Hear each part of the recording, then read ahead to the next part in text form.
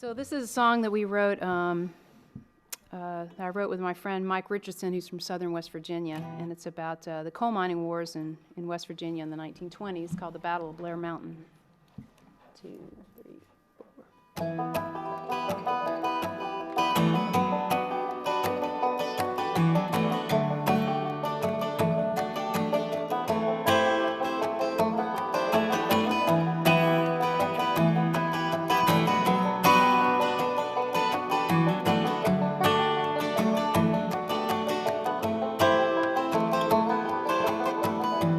Find a vein, drain the black gold,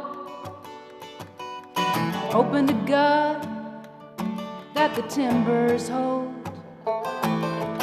Like my father before me, it's all I know.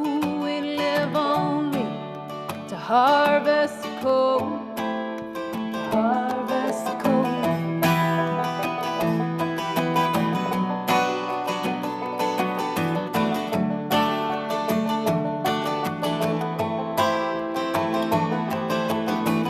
Mine owner's mercy, about as shallow as a grave. We're living in shanty towns, we ain't got no say. 14-hour shifts, such a meager wage. And Mother Jones can't help us now anyway, anyway. We take the roads, we take the trees by force. Oh, deliver us, Lord, from the gathering storms. Lay down your Bibles, take up your guns. Blair Mountain, here we come. Oh, here we come.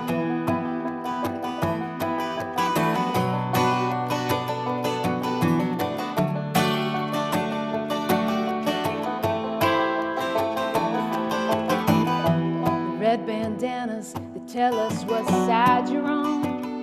Yeah, we're the rednecks of the Union 1921. We'll leave tonight at 13,000 strong and take the fight to Blair Mountain before the dawn, before the dawn. We'll take the roads, we'll take the trains by force. Oh, deliver us, Lord, from the gathering storms. Lay down your Bibles, take up your guns. Blair Mountain, here we come, oh, here we come. Oh,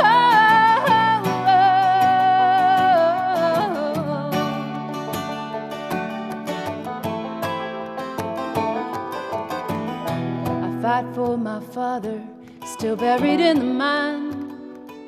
I fight for my son, so he'll have a better life. We're soldiers of a great war, and it don't seem right to treat a man like a dog just to make a dime, just to make a dime.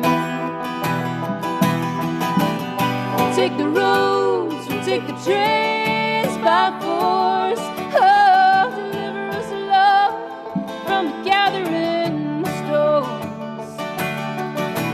Lay down your Bibles, take up your guns. Blair Mountain, here we come. Oh, here we come. Here we come.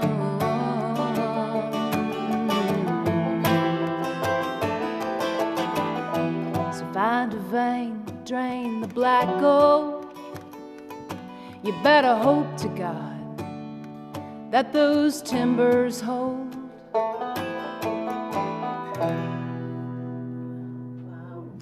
Yeah, wonderful, wonderful.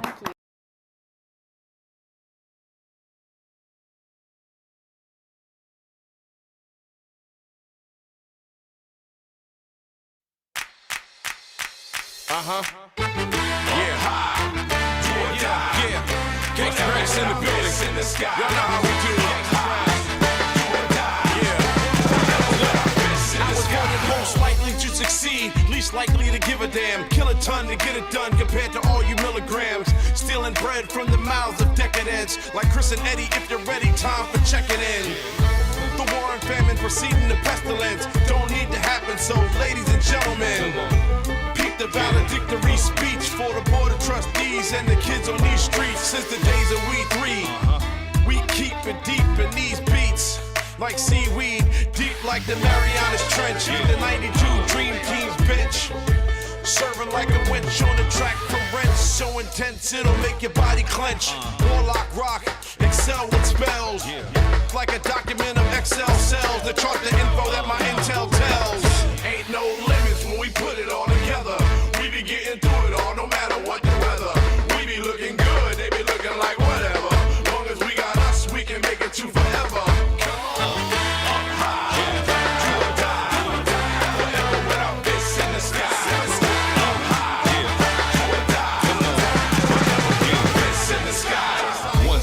One spill, one shot, one kill. Open eyes to the true world with the one pill. Come chill, the one crew with the one feel. Dope rhymes with the dope beats, it's a done deal. For real, I'm in my bag and I'm on one. Toe tagging everything in sight up in my zone, son. And I've been in it for a minute for the long run. Catalog chock full of bangers, it's a strong one. Squad been certified by the fam. 10 times on 100, keeping it a grand. Up against the double G, flashlight double D. Man shout over any beat put in front of me. You know we coming with that 5 cent and running. Told them everything you wanna try, we done done it. Try to rock the stage after us, they don't want it. Sign, seal, deliver with a stamp up on it. No limits when we put it all together. We be getting through it all no matter what the weather. We be looking good, they be looking like whatever. Long as we got us, we can make it to forever.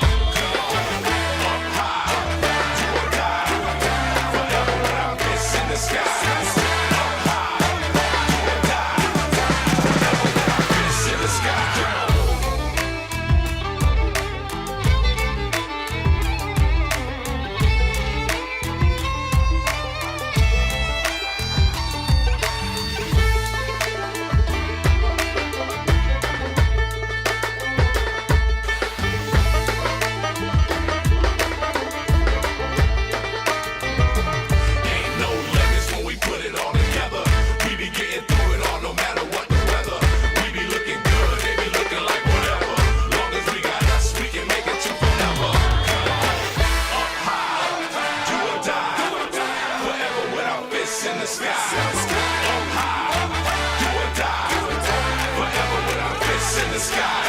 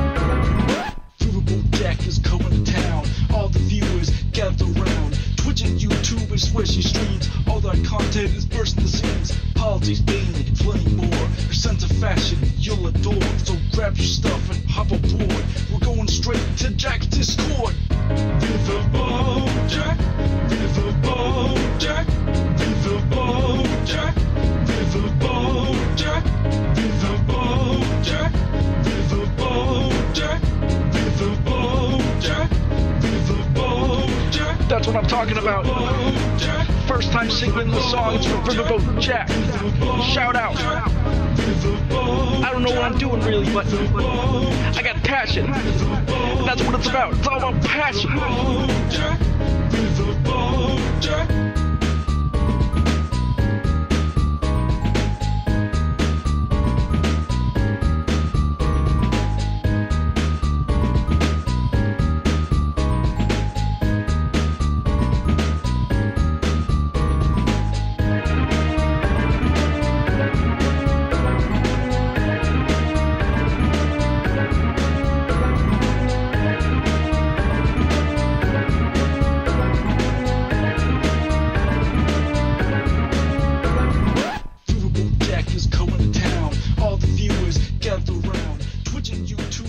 Hello everyone! How are we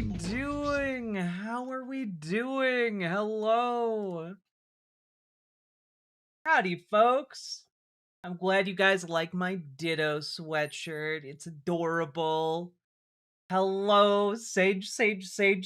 Hello, Josh C's. Hello, Banana Brains. Hello, Fixer at Home. Hello, Ian Hunt. Hello, Aaron Wilson. Hello, Dab Fix. Hello, Mothboy Prophecy. Hello, Comrade Girl 2018. Hello, Carver E. Bain. Hello, Blueberry Bumblebees. Hello, The Vegan Rancor. Hello, John Smith. Hello, Vesper 99999. Hello, VBM. Hello, Big Jerry. Hello, Dice Mistress. Hello, Violet Licorice 95. Hello, CMH006. Hello, Paladin Lost. Sorry you're feeling under the weather. Hello, Zoom Tom B. Hello, Kiva into Fur. Hello, Vox Boxman. Hello, Circumcision Cop. Hello, Crochet Whimsy. Hello, Eddie Spencer. Hello, Jordan L. Hello. You're gonna go lay down, Carver E. Bain? I'm so sorry you're in so much pain. Hello, M68 Can. Hello, Von 400. Hello, Snoogan. Hello. How we doing, Sweet Blasphemy? Hello, Small Frog. Hello, Nine-Tailed Witch. Hello, Eddie666. Hello, the all-powerful Kagan. 2 days until I leave Texas? Congrats. Hello, Raz Q2er. Hello, how we doing? Hello,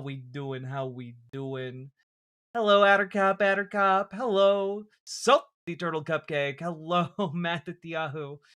Hello, everyone. Hello, Salmon Moose. Hello, Gamer G. You're still awake. Hello, Owlwise. Hello, T-Lave. Hello, Bellhoop. Hello, Nilburn. What do you think about circumcision? I think if people want to get circumcised, they should do it as adults. That's my hot take. Hello, Zaron Joy. Whew. How we all doing, folks?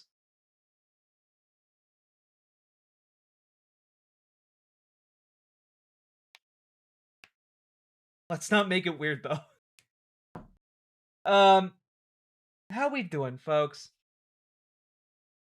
The title of the stream notwithstanding, the plan is pretty solidly to cover politics today. Hope you guys don't mind.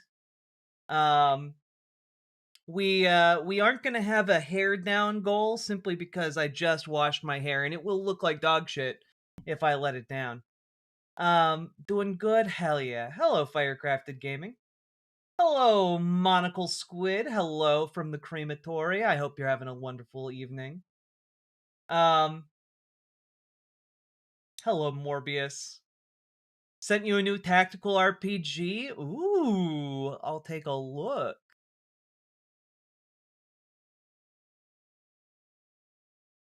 Everyone's talking about foreskin, no one talking about the 5 skin.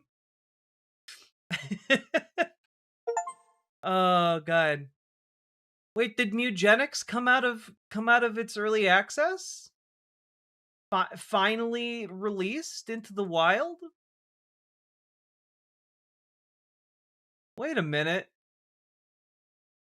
That game slaps. Hell yeah.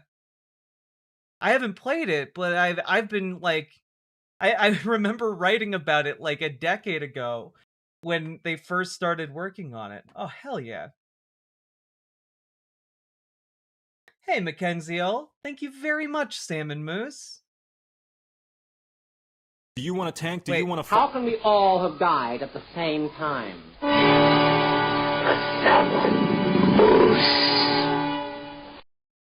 I notice MAGA are acting like wounded animals as of late. The politicians and followers alike, it's like they know their movement is falling apart and they aren't taking it well. Sunday highlighted that. Well, not only is their movement falling apart, but like a lot of like a lot of how people define America is falling apart. Like we're witnessing like the collapse of the ideology of empire. And there's really only two ways that can go. Either it radicalizes you towards not fascism, or it radicalizes you towards fascism. And our job as people who are not fascists is to organize and put pressure on our leadership to do anything and everything to stop the fascists, frankly. Snubbing Paladin like that? Paladin didn't gift me the video game. But Paladin does deserve his soundbite for being sick. Do you want a tank? Do you want to fight? Do you want a class that'll instill fright? Take up some plate and keep the goblins inside, because you want to make sure they eat this paladin smite! Fuck you, gods. If you want me to play your game of ethics, you can kiss my shiny plate mail. Alright, fine. Wait a minute, what the hell is that noise? Yeah, I just really like girls. Hell yeah.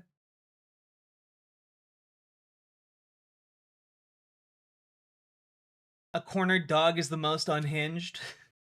I feel like the saying should be a cornered dog is the most unhinged poster. God.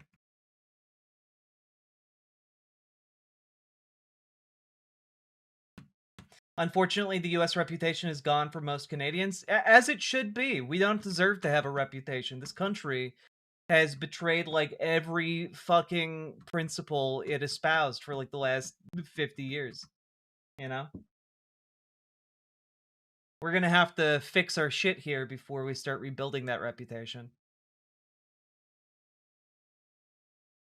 All right. Are you guys ready to talk politics? Whew. Here we go. Love y'all, but fuck America. Hell yeah. So, folks, we gotta talk about the fact that, as I feel like folks have noticed, there has been a conservative implosion that's been slow rolling for at least the last month or two. It might have been difficult to spot because, of course, in order to cover for it, there's like a obscene projection of force. And we get caught up in a million different stories every day. Just a torrent of horrific news from all over the place. But the Republican coalition is becoming unhinged. It's becoming unable to maintain itself in a way that is beneficial for basically everyone who opposes the administration, right? Yeah, Donald Trump is having his White House post stuff on the official White House webpage about don't be a panikin. Like it's like the most grotesquely online stuff imaginable that like if you're not in like an obscenely online community for MAGA, you have no idea what a panikin is. Like it's just like a foreign thing. They're trying to appeal to their own base because they know their own base is mad at this point. But part of the issue here is that trying to pander to the base by just saying don't panic doesn't actually instill a lot of confidence. And well, frankly, what we've seen today is that the at least a fraction of Donald Trump's power is potentially being shattered here. So what happened just frankly a couple hours ago is that Mike Johnson held a vote in order to essentially give Donald Trump the ability to unilaterally impose tariffs until July. Unopposed, nothing Congress can do about it. And essentially, three Republicans refused to go along with this and voted with Democrats and killed the measure.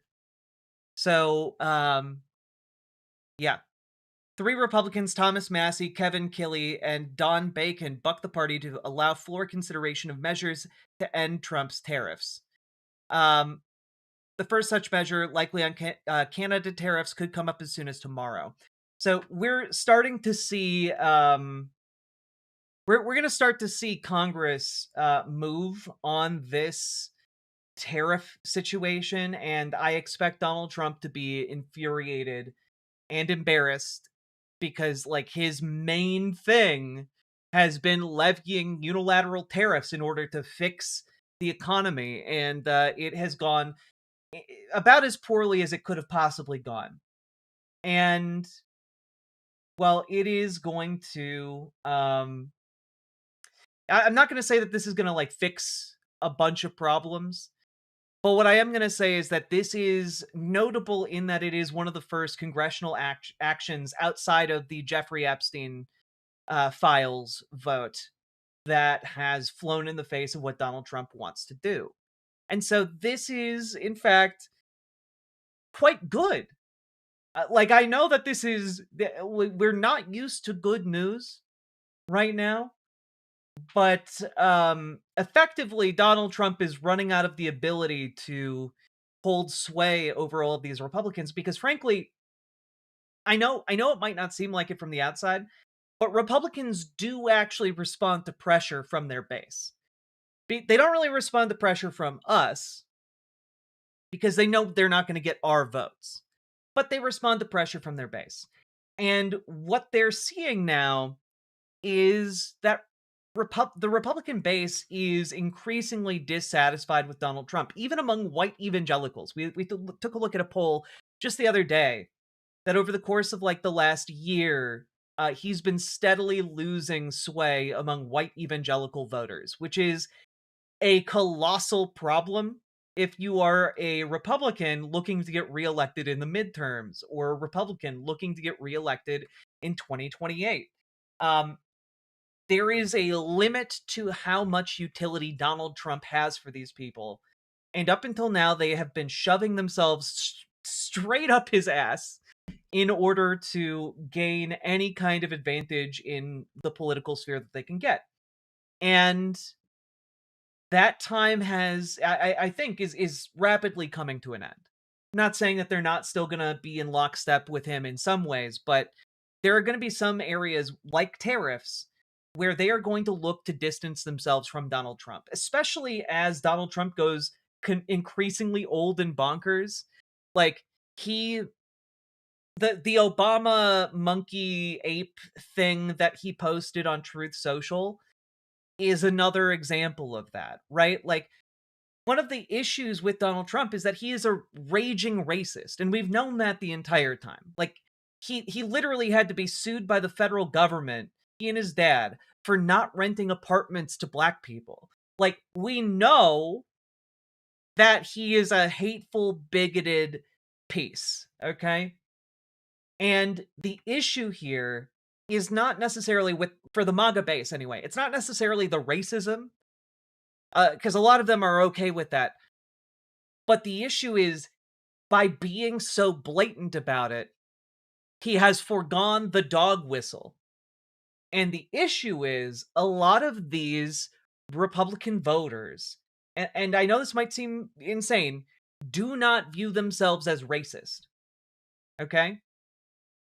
And when you take away the veneer, when you take away the dog whistle, what winds up happening is that they have to suddenly go, wait a minute, this guy's actually racist. What's going on here? And that's a big problem because it makes the support of the for the Republicans waver, you know? And I know that sounds really strange because obviously a lot of Republican politicians are incredibly racist, so how could their base not think of themselves as such? But the issue is, like, every single one of those Republicans views themselves as the protagonist of their own story. They all think that they have shonen anime protagonist vibes.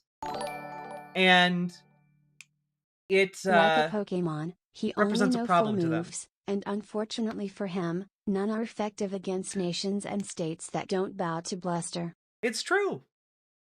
And every single 4 of those moves is double down. It's like a Magikarp that only knows how to splash. It's the only thing he can do.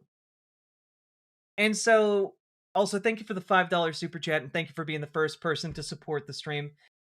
Main character syndrome, in a way, right? Like, in a way, they're suffering under this idea that they could not possibly be racist because they're the main character, you know? And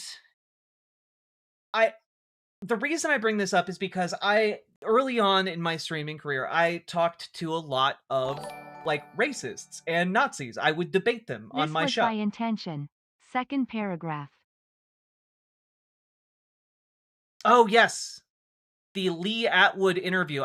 By the way, if you guys have not listened to the 1981 Lee Atwood interview where he talks about Nixon's strategy, called the Southern Strategy, it is one of the most influential things you could possibly understand about how we arrived in the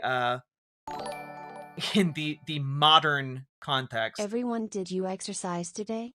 The fascists did. Why haven't you? And there is an incredibly influential part of this interview where he lays out exactly what the Southern strategy entails, right? Which is essentially, and thank you, Sake Tanuki, for linking it.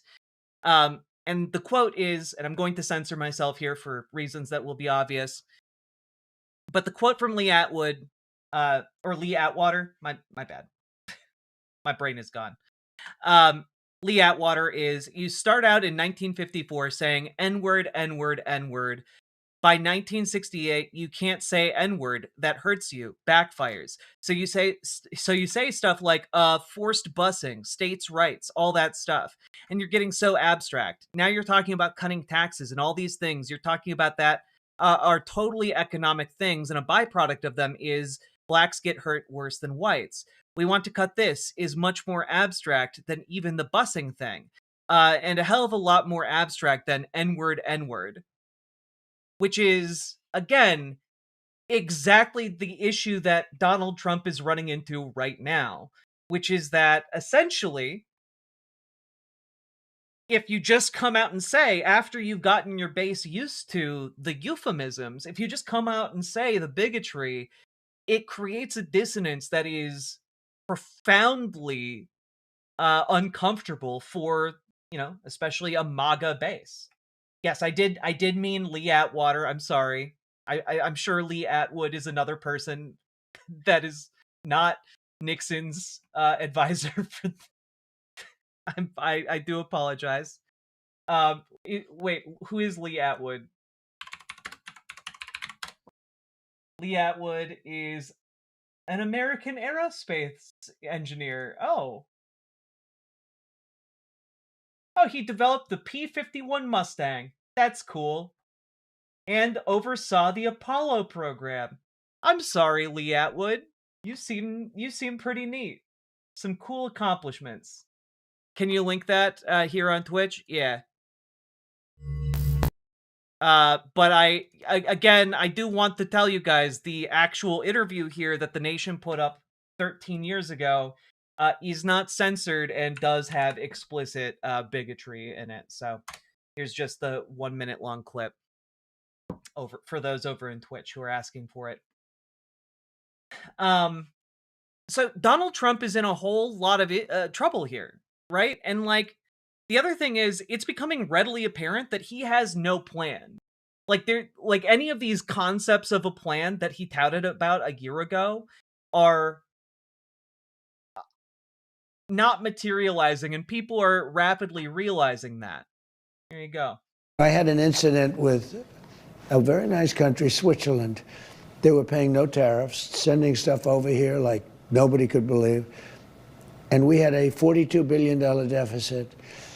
And we weren't taking anything. I said, well, we have to do something because we have to even that up a little bit. I didn't have to get everything at one time. So I put on a 30% tariff, which is very low. Still, we were... Just for the record, a 30% tariff is not really low. It is like what would have been considered a high tariff before Donald Trump came into office would have been like 5%. A 30% tariff is ridiculous. Having a big deficit, but it was half the deficit. Then I got an emergency call from, I believe, the Prime Minister of Switzerland, and she was very aggressive, but nice, but very aggressive. Sir, we are a small country. We can't do this. We can't do this. I couldn't get her off the phone. We are a small country. I said, you may be a small country, but we have a $42 billion deficit with you. No, we are a small country. Also, just keep in mind, every single time Donald Trump talks about a deficit, what he means is Americans buy more stuff from that country in order to do business here in our country. You know, parts and things. That's integral to our economy continuing to function. Like, it's really, really important, actually, for us to be able to buy those things. And he says us buying stuff is a bad deal. We get the things. What are you talking about? Like, you need... He's complaining that we are obtaining material wealth that directly benefits us. Again and again and again. I couldn't get her off the phone. So it was at 30%. And I didn't really like the way she talked to us. And so instead of giving her a reduction, I raised it to 39%. If you listen to Donald Trump talk about his strategy and about how he, like, conducts international affairs, like,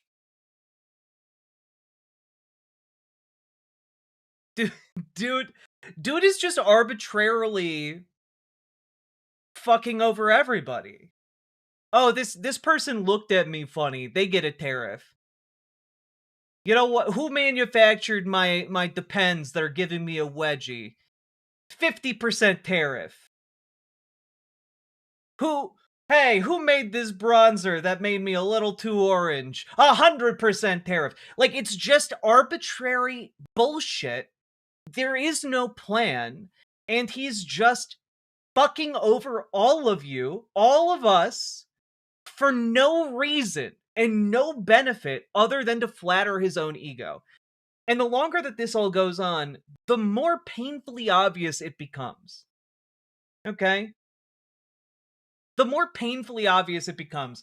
And the harder it gets for, like, a lot of MAGA folk to really defend this. That the president focuses this much time and focuses this much effort on just arbitrarily swinging an economic dick around, rather than actually, you know, hey, what about that rural hospital that closed? All of a sudden we need to bring little Timmy to the hospital. We have to drive 3 hours. Oh, it's because Donald Trump cut $1 trillion from Medicaid. Well, at least he's imposing an almost 40% tariff on Switzerland because their prime minister was a bit rude to him in a phone call. What a great use of his time. It's so disgusting. I've not seen the Jimmy Kimmel Trump RX commercial. I bet it was kind of funny. I don't have a ton of time to watch a lot of other things other than prep this show, to be honest. But, like, people are starting to catch on, even if they are the dumbest piece of shit MAGA folk on the planet, right? And I say that because even on Fox News, it's starting to break through a little bit. Here's Peter Navarro. One thing I want to note, the jobs report's going to come out tomorrow. Yeah. we have to revise our expectations down significantly for what a monthly job number should look like. When we were letting in 2 million illegal aliens, they're coming in. We had to produce 200,000 jobs a month for steady state. And by the way, all of the jobs that we were creating in Biden years were going to illegals. Americans were going to the unemployment lines. That's totally reversed. And now 50,000 a month is going to be more like what we need. So Wall Street, when this stuff comes out, they can't rain on that parade. They have to adjust for the fact that we're deporting millions of illegals. That's a good out point. of our job market. But it sounds like you're expecting a weak number tomorrow. No, not expecting a weak number. I'm just saying that going forward, when we see a number under 100,000, we don't wring our hands. We say, yeah, that's going to be steady state. Peter, so great to see you. It's all good, Maria. Always great to be. Now, I don't know if you guys followed anything that was said there, but let me summarize. Because effectively, what he's saying is, Now, I know you guys are used to a lot of people being employed, but you have to understand all of those people who were employed were probably undocumented immigrants, and so any future jobs numbers that we get have to be brought down. And don't worry about it if you see massive downtrends in all of our economic vectors. It's all because of those undocumented immigrants. And actually, it's great now that lower jobs numbers are happening. And I just have to tell you, the jobs numbers that he's touting are, like, they're actually worse in real life. Let me see if I can pull this up real quick. I thought I had it prepped over in this segment, and yet it is not here. Let me grab it real quick. But effectively what you're seeing is what happens in a recession. When the jobs numbers go and nosedive straight into the ground, that's an indicator of an economic recession. That's really bad. Trump take job. Trump take job. Here we go. So just as an FYI, the downward revision that Peter Navarro was talking about in that clip is expected to be 666,000 jobs lower than expected. Like it's genuinely like catastrophically bad. And there are only it can only go for so long before even the most optimistic MAGA folk start coming around to the realization that they backed the wrong horse who is fucking them over. Oh, hey, it's Chicago Cubbies PCA. I am retired U.S. Treasury. You are correct. Recession, good. People, bad. It's... Hey, guys. Is it good? Is it good when your jobs numbers just plunge and the market stagnates? Just as an FYI, generally what's considered good for economic growth is more jobs being added and the line going up. That's generally what's considered good. Line going down is considered bad. I know that might be overly simplifying it, and it definitely is. But in this case, no, it's actually really bad. Really, really bad.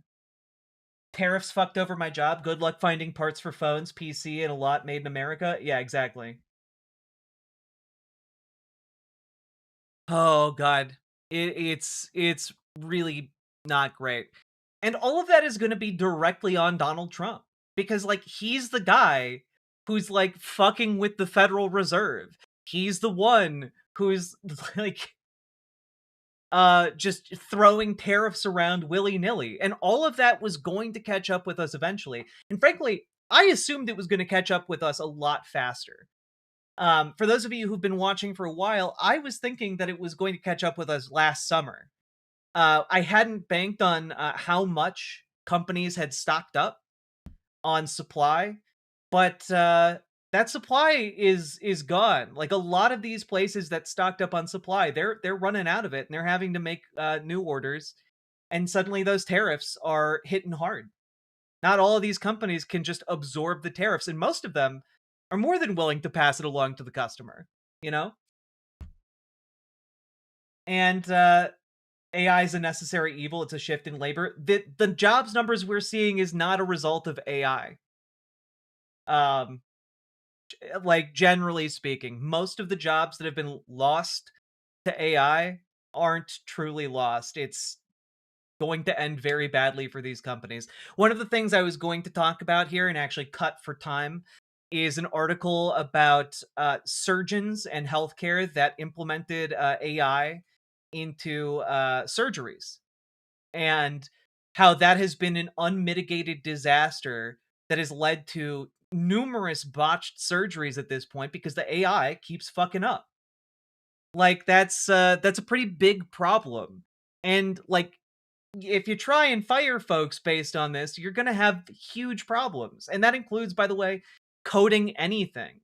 I mean, a huge, huge, huge warning sign that, hey, maybe you shouldn't fire all of your entry-level employees in order to just have AI vibe coding things is that dating app. Like, there was not a dating app. It was like a rideshare app, or like a for like women, to connect women to other women or something like that.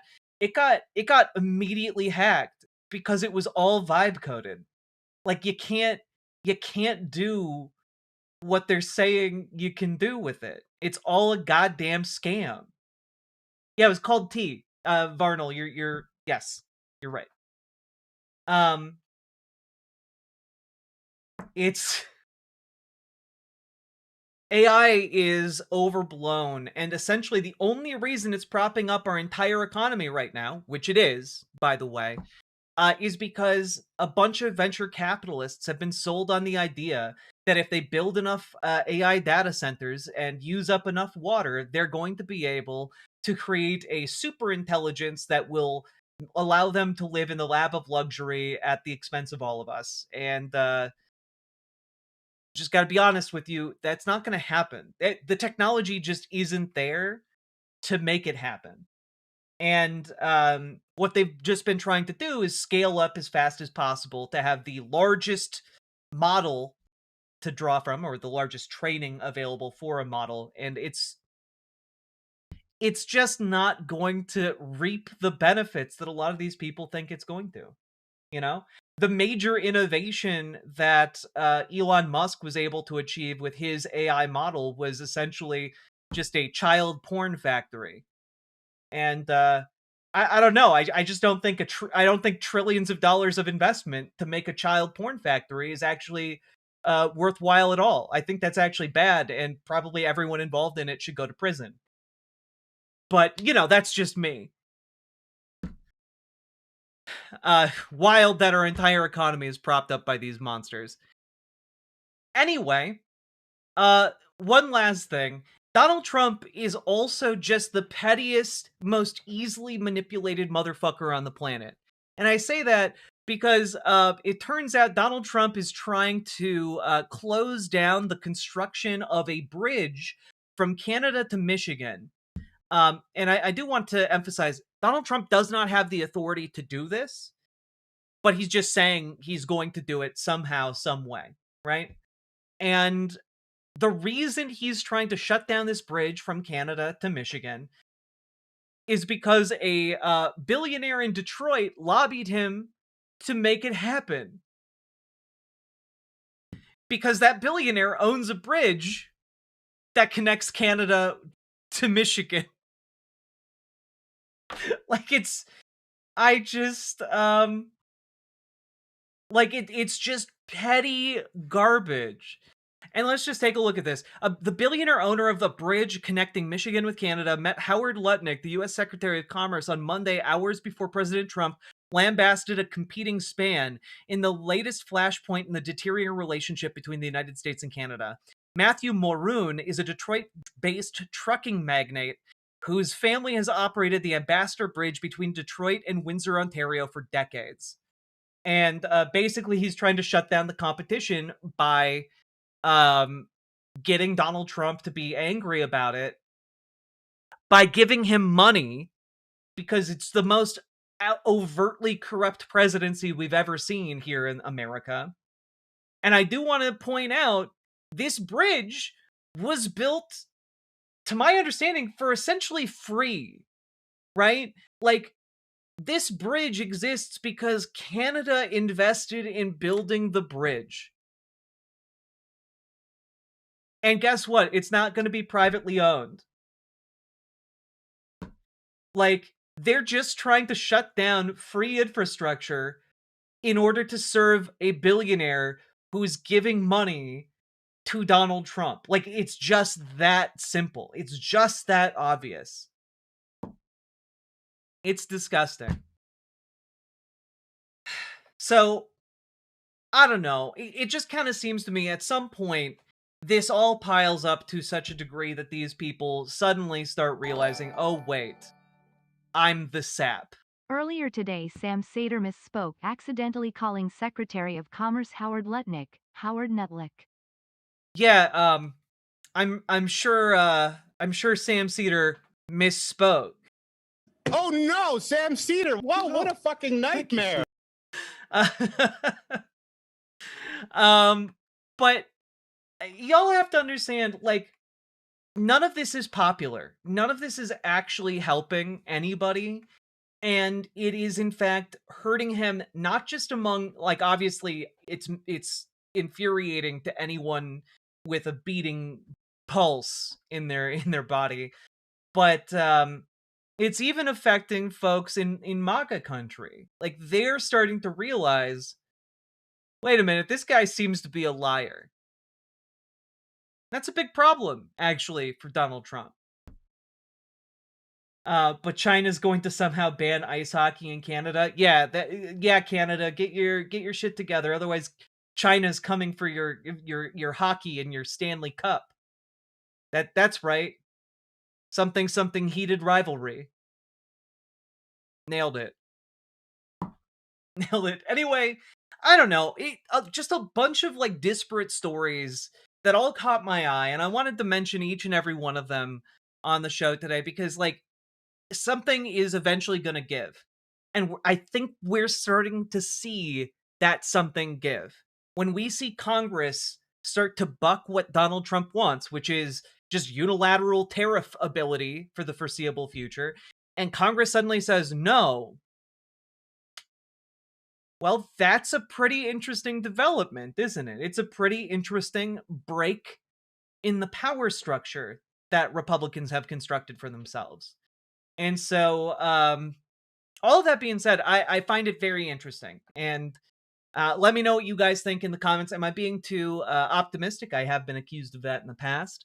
But I think all told, we're starting to see a collapse in the support of Donald Trump, not just in his base, as I pointed out the other day, but also among elected officials, which is very positive movement within the GOP.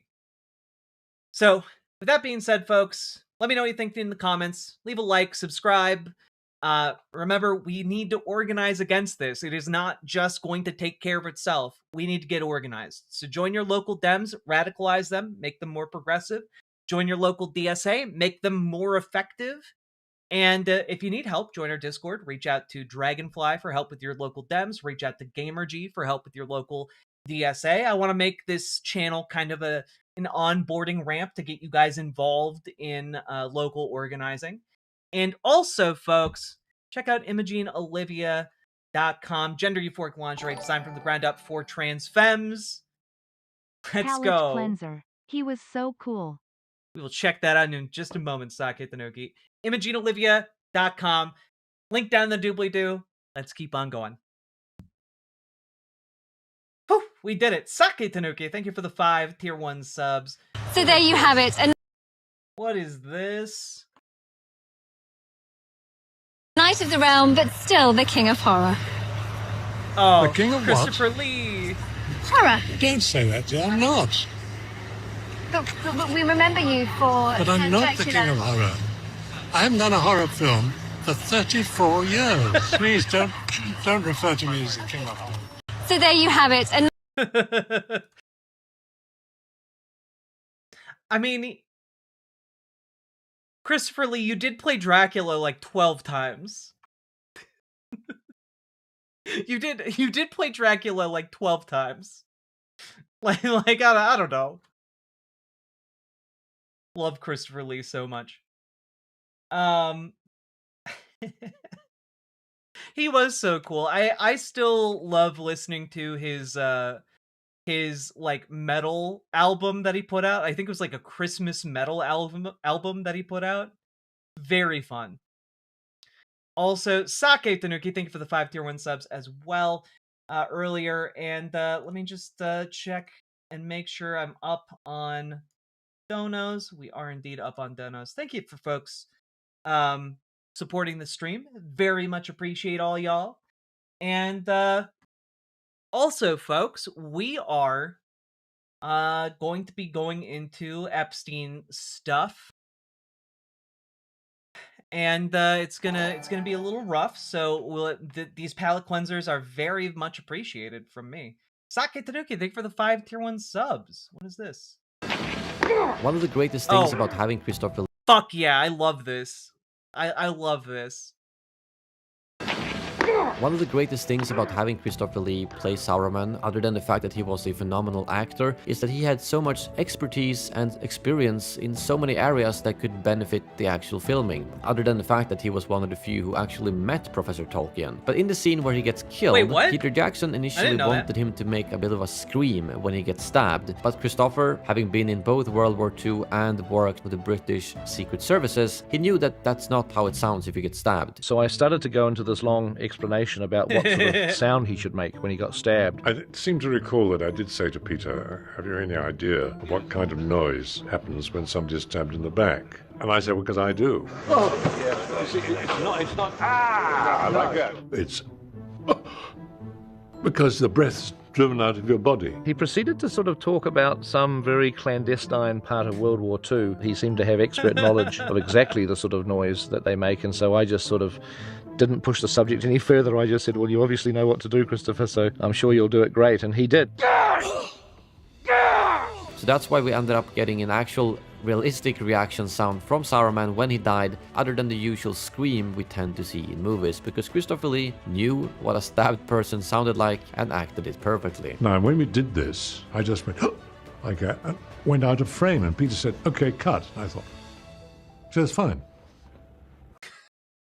And I thought, wait a minute, he's never said that before. Surely there must be something more.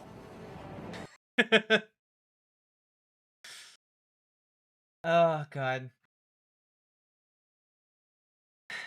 Good luck getting Gav away from a presidential run. He thirsty. I mean, we're going to have to defeat him in the primary. He's absolutely throwing his hat in the ring, you know? He stabbed people in the back? Yeah, he was literally, like, going behind enemy lines for the British during World War II. Hello, Patchwork Gods.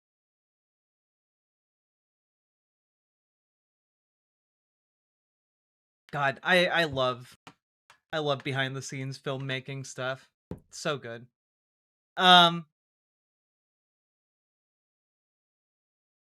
Let's see here.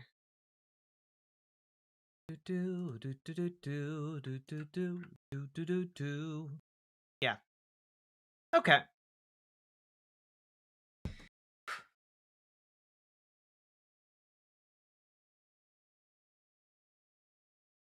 Are you all ready to jump into our next segment?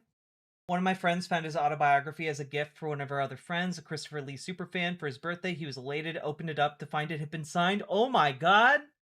That's so cool.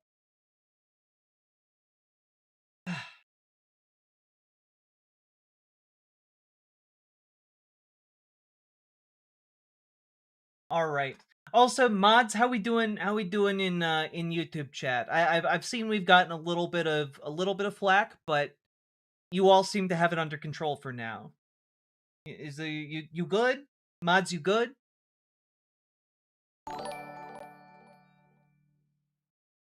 At 17, he was also one of the last people to see a public execution via guillotine in France. What the fuck?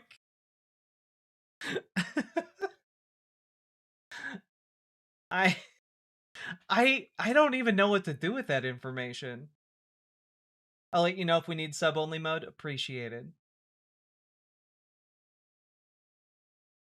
He would. Yeah. Sake Tanuki, thank you for the 5 tier 1 subs.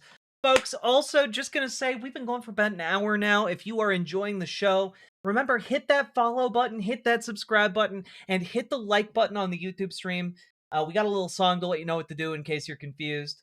And please consider supporting the stream financially, because you guys make this show possible. Could not do it without you guys. And I will talk to you. There was a... people have been talking to me about a game Where the Winds Meet. You guys familiar with this one? I think Salmon Moose, I think you mentioned it to me like a month or two ago. Is that right? Am I just crazy? He was literally the most interesting man in the world. Very, very true. Sake Tanuki, thank you for the 2 tier 1 subs, the 2 tier 1 subs, and the 2 tier 1 subs. Very much appreciated. It looked amazing, but too much texty. Ah, damn. Okay. I got a sponsorship offer with Where the Winds Meet, and I looked at a trailer and it looked interesting, and I remembered you telling me about it. But if it was not engaging, then I'm not super interested. 2 tier 1 subs.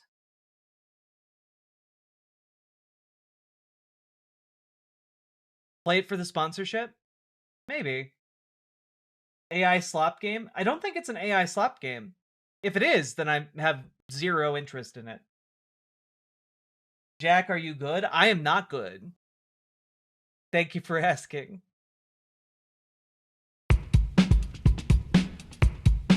Divinita Azteca, hello! Go. Click a button. Click the button. Click the goddamn button. Click a button. Click the goddamn button. Click the button. Click the goddamn button. Click the button. Click the goddamn button. Click the button. Click the button. Click the button. Click the button. Click the button. Click the goddamn button. Click the button. Click the button. Click the button. Click the goddamn button. Click the button. Click the button. Click the button. Click the goddamn button. Click the button. Click the button. Click the button. Click the goddamn button. Click the button. Click the button. Click the button. Click the goddamn button. Click button. Click button. Click button. Click button. Click button. Click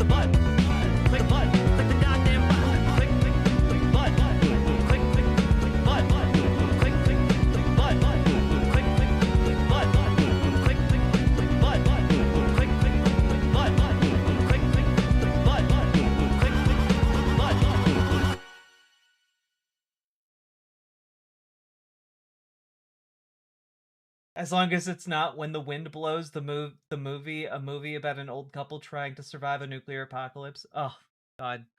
Sounds heartbreaking. Actually, Sam was correct. That is a hilarious nickname, Howard Nutlick. I agree.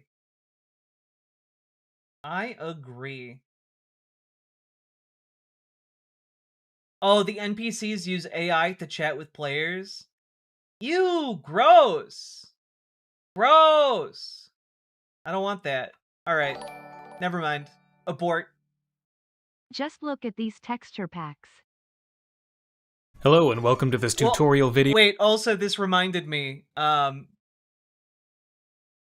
this reminded me, the next game that I should play is Banjo-Kazooie, the HD one. I got it up and running and working, and obviously we should play that next. Fucking love that. Play the cat game instead. I also really want to play the cat game too. The cat game looks like it will literally take 100 hours off of my life. Easy though. I'm worried about it. I'm Nero. If you've been waiting for this texture pack, then I'm happy to tell you that it's finally done, and right when I said it was going to be. This guide will mostly focus on getting the pack set up, but I'll talk a little bit about the project at the end, and there will be timestamps to make it easier to reference each step. If you saw the tutorial from a few years ago, a lot of things have changed since then. There's now an auto-installer made by a very talented programmer named Rosalie that will handle most of the emulator and plugin setup for you. The only thing it won't provide is a copy of the game. I am a fan of Grasshopper manufactured games. There are too many video games. There are so many games I want to play, guys, and so much horrible news. I can't wait until we're out of there. Until we're out of this mire, and I can instead do cool video game streams again and tell you about all of the cool shit that's happening in the world, in art and whatnot. No ROMs will ever be distributed with. I recommend making a You shouldn't have any. Show me the goods. Show me the goods. It can't tell when the ground is supposed to be wet, so it will always be active until you disable it. If you're willing to toggle a hotkey, it can be fun to turn on in the rain, but that's all that this one is for. The bloom and ambient light shaders are paired to add an atmospheric perspective type effect that resembles Wind Waker HD's bloom, but much less intense. It's mostly noticeable on objects along the skyline. My goal with these shaders isn't to radically change the look of the game or try to force it to look modern, because that's a losing battle. I've chosen moderate settings that add depth without disrupting the default visuals. You can crank them up or remove anything you want. My settings are just a suggestion. Download Reshade from link. This is so cool.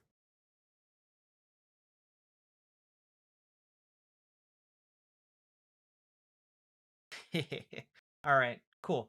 I'll check that out. We'll see shortly if eventually, Captain. I hope so. I hope so.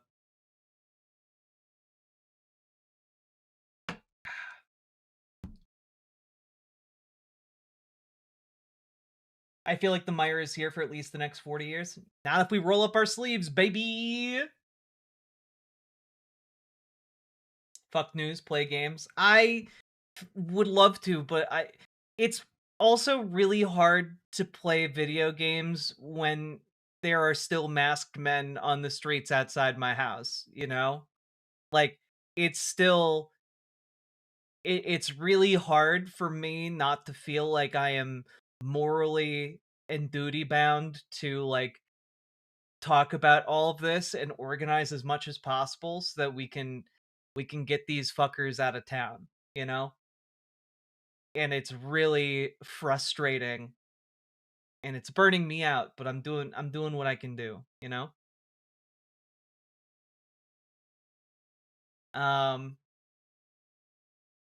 Did you hear about the Emiru controversy? No, and I have to be honest. I don't care. I don't know much about any content creators these days. I'm just focusing on real world politique. You know, doing what I can.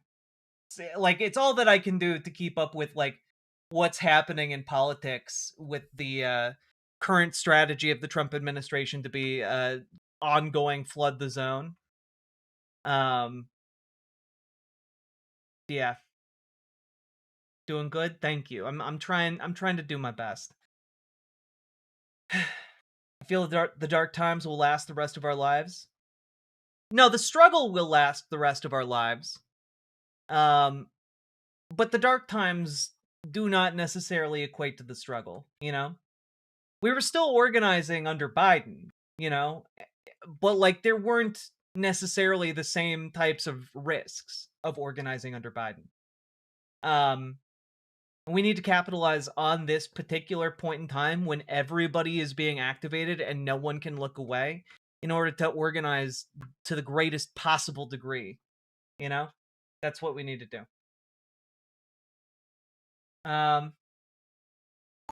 Hey, Historligon. The Trump presidency is the AI slop of presidencies. God, it really is, isn't it?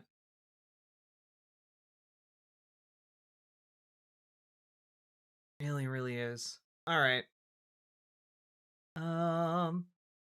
Need to move this. Here we go. Wait a minute. Screwed that up. Cool.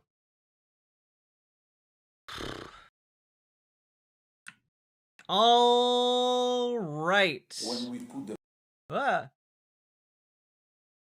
Sake Tanuki, thank you for the 2 tier 1 subs. I'm really upset Emiru didn't condemn ICE. Yeah, everyone should be saying fuck ICE now. If an entire stadium full of people for wrestling can chant fuck ICE, fuck ICE, fuck ICE, not like for a solid 2 minutes straight during a wrestling match, then you can do it too, okay? If a bunch of wine moms can turn out unprompted onto street corners in Minneapolis with signs saying fuck ICE, so can you, all right?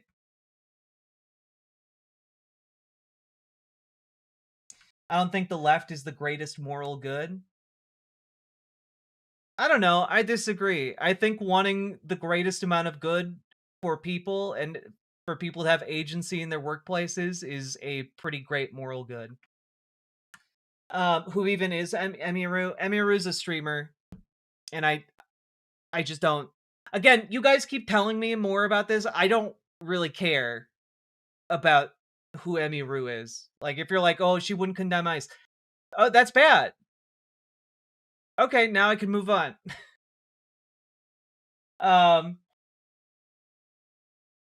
She's a popular Twitch streamer. Ah, the Asmongold platform?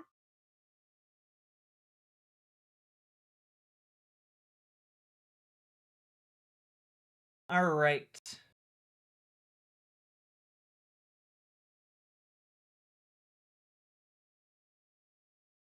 I'm a theist, deeply into philosophy. You can probably see my position.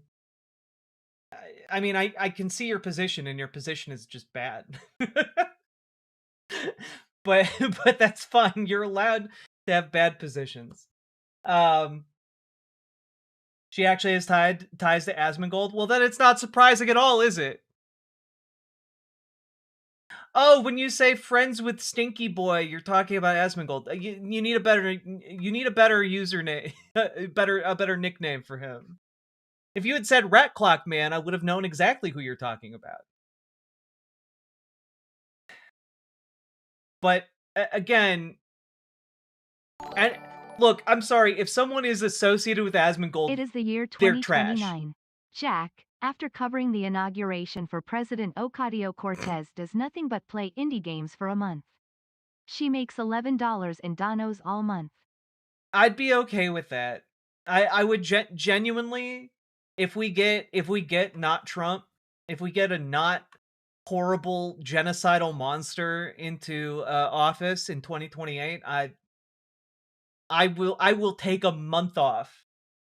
I was gonna take a couple weeks off after the election last time, and that did not fucking happen. You will sponsor the Jack Indie Game arc? Oh my god, it'd be so fun.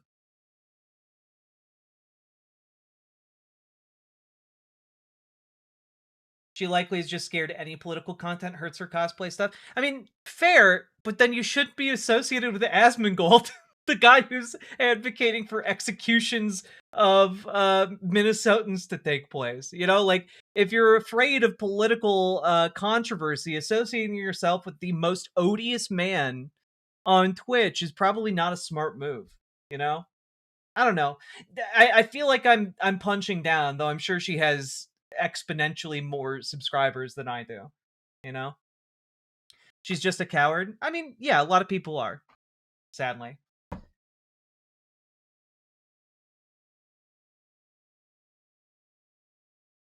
I'm not of the view that morality is subjective. Yeah, okay. Counterpoint. Even if morality is objective, the objective good is what leftists espouse. But, you know, I'm sure you disagree. I actually found Jack right after the election and hold her up as the reason I was able to get through so much of the hell so far. How powerful, Kagan, I appreciate that. Chattel slavery lasted almost 100 years. I think we're in a long-term struggle. Of course. That's why I keep telling you guys, I apologize for making you all aware of the problems, because me telling you and making you aware locks you into the struggle for the rest of your lives. No matter what happens, good or bad, we're all locked into the struggle together now. I have chained you to our crusade to improve things for the world, and for what it's worth, I do apologize for forging those chains. But together one day, we will have nothing to lose but our chains.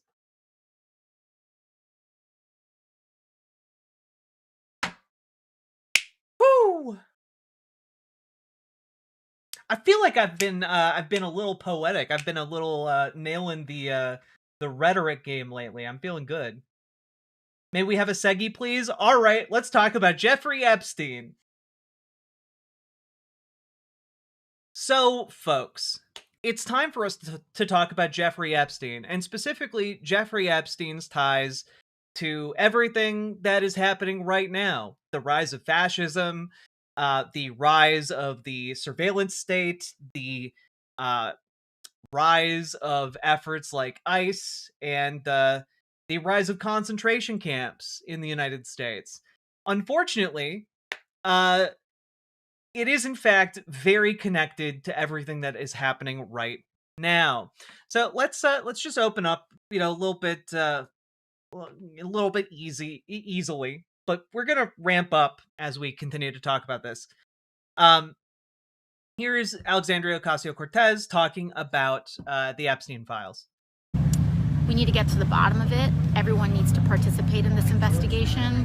I think at the end of the day, it does not matter if you're in terms of who is implicated in this, if you're a Republican, if you're a Democrat, if you're a donor, it doesn't matter. We are talking about sexual crimes and trafficking of children, women, and victims of all kinds. And it seems to go into such a pervasive and extensive extent. Like, we just have to get to the bottom of it. Now, the thing that I like about this particular answer is the acknowledgement that this is not just Jeffrey Epstein. And I think there's a tendency, because, again, it's called like the Epstein files, the Epstein docs. There's a focus on Jeffrey Epstein as if he is a, puppeteer, as if he's masterminding all of these things, when that is not really the case. The picture that is emerging of Jeffrey Epstein is less as a mastermind and more as a facilitator, someone who created a space for the rich and the powerful to come together and socialize uninhibited and without any kind of barriers. He created a space where people could say anything that was on their minds and feel listened to and connect with other people who felt the same way.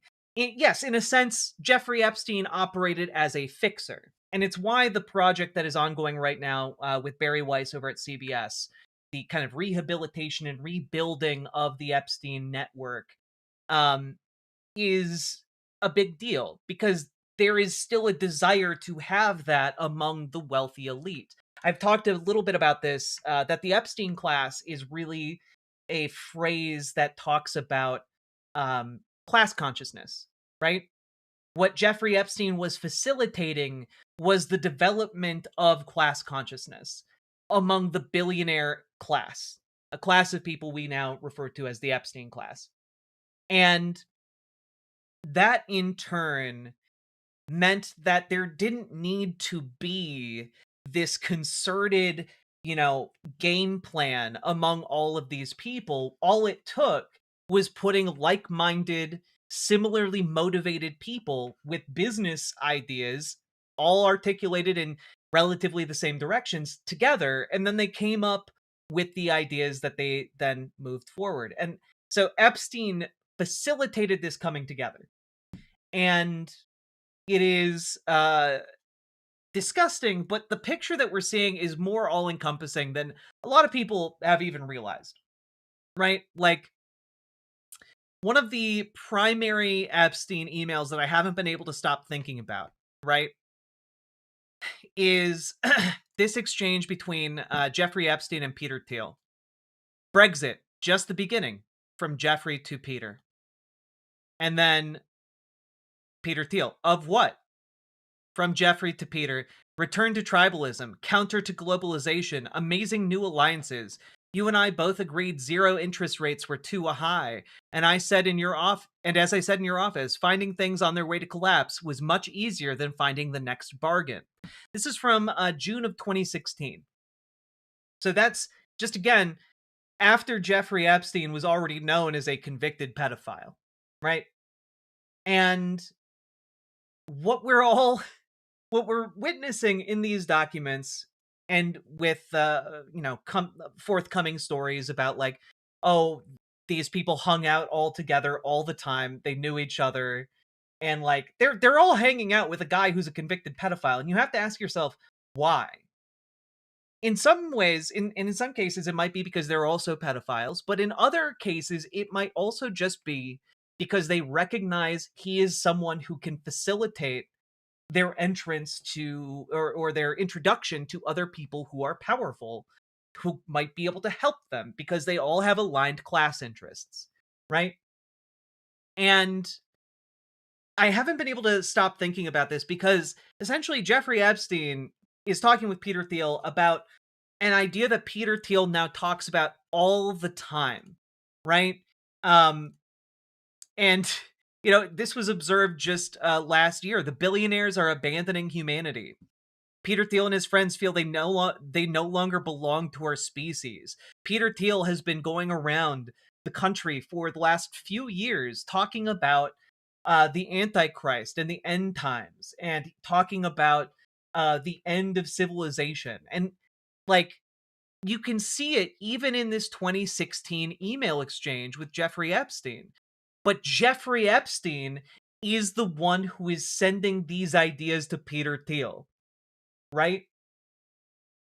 And you can see how these people all coming into contact with each other, all viewing each other as brilliant, incredible individuals, then gives their insane death spiral ideas more credence in one another's eyes. And suddenly Peter Thiel has taken these ideas from Jeffrey Epstein, right? I keep thinking about the Marx quote about, essentially, I'm going to paraphrase poorly here, but the idea that if you are a rich person, people attribute to you all the things that your money can buy. Your money can buy intelligence, because people can work for you who will, give you their intelligence. It can buy you women. It can buy you men. It can buy you, and so you're no longer considered ugly. It can buy you out of any kind of deficiency you might find yourself under under pressure from. And because of that, people often conflate money with ability. And so someone like Jeffrey Epstein having a lot of money, people attribute to him a bunch of ability. And in a similar way, because when you bring all these billionaire types together, they're all attributing, brilliance and excellence to one another completely if I were unearned. A Reich man. If I were a Reich man. Da-ba dee da da ba da ba da ba dee ba da ba doo. Indeed. It's just, the problem here is billionaire class consciousness. Yes, Kara Calico, a colloquial way to describe that would be billionaire circle jerk. In some cases, that might have been literal in this particular circumstance. But they're all coming together, not necessarily all into like the child sex trafficking stuff. But I'm also not going to say it wasn't in a large part due to that, because again, these people are all depraved, right? You have to be depraved to reach that level of power and influence, And Epstein is incredibly stupid. I can't understand how this happened. Again, it's because people look at a rich person, an obscenely rich person like Jeffrey Epstein, and they're like, well, he couldn't possibly be stupid. He's wealthy. Meritocracy. And so then they have the framework there to excuse anything that Jeffrey Epstein does as just like, oh, it's just an eccentricity of his. Sure, he can barely string words together, but that's just an eccentricity of his. They excuse away any and all stupidity that they encounter as just him being eccentric. And yeah, the myth of meritocracy in this case is weaponized. Now, one thing I really wanted to highlight for you guys is that in the Justice Department document drop from the Epstein files is a roughly 3.5 hour long conversation between Ehud Barak, former Prime Minister of Israel, and Jeffrey Epstein. The two apparently just shooting the shit. And I wanted to highlight this particular portion of their discussion.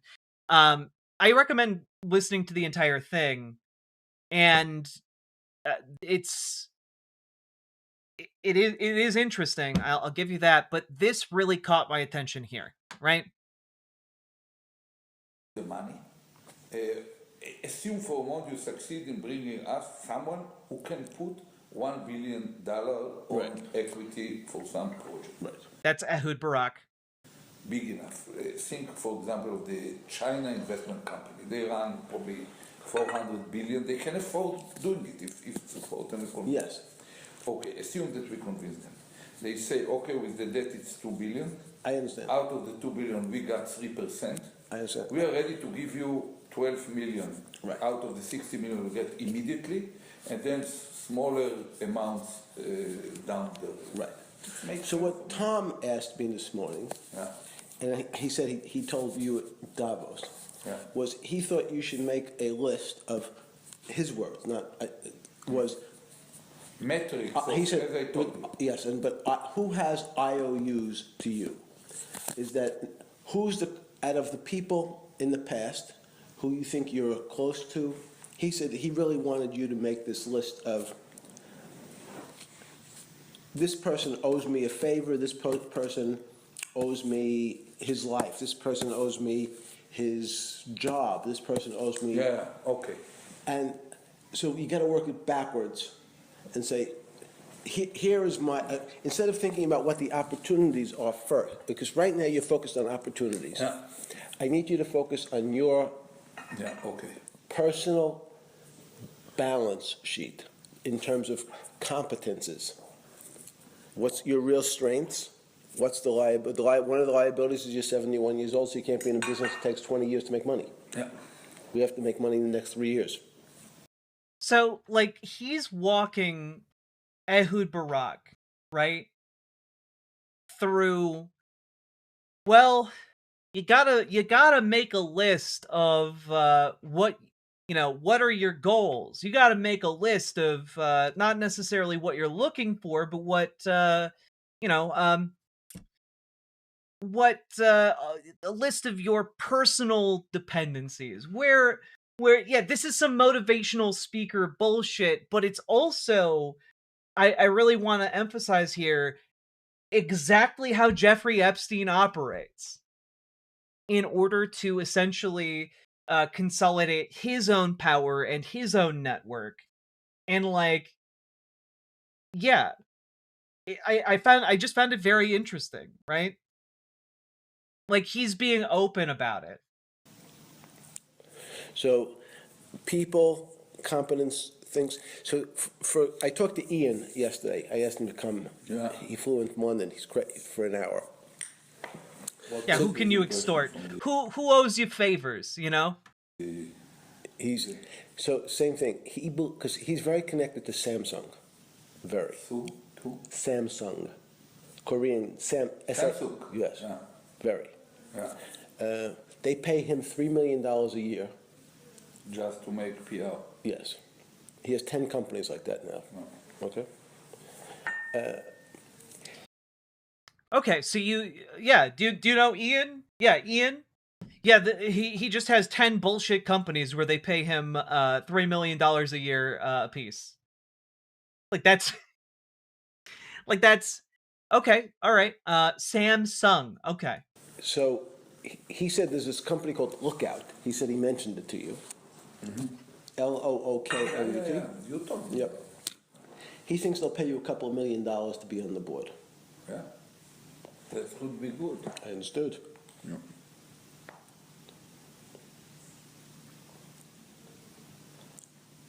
He thought there was two cyber companies. Look out, and even though I know Peter, I've never met Peter Thiel. And everybody says he sort of jumps around and acts sort of strange, like he's on drugs. Smoking, yeah. Yeah. He looks under drugs. However, he has a company called Palantir. Oh. Interesting. Interesting how these people are just very connected, huh? Pallen Tier, Palantir. Ah, yes. Pallentettier. Palantir. Yes, that nailed it, Jeffrey Epstein. But here, like, that's the thing, right?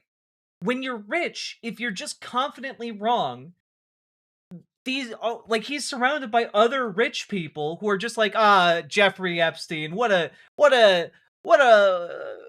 silly, eccentric man. Dude, it's not hard to spell Palantir. There's Peter Thiel's company, and look out. Palantir, Palantir? Yes.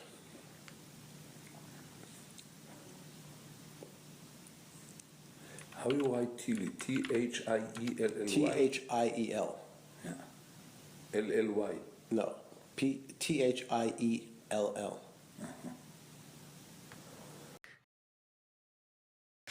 The captions are killing me. I'm sorry. How do you write Thiel? Thielley? Thiel. Yeah. LLY. No. Thiell. Just the auto captions are dying. They're dying, chat. Okay. So he thought that Peter would put you on the board of Palantir. Peter Thiel is one of the best. I've never met him. He's going to come here next week. So I wanted to talk to him after I talked to you. Okay. He and Andreessen, it's called Andreessen Horowitz. Andreessen Horowitz, that's what they pay Larry $1 million a year. Just to. Oh, Andreessen Horowitz. You mean Mark Andreessen, the other billionaire that is currently ruining everything? Wait, is that Woody Allen? Yes, Woody Allen was one of Jeffrey Epstein's best friends.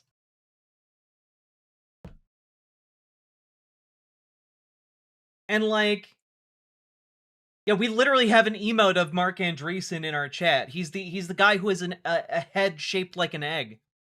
Like a crazy cone head situation going on for that man. But like, we've got, like, in this conversation, just this snippet, you're gonna hear him talk about a guy named Larry. He's talking about Larry Summers.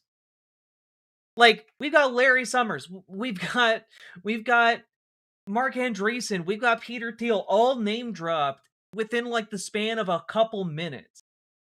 And not only that, like, he's very, like, I've never met Peter Thiel. Dude's literally exchanging emails with Peter Thiel. Right? Like,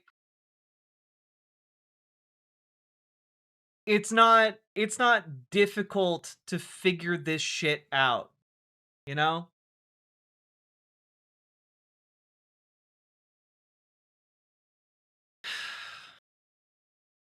We'll listen to a little bit more of this.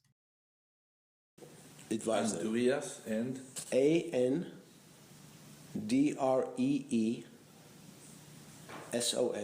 Andreessen, and Horowitz. And Howard. H-O. Yeah, all of these guys are behind like AI tech companies. And oh, hey, guess what? R-O. Just you know, hey, just in case you're like, what about Elon? Surely Elon couldn't be implicated in all of this. Surely Elon would never. Oh, wait. Epstein engineered intimate relationship for Tesla's Kimball Musk, Elon Musk's younger brother. That's right. Elon Musk wanted to know when the craziest party on Epstein's child rape island would be, but just couldn't make it happen, apparently. I don't know how much I believe that, but okay. But his younger brother certainly got over there, and Elon Musk's younger brother and the woman were involved for about 6 months between 2012 and 2013. Super cool. In the lead up to Musk and the woman's first meeting, Epstein and his longtime associate Boris Nikolic labored to set them up and bring her to a birthday party Musk was throwing. And with Nikolic telling Epstein, quote, "Please prepare the woman." Winky face.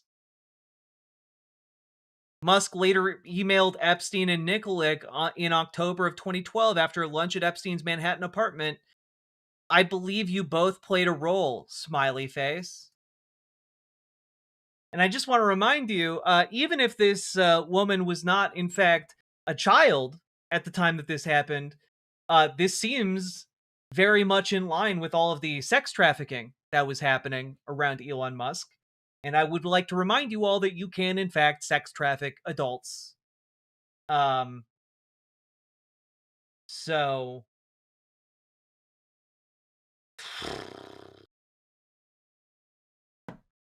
Just in case you're like, well, which billionaires aren't involved with Jeffrey Epstein?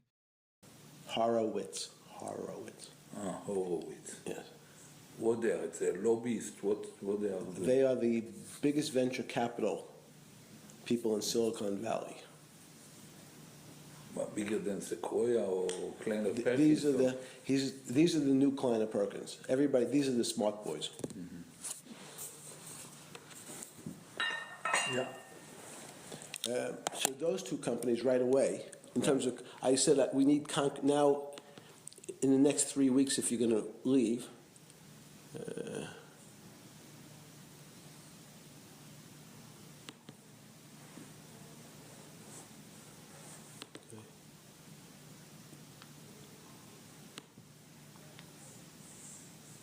I think we'll just be done here. I think I've suitably made my point. Again, I'll link this in chat for you guys to listen to on your own time. It is worth doing. But like, understand when I'm laying out the idea that these people are all connected and building this class consciousness, I do mean it, right? And speaking of, I know Jeffrey Epstein may have been really connected to Ehud Barak, a prime minister of Israel. But thankfully, we've got a direct and clear communication from an extremely trustworthy source that Jeffrey Epstein was not an Israeli asset, okay? A very, very high level and trustworthy source. Benjamin Netanyahu, of course. Wow, Jeffrey Epstein's unusual close relationship with Ehud Barak doesn't suggest Epstein worked for Israel. It proves the opposite. Stuck on his election loss from over 2 decades ago, Barak has for years obsessively attempted to undermine Israeli democracy by working with the anti-Zionist radical left in failed attempts to overthrow the elected Israeli government. Barak's personal fixation led him to engage in activities publicly and behind the scenes to undermine the government of Israel, including fueling mass protest movements, fomenting unrest, and feeding false media narratives. Wow, I'm convinced. Benjamin Netanyahu, a very trustworthy individual who, hasn't done anything awful recently. Like, I don't know, for example, literally vaporized almost 3,000 Palestinians. Because that would be monstrous and maybe might actually cause us to disbelieve the things he says at face value. What's this about thermobaric munitions burning at 3,500 degrees Celsius? Oh, they literally make human beings evaporate? maybe The fact that that's Epstein was bad. connected with Israel makes Netanyahu most sad. Yeah, it's Mossad indeed. The Mossad indeed. Sake Tanuki, thank you for the 2 tier 1 subs. Yeah. The genocide is not over in Gaza or the West Bank. Just as an FYI. I know that's a bit of a tangent here, but free Palestine, free Gaza, and the actions that are occurring right now under the Israeli government are unconscionable evils that are a stain on the world. And we'll have to talk more about that later on.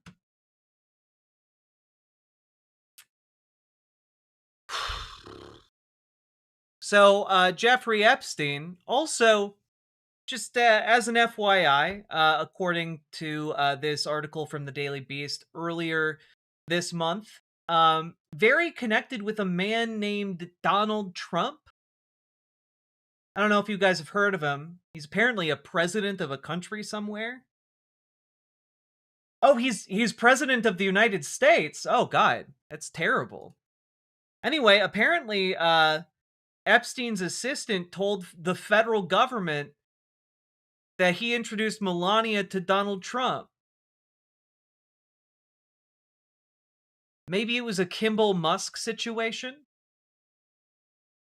Just, interesting stuff. This assistant is an unnamed woman who worked for Jeffrey Epstein between 2005 and 2006.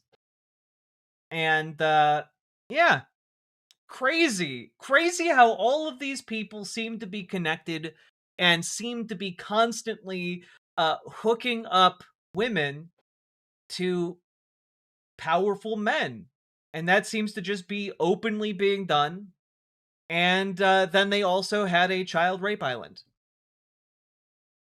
that a bunch of people like Elon Musk were all too happy to go to for wild parties. Now,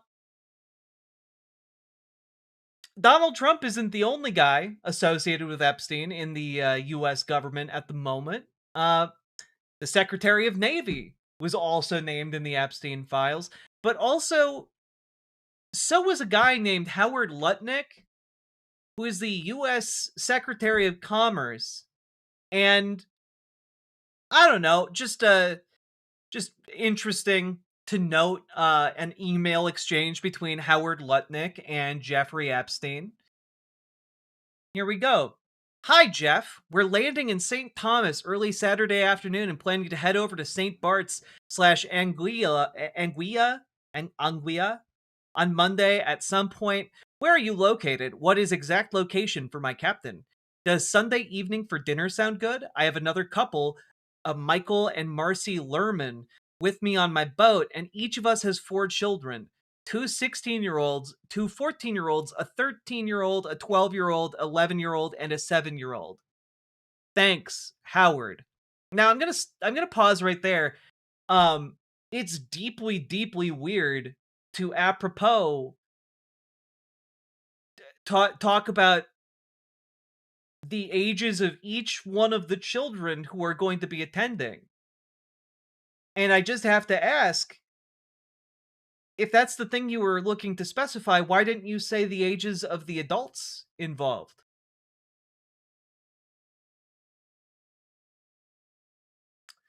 Seems weird to only list the ages of the children. Howard Lutnick. I'm just a simple country streamer and I'm not a lawyer, but that seems really damning. But let's see how it went from there. Jeffrey Epstein to, well, presumably Howard Lutnick. Come Saturday or Sunday lunch, Little St. James on the map behind Chrisman's Cove.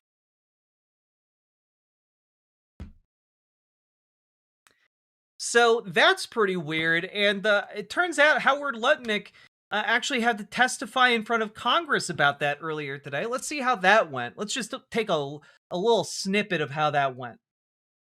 Lutnick, I think you understand the root of concern here. It's the way you described very emphatically your first encounter with him in his apartment, said you were disgusted, would never have any contact with him again.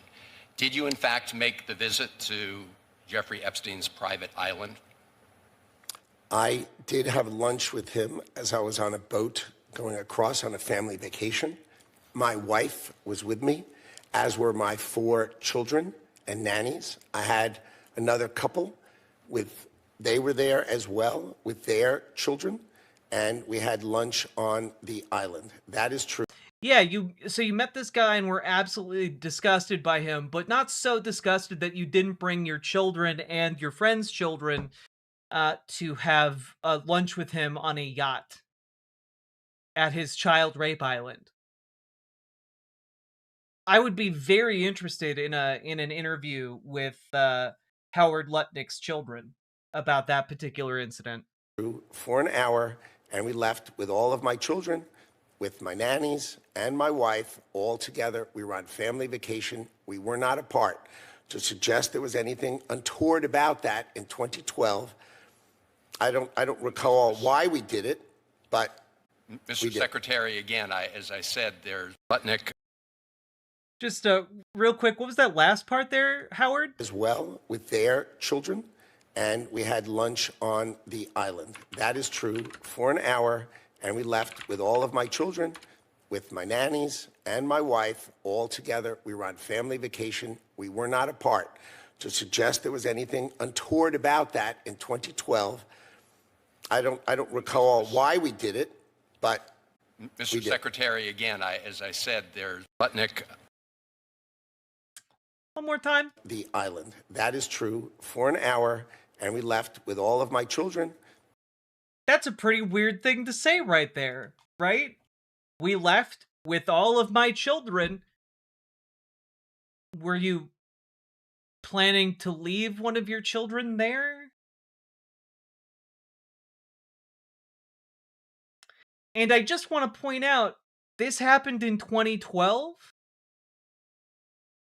And I want to point out that Jeffrey Epstein was convicted in 2008.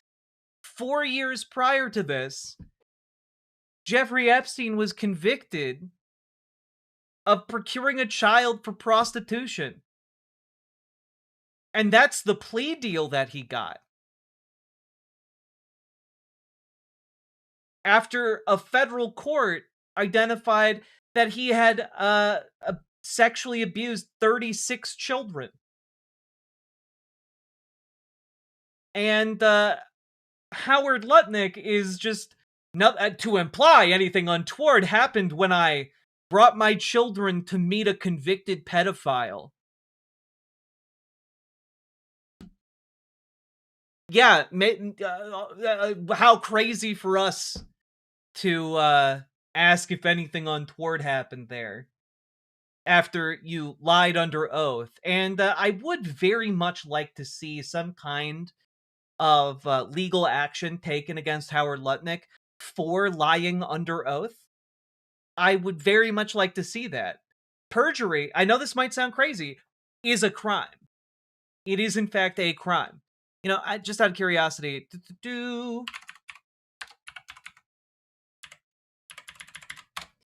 out of curiosity. Oh, interesting. In the jurisdiction of Minnesota, just in the state of Minnesota, perjury can result in up to 5 years in prison. That's just an interesting little aside. I would love to see some kind of consequence for just out and out lying. But isn't it kind of weird when you start thinking about it? How many of these people around Donald Trump and around these billionaires are all seemingly implicated in this? It's almost like Donald Trump might have done more than just get hooked up with Melania. Interesting. Interesting stuff. And hey, let's take a look at some other folks here. Because I seem to recall there's a man named Steve Bannon who was Donald Trump's campaign director in 2016 and has continued to serve Donald Trump as effectively a shadow advisor for the past decade. And oh, hey, would you look at that? That's Steve Bannon right there. And wow, look, it's Jeffrey Epstein. Huh. Steve Bannon, the financier who made a bunch of money off of Chinese gold farming companies and kicked off Gamergate. That's so crazy. After realizing that lonely, disaffected young men who play video games online might be reachable for radicalization towards the far right. Huh. That's crazy. That's crazy. And what's even crazier is you're starting to see some real knives out for one another on the right over this. Here's Ben Shapiro on Steve Bannon. Here's the stuff that seems to be true. Again, Epstein connected with famous rich people who knew he was a pedophilic convict and continued to hang out with him. In some cases, continued to try to burnish his reputation and getting good with him. That would include Steve Bannon. 2 hours of tape between Bannon and Epstein were released from interviews that happened some years ago. And this was in the part of Steve Bannon's career where he saw Epstein as a powerful connection and a person presumably he was going to try to rehab. There are apparently 13 hours more of that has not yet been released. It's kind of shocking to me that Bannon basically was doing PR rehab on Jeffrey Epstein and continues to go out there and be one of the main projectors. Worth pointing out that Steve Bannon for a time was Ben Shapiro's boss because Ben Shapiro was writing for Breitbart. When was he doing this? Ben Shapiro, Breitbart. Yeah, he was. Ben Shapiro actually wrote for Breitbart until 2016. And, it's weird talking about his old boss like this. Senators of the sort of Epstein dude, you should know better than anyone. You hung out with the guy. Here's the interesting stuff going on for sure. Again, I want to point out here that all of these people are not hanging out because there is like a concerted plan amongst all of them. They're hanging out because Jeffrey Epstein was facilitating their contact with one another, was setting them up with one another, knew who to like connect who with, you know, essentially acting as a fixer and a type of social lubricant for the rich and powerful. And they then developed a class consciousness. It's why Peter Thiel and Mark Andreessen and all like Elon Musk, they're all aligned in the policies that they are pushing for now, you know? And also and not to say that they wouldn't be aligned if they had no contact with each other, because capitalism provides like pretty stable incentive structure across the board to do what they do. But them all coming into contact with each other and knowing each other allows them to coordinate more directly, you know? And, you know, oh, hey, wait a minute. That wasn't all the things we had prepared about Steve Bannon? Oh, Steve Bannon pledged to stick by Roy Moore through thick and thin back in 2017? Roy Moore, the guy who was so known for creeping on underage children at the local mall that he got banned, that Roy Moore, the Roy Moore that the entire Republican Party threw their weight behind back in his election, back in Alabama.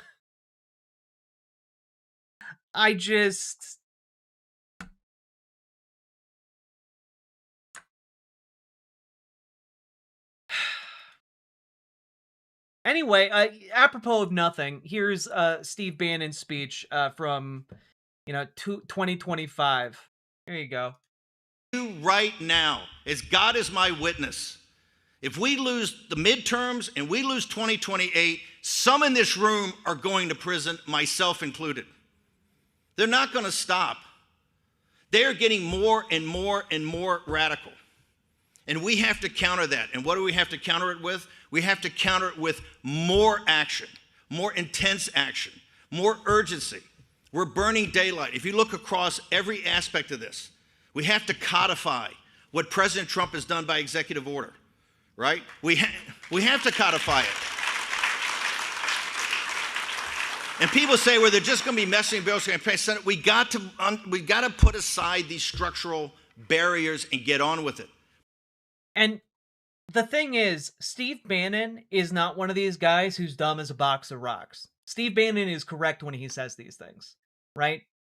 Like, Steve Bannon knows that what is happening right now, the radicalization that is happening in leftist spaces against the fascism that is making it untenable to be just a simple centrist who doesn't stake out positions, he knows that that is going to inevitably destroy this fascist moment unless they take true authoritarian power, which is what he's advocating for here, by the way.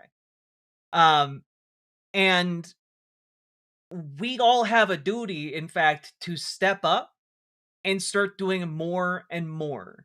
Do whatever we can do to actually get involved with our local political scene, right? It's not enough anymore for us to just know what the correct political positions are. We need to actually go out into the world and get organized, because there are existential threats stalking our streets. ICE is stalking our streets. A masked secret police is abducting people, abducting children. And not only that, we have a duty.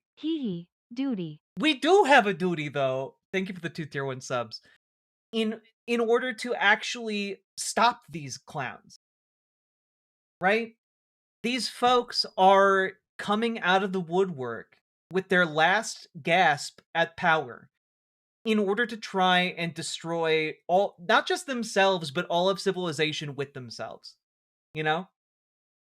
It is a complete and utter death cult. It is a spiral in which they know that it will cost them everything. Their family, their friends, their very lives, and they don't care as long as they can hurt folks like you and me. And our best weapon against all of that is love, solidarity, and organization. Because you cannot organize a death spiral. It is just chaos circling the drain. And so the thing that we have to do is get organized and use all of the pressure, all of the power we can possibly muster in order to defeat these guys. Okay? And God willing, when we defeat them, they will all spend time in prison. And honestly, that is an incredible kindness to them for all of the cruelty and malice that they have unleashed upon the world. President Trump today gave to the Senate when they came over for breakfast. Even Lindsey Graham, some of the guys he liked, and some of these institutions, I understand this is a very tough decision to make. And you're going to see some people in the conservative movement that not in a million years, because I talked to him today, quite frankly, I had Hawley on the show this morning, Josh Hawley, and he's talking about it, and I'm trying to play the institution. Well, they called me up this afternoon and said, let's go through the 10 reasons we need to do it. And these are heavy hitters on what I would call the constitutional, the limited government constitutionalist in our movement. And they're about to come out over the next couple of days and make this argument because it said, look, we have to understand that if we don't take this to the maximum, a maximalist strategy now, which again is go full authoritarian. With a sense of urgency, and in doing this, seize the institutions. If we don't do that now, we're going to lose this chance forever because you're never going to have another Trump. Right? You're just not going to have it. And we got to close this window for them, folks. Because much like actual windows, they're not just going to close if we look at them. We got to roll up our sleeves, put some elbow grease in there, and roll them down. Okay? That's what we got to do. So, I do mean it. Every single time I end a segment with a call to get organized and join your local Dems. I know it might be odious to some of you to go do that. I understand. I'm not saying it's going to be easy, but we need to get organized in ways that can tangibly affect our elections, that can tangibly affect our local elections and local organizing apparatuses. Okay, we need to actually do that.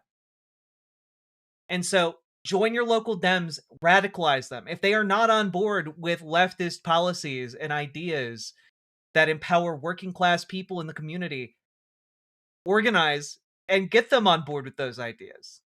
And likewise, organize with your local DSA. And if they are a bunch of like virtue signaling numbskulls, make them more effective. Out organize the numbskulls who are more interested in virtue signaling than actually organizing labor. Okay? And I'm not saying it's going to be easy, and I'm not saying each and every one of you is going to meet with success, but we got to try. You know, we got to try. And I mean, like, the reality is, like, it's just not stopping. And I do want to just share, again, an additional photo that I, for one, am very disturbed by here. I'm going to zoom it in. But here's a picture of Steve Bannon at Jeffrey Epstein's house. And you'll notice over here, he's talking, he's saying something. And over here, there's an image. And I'm not going to scroll out this image, but it appears to be of a young girl over a bathtub and semi-clothed. And again, the idea that people didn't know exactly the kind of man Epstein was is a goddamn lie. It's just a goddamn lie. You didn't see anything at the rape island that tipped you off that this guy was evil as fuck?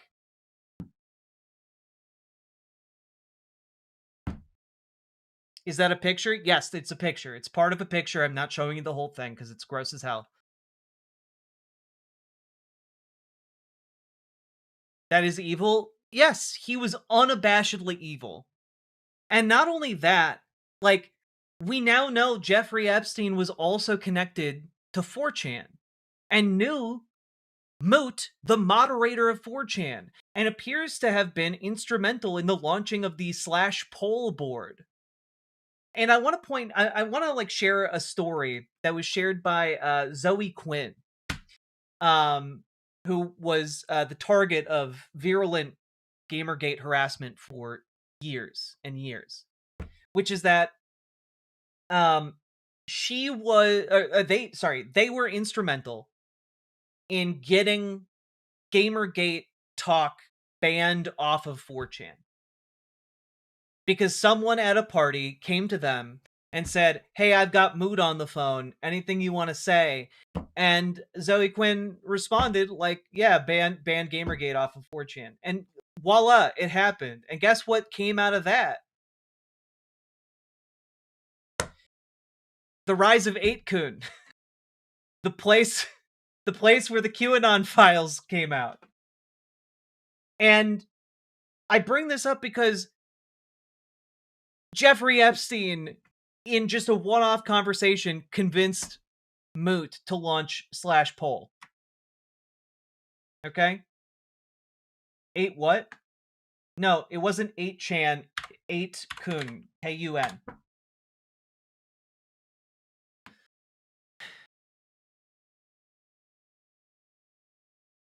And, you know, just as an FYI, if you don't know what poll is, it's basically the board on 4chan where all of the Nazis went and congregated and organized.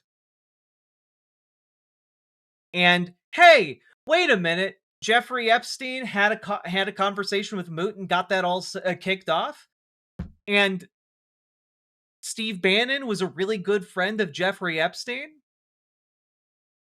And 4chan became a really useful vector for radicalizing the far right. And Steve Bannon tapped into that. And that is what fueled the 2016 rise of Donald Trump. It's weird. It's weird how this all seems to be kind of rolling together as you look at it, isn't it?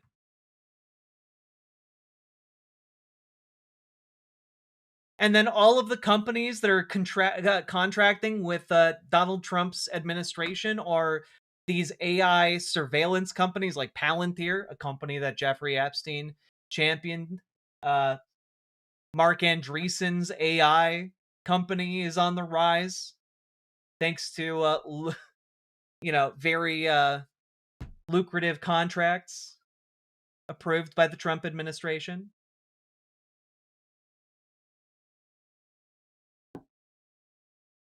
And just in case anyone is curious about this, just apropos of nothing, this is an interesting piece of Wikipedia history on Bear Stearns. In August of 2006, a month after the federal investigation of him began, Epstein invested $57 million in the Bear Stearns high-grade structured credit strategies enhanced leveraged hedge fund. The SEC filings for the Bear Stearns Fund show that Epstein's financial trust company controlled the votes of a 10% share. This fund was highly leveraged in mortgage-backed collateralized debt and debt obligations, CDOs. On April 18th, 2007, an investor in the fund, who had $57 million invested, discussed redeeming his investment. At this time, the fund had a leverage ratio of 17-1, which meant for every dollar invested, there were $17 of borrowed funds. Therefore, the redemption of this investment would have been equivalent to removing $1 billion from the thinly traded CDO market. The selling of CDO assets to meet the redemptions that month began a repricing process and general freeze in the CDO market. The repricing of the CDO assets caused the collapse of the fund 3 months later in July and the eventual collapse of Bear Stearns in March of 2008. Losses to investors in the two Bear Stearns funds were estimated to exceed $1.6 billion. And what you have right there, folks, is the kickoff to the 2008 financial collapse. I'm about to crash out. Are we really saying that Epstein had a hand in every awful thing that happened during my lifetime? Just about. Just about. Super cool stuff, isn't it?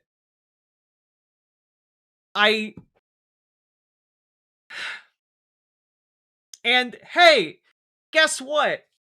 You know how we've been talking and dealing with this anti-trans panic for like the last decade? Guess who was backed by Jeffrey Epstein?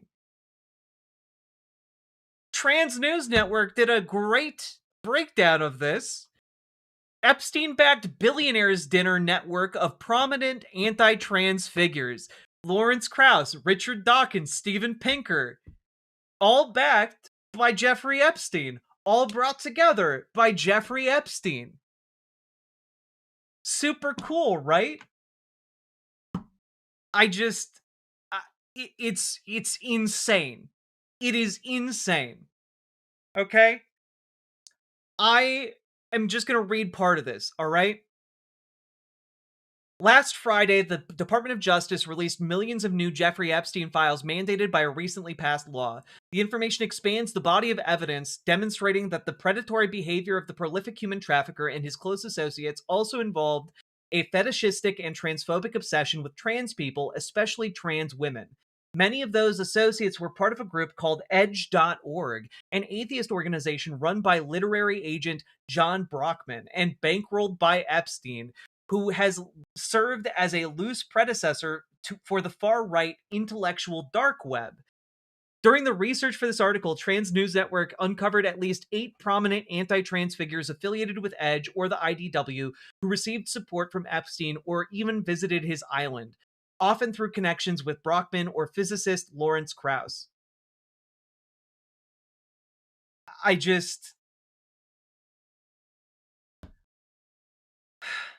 You've got Lawrence Krauss, and I'm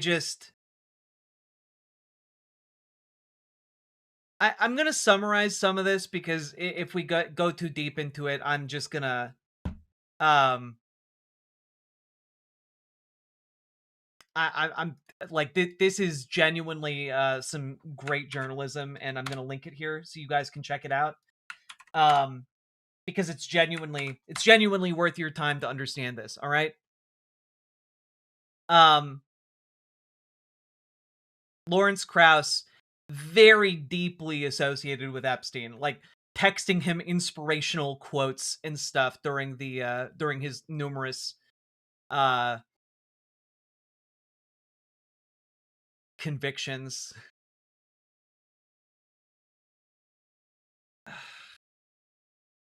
Then you've got Richard Dawkins in there as well.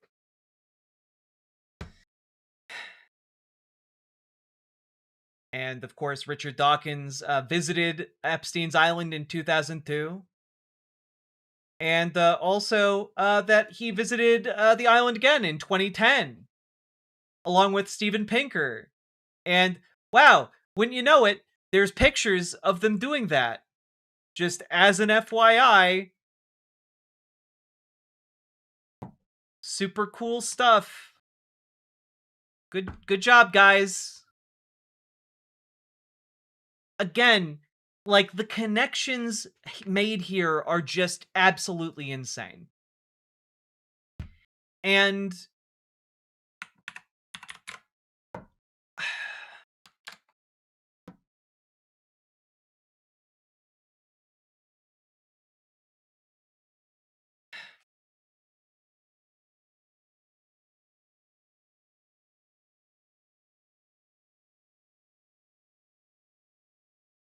that we haven't even touched on the fact that there are a lot of sexual misconduct allegations against many of these people as well, which is hardly surprising given their association with Jeffrey Epstein. But like,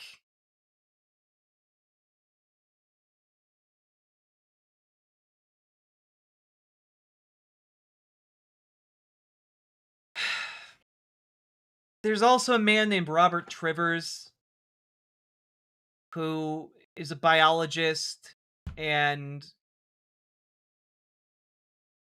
he got funding from Epstein for research about LGBTQ people, but especially trans people. And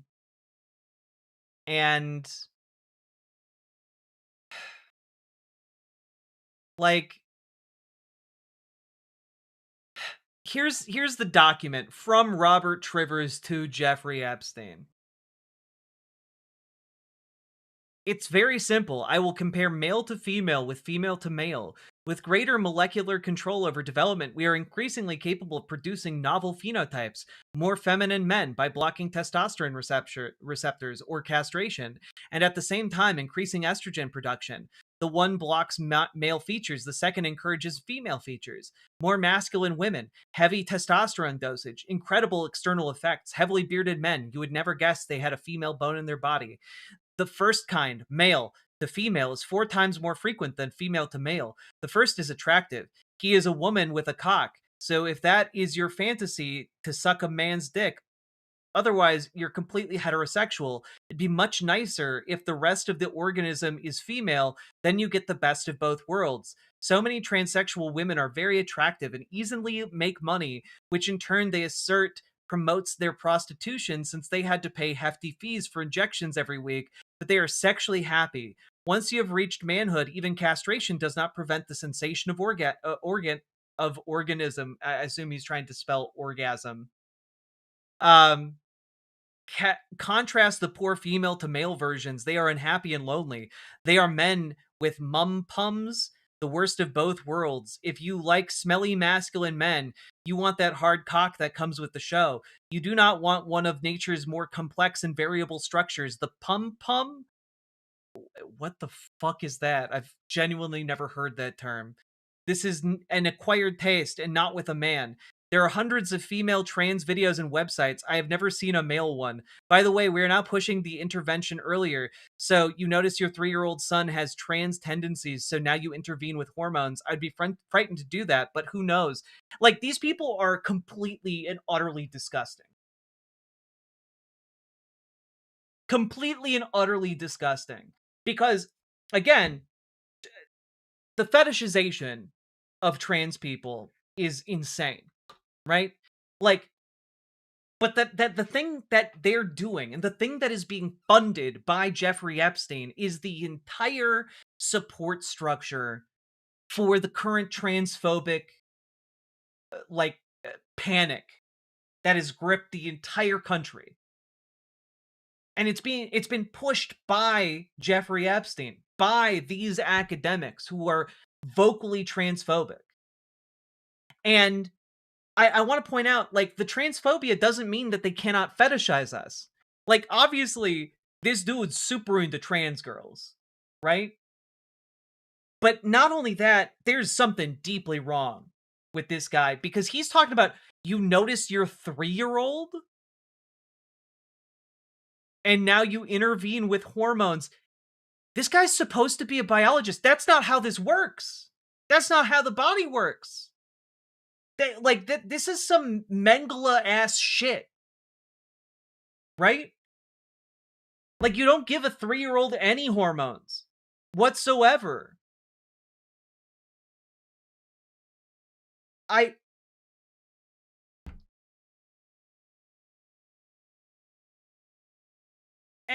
And after a whole letter of talking about sexualizing trans people, he's now talking about a 3-year-old and sexualizing the 3-year-old. It's deranged. It is deranged, disgusting behavior. And, like, we now have to deal with the consequences of an absurdly rich moron having such a concentration of wealth that he was able to mainstream this insanity into American culture, and Republicans are still running with it.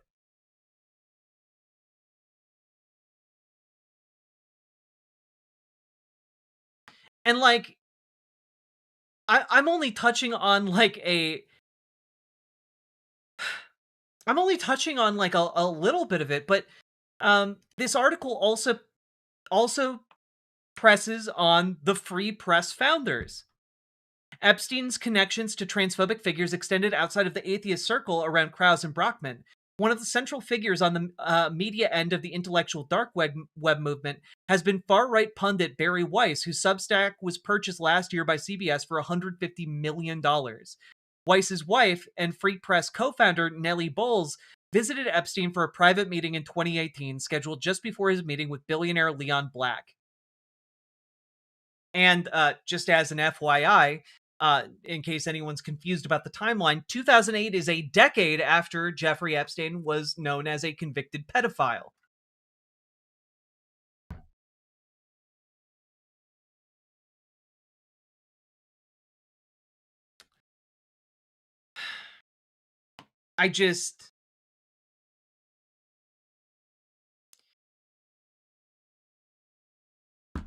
Literally everything that has made our lives like a living hell for like the last, 20 years is somehow connected to this network that Jeffrey Epstein pulled together. Because this is what happens when the billionaire class is allowed to amass as much power as they have. And the only way we actually hold them to account, the only way we actually stop them, the only way we come out of this okay is if we organize and develop our own class consciousness, because they've developed their class consciousness to fuck all of us over. To fuck all of us over. We cannot allow the Epstein class to out-organize the working class. Okay? We cannot allow it to happen. Let this fuel you. Let this fuel you to go out into your communities and organize, because we need to out-organize these fuckers, not just in the upcoming midterms, not just in the upcoming election in 2028, but everywhere forever until the day we die. And then we got to give that struggle over to our children, because this cannot be our future. The working class has to stop the Epstein class. The only war that has ever existed is class war. And we see it play out time and time again. We need to stop being suckers. We need to start actually taking organizing seriously so that we are able to advocate for what we need and claw it back from these billionaire fucks. If you cannot recognize that these people are your enemies and are actively hunting you and monetizing you in order to build their doomsday bunkers so that they can live out their little network state fantasies. Because, oh, by the way, just as an FYI, the reason network state as an idea, the reason these far-right ideologues have been able to flourish, like Balaji Srinivasan, like Mencius Moldbug, the reason they've been able to flourish is because these billionaires, with their intellectual dark web prototype, have sought out more and more folks to validate their horrible, stupid ideas. And so you got Peter Thiel over here incubating at least a dozen folks who are all advocating for, yeah, no, Peter Thiel, go off, King, literal King, go off, King. Yeah, take over Greenland, King. Like, you can do it. You're the smartest and the best. And like, I'm sorry. We cannot live like serfs in the year 2026. You have to consciously refuse to live on your knees to serve these monsters. And we got to get organized. You got more in common with literally anyone in your community than you do with any of these absolutely unconscionable assholes. You know? Yarvin is fleeing? Good. He should. Because the thing that Curtis Yarvin recognizes that a lot of folks don't is that, like, he is our natural enemy. Like, he has deliberately spent his life trying to kill all of us. And I want you to understand that. I want you to understand that for folks like Steve Bannon and Curtis Yarvin, these true believers in a coming, societal collapse, a coming time of trial in which authoritarians will rise to prominence, these people view you all as cattle that they will gladly slaughter. They are your enemies. And it's time that we started organizing as if our lives depended on us, because in a lot of ways, our lives do depend on it. The kind of future we want to live in, the kind of future we want our kids to live in, it depends on it. Because the issue that we're going to run into very soon is not just, hey, can we defeat Trump? I have believed the answer to that has been yes the entire time. But the question is, where do we go after that? Right? And my concern, especially after watching that John Ossoff Epstein class speech the other day, is that the current Democrats are only just now finding a spine to fight Trump. But if they do not clearly stake out positions, if they do not clearly articulate a future worth fighting for, what ends up happening is that those positions are left up to the highest bidder. And the highest bidders in the room are going to be the exact same people, the exact same Epstein class that got us into this circumstance in the first place. We cannot allow that to happen. We cannot allow any victory that we win against Donald Trump to be co-opted by the same people who gave us Trump. We cannot allow it. And so when I ask you guys to organize in your local Dems, when I ask you guys to organize your local DSA, what I'm asking for is for you guys to beat not just Donald Trump, but to beat your local Democrats who are unwilling to do anything to keep you safe, who are unwilling to go to the mat for the working class, the working folk in their communities, the people who make this country run. Because these people who are out there meeting on a pedophile island to kowtow to Jeffrey Epstein and his associates, they don't give a fuck about you. They don't give a fuck. And it is time for us to organize more meaningfully in our communities, because the solution to this is going to be ground up. It's not going to be from the top. The Democrats at the top have failed us for too long, for too hard. And we have to get organized, and we got to get the people in there to do it ourselves. Full stop. And like,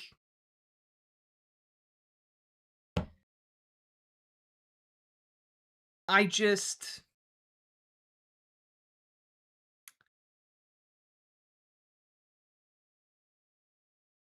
There are going to be people who fight us on this. There are going to be people who fight us on this. And they might not be people who are directly associated with Jeffrey Epstein, but they're going to be associated with people who were associated with Epstein. We're going to have an entire class of people who are out to launder Jeffrey Epstein and his ties to those in power. Okay?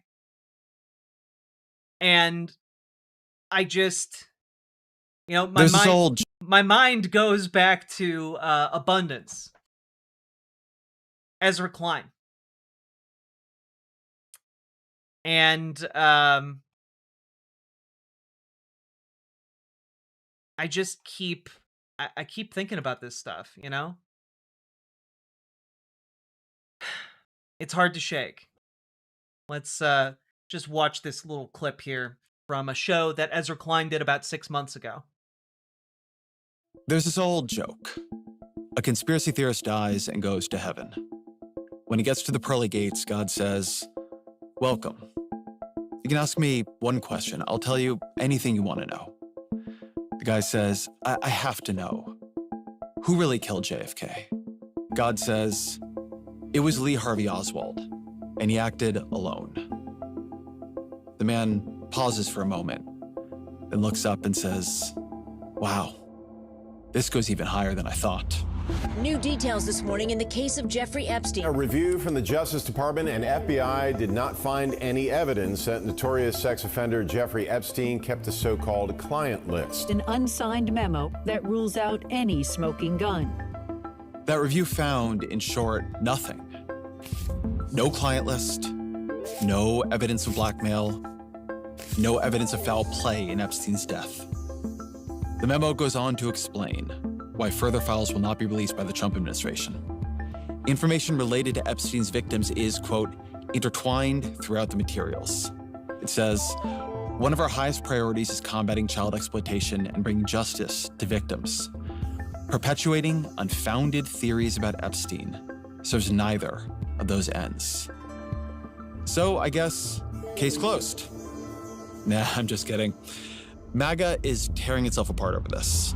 How many of you are not satisfied with the results of the investigation? People are absolutely not going to accept just a memo that was written that says there is no client list. I've got to be honest, I blame Pam Bondi.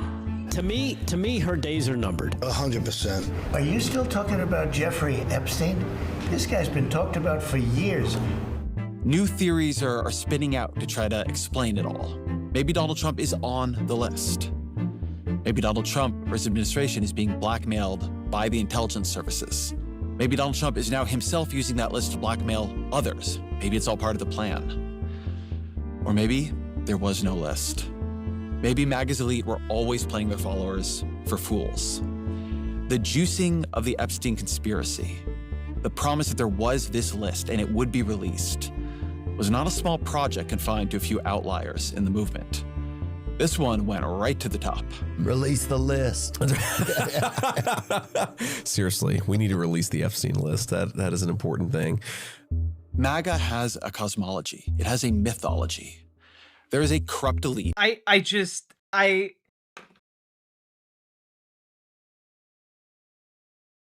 The whole thing here of like, well, there wasn't a literal list. Like, I'm losing it, bro. I'm fucking losing it. Oh, there was some kind of conspiracy, but no one else was involved with it. Dude, we've seen the pictures of his child rape island.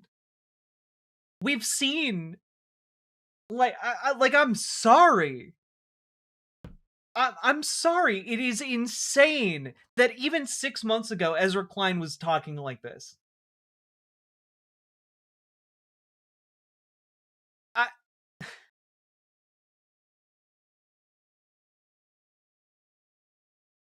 There are going to be people who come out and call you insane. Even after these huge document dumps that we are now seeing, right? Is he in the files? No, Ezra Klein is not in the files, though I believe Ezra Klein is associated with someone who has a strong financial sway over Ezra Klein, who is involved in the files. And yeah, what I'm trying to say here is that Ezra Klein serves the Epstein class, in a sense. And, you know, I'm sure he would be very offended if someone told him that, but, like, the circles that this man runs in are not the circles you and I run in. They are not the circles that, like, small little beans run in. He runs in the cocktail circuit. He runs in the circuit of the powerful and the influential. You know, it's why his book on abundance, that steaming pile of trash, got so much traction in the Democratic Party. It's because he is influential. Yeah, millionaires paid by billionaires. Yeah. He is useful to them. In the same way, like, the Washington Post is useful to Jeff Bezos. It is useful for him to launder his ideas to the general public. The same way the Dearborn Independent was useful to Henry Ford to spread his ideas of white supremacy and anti-Semitism. You know? In a similar way, Barry Weiss and Ezra Klein are people who are useful to these billionaires, and they know it. They know it. And maybe Ezra Klein knows it a little bit less, but Barry Weiss certainly knows it explicitly. But, like, the argument is essentially seems to be from him, like, well, they didn't have an actual list, though. And surely the Trump administration wouldn't just lie to us. You mean the Trump administration would do that? Just lie to the American public? We're asking for, like, some degree of, I don't know, in some degree of skepticism, I guess. Yeah, Edward Gregorian has gotten to Ezra Klein. But, like, we are also seeing a pivot from people who, as far as I know, don't have an association with, you know, the Epstein class. But we're seeing a pivot from people like Richard Hanania. Hating Epstein represents the essence of anti-Semitism, the resentment of mediocrities, conspiracy thinking, and chud moralism.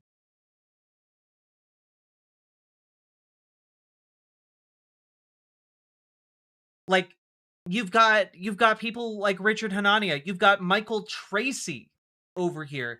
I've read the trial transcripts, reviewed virtually all of the exhibits, subsequent appeals, etc., including a large amount of material that simply wasn't publicly available in 2021. The trial was absolutely shambolic, and the evidence was laughable. Maxwell was wrongly convicted.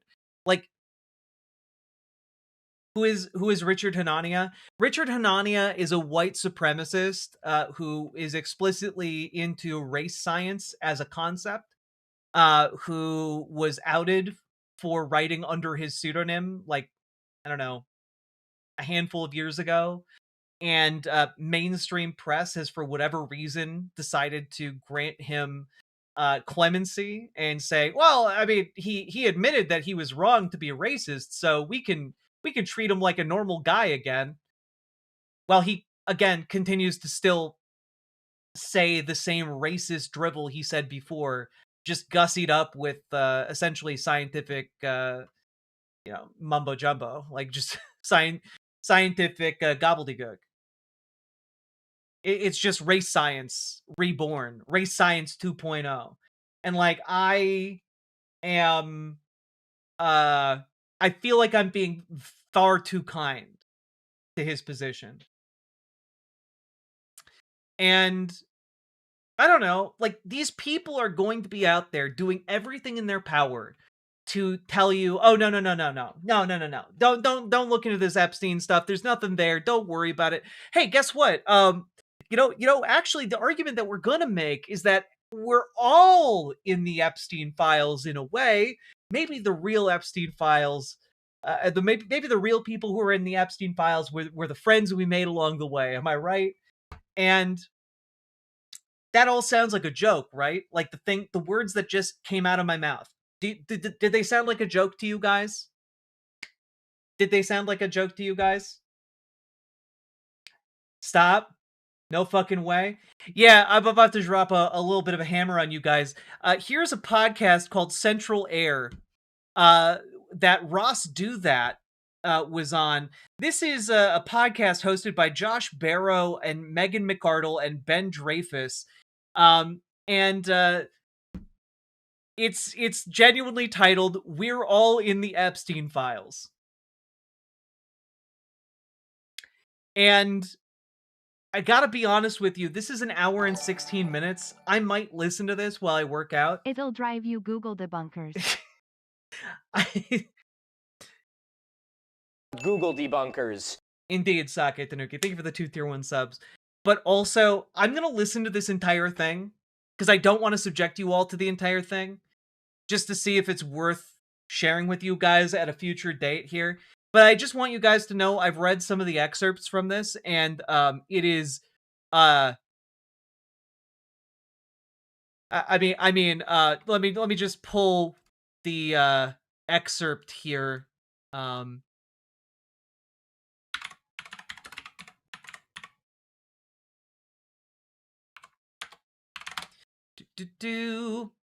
Here's an excerpt from about 15 minutes in. She's 16. It's not like she's 4. And we have now really shifted on how we think about that, I think, in a good way. Right? I do not think that 50-year-old men should be having sex with 16-year-old girls. But I think you're not going to find the evidence of a pedophile ring where he is actively trafficking these girls, because until Me Too, it's not like a pedophile, right? There are 16-year-old girls around who are vulnerable and can be exploited, but not in this, like, there's a mastermind who is going on the dark web and selling these girls to you. They're just around, and they're close enough to the age of consent that a lot of people probably felt like it was okay to hit on them. That is a direct quote from this. I believe it is from Megan McArdle. From the episode "We Are All in the Epstein Files." And I just want to say, we're not all in the Epstein Files, and it was always really fucking gross for grown-ass men to hit on 16-year-old girls. Underage girls. I feel like we have to tear down the disinformation machine to tear down the Epstein class fully. Well, keep in mind, Spot Dogs, the folks who are pushing AI and creating an even worse disinformation machine, they're doing that at the behest of the Epstein class. The Epstein class is the biggest reason right now why AI is being pushed into everything, right? And like, I just want to say, yeah, we gotta fight this disinformation machine. We gotta fight AI. And one of the best ways we can do it is by organizing on the local and state level to kick these AI companies out of our states. Fight the local AI data center. Fight the disinformation. Like, demand accountability from elected officials. I think elected officials should be held to higher standards of speech than everyday folk. Like, I think if you're an elected politician, you shouldn't be able to go on television and just tell lies. I don't think you should be able to go onto the floor of Congress and just tell lies, which is what they currently do, right? And they do it on purpose because the lies are part of their media strategy. Whenever you see Mike Johnson these days in front of a camera, he is lying nonstop through his teeth. And there should be legal consequences for that.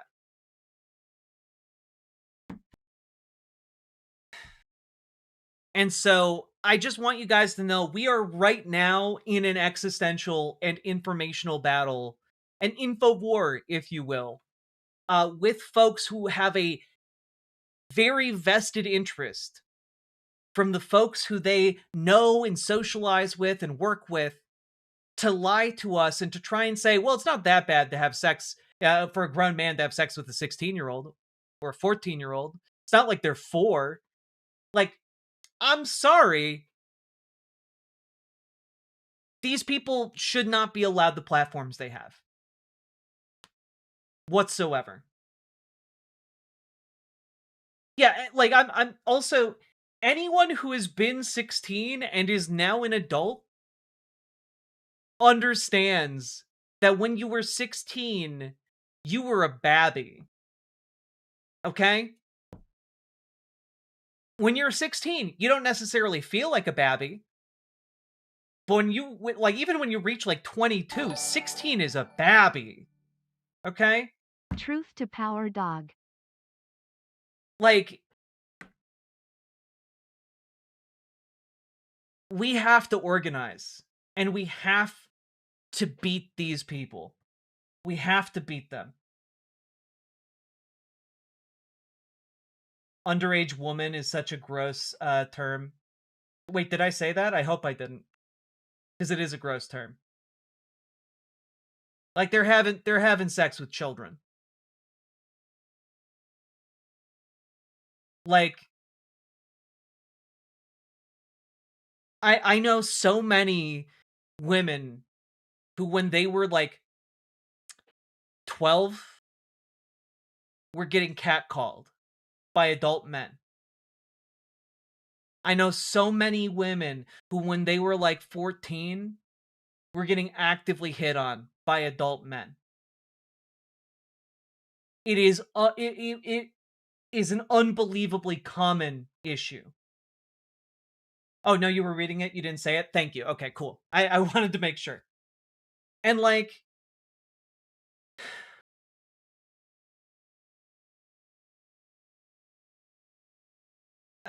there just has never been a reckoning with the fact that one of the biggest and most popular Reddit boards ever was r/jailbait.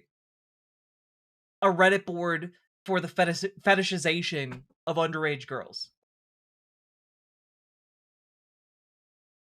And, like,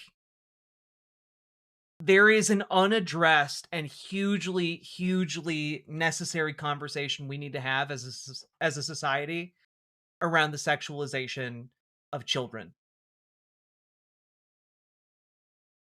And frankly, to be real with you guys for a minute, one of the reasons that men like Jeffrey Epstein and the rich and the powerful were so against the Me Too movement, and just as an FYI,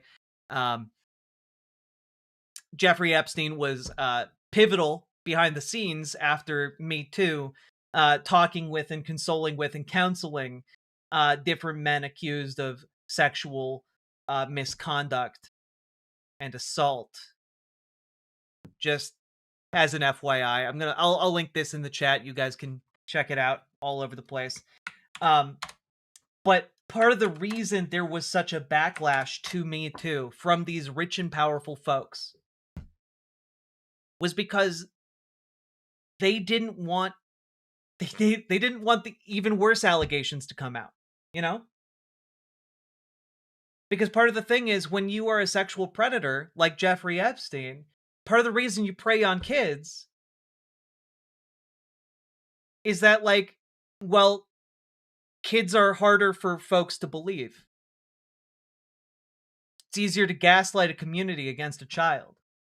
It's why oftentimes in communities, the sexual predators who prey on children are hide behind the identity of as pillars of the community, you know? Well, they're well respected, so how could they possibly be a predator? Is disgusting. Disgusting. What about what women do? Yeah, women should also be held to account for preying on children. One of the reasons Ghislaine Maxwell should rot in prison for the rest of her days is because she also raped children. Like, this goes in all different directions. There should be accountability for any adult who rapes any child. It doesn't just, like, the idea of coming into chat and talking about, like, oh, what about when adult women do it? It's also bad. It also needs to be prosecuted.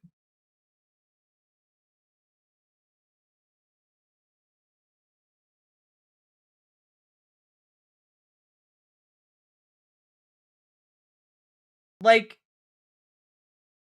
part of the double standard that exists, I want folks to understand, is a result of patriarchy. It's a result of male dominance in society, right? Because I remember growing up and grown men telling, like saying, "Oh, you know what? God, I wish that had happened to me." When seeing stories about, like, adult teachers having sex with their students, you know, if like a adult woman teacher had sex with their child student, there would be so many grown ass men being like, "Oh God, I wish that were me." Because there is, like, a weird fucking thing when it comes to this about, like,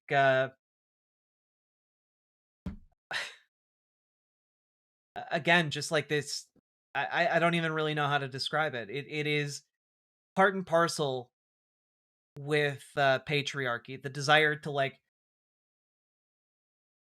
I don't even know how to articulate it. It's just gross, and it needs to be addressed. We need to have more conversations of this around this. And yeah, we should have more conversations about the prevalence of homeless children who then get taken in and abused, which is all too common.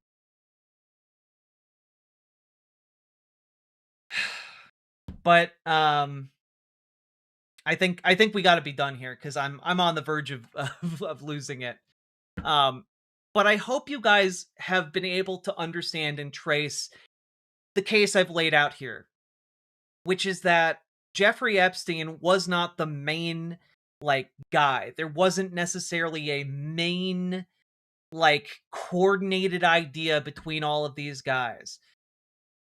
Instead, they all united under shared class interests, and then they abused the power that they all collectively had in order to prey upon children and adults and cover up their crimes. Right? And not only that, they then furthered that class interest in a way that has systematically ruined basically all of our lives. Like, there's not really a way to sugarcoat it here. Like, all of our lives, all of our lives have gotten measurably worse because of what these people have coordinated to do. And we need to out-organize them. So join your local Dems, radicalize them to more progressive ideas, join your local DSA, make them more effective, hook them up with local labor organizing in your area. And folks, I guess if you have any thoughts about all of this, please leave them in the comments. I'd very much appreciate it. Leave a like, subscribe, and holy shit, we live in a really, really fucked up world. But the good news is it doesn't have to remain fucked up. And we can, in fact, organize to make it better. And everyone who came before us organized to make it better. And everyone after us will continue to organize to make it better. But our job is to move that ball forward. Okay? Leave the world a little bit nicer and kinder than we found it. And hell, if we can get a lot nicer and kinder than we found it, that's the dream.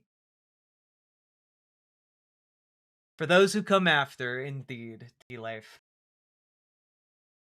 That being said, let's keep going. Whew, that was an hour and a half. Jesus.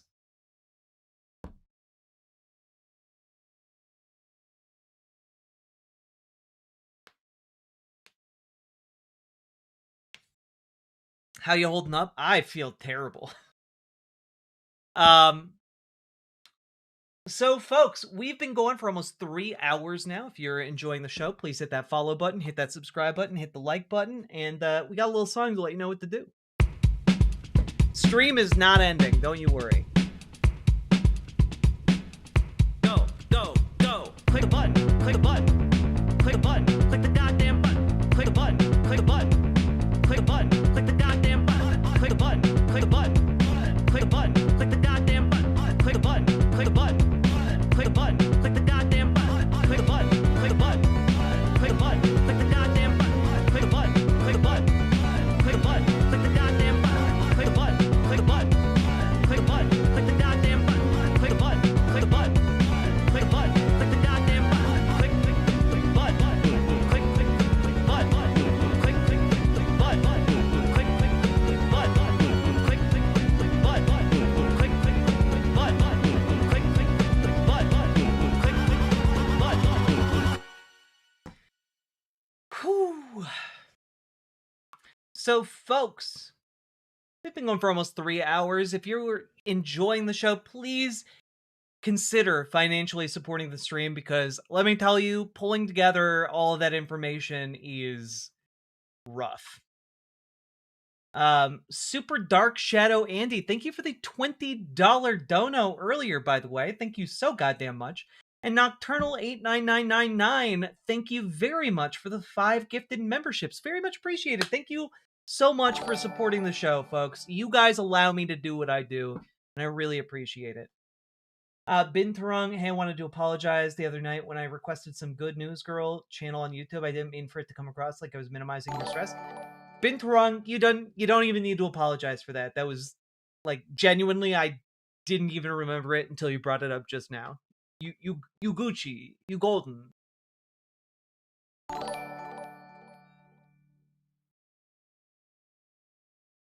Appreciate the apology, but not necessary. Thank you so much.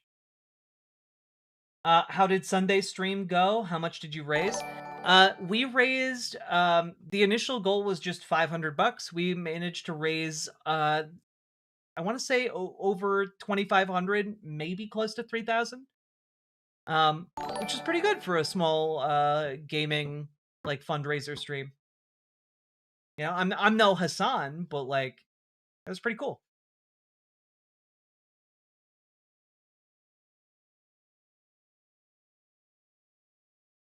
Let's see, how we doing? Have you guys clicked the button? Let me just take a look.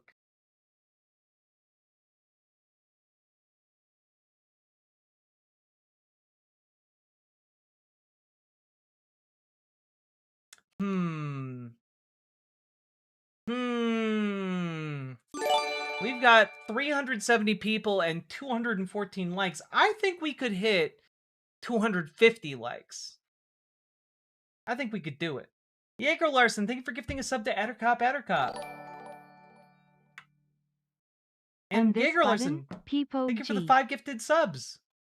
Bizu, thank you for the 5 tier 1 subs. Very much appreciated. That button indeed, very useful. You will be Hassan. I don't want to be Hassan. Like, I just want to have influence that I can use to, like, I don't know, do cool shit. You know? No worries, Bin Tarong. I appreciate the effort.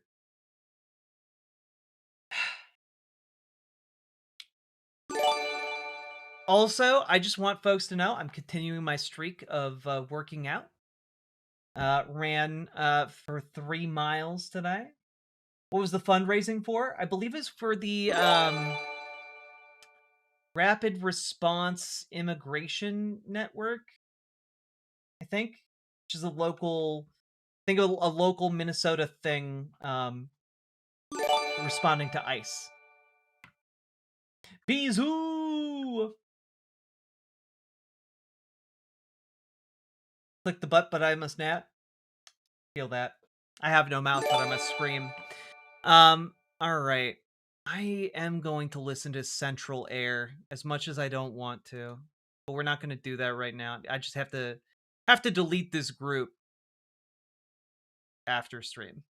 I need to remember, I need to put it in the calendar so that my editor knows. Redeeming my non-existent channel points for 5 reps. Okay. Ugh. 1, 2, 3, 4, 5. Like your AC unit? What? 2, 3, 4, 5. Ugh. I can check. Here, let me look.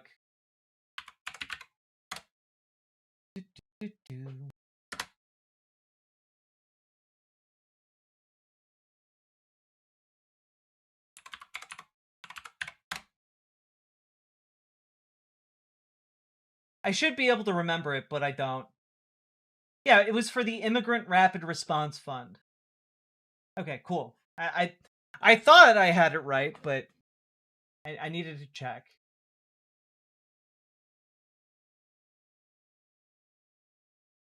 Like I'm confused. Why are you talking about a central air unit?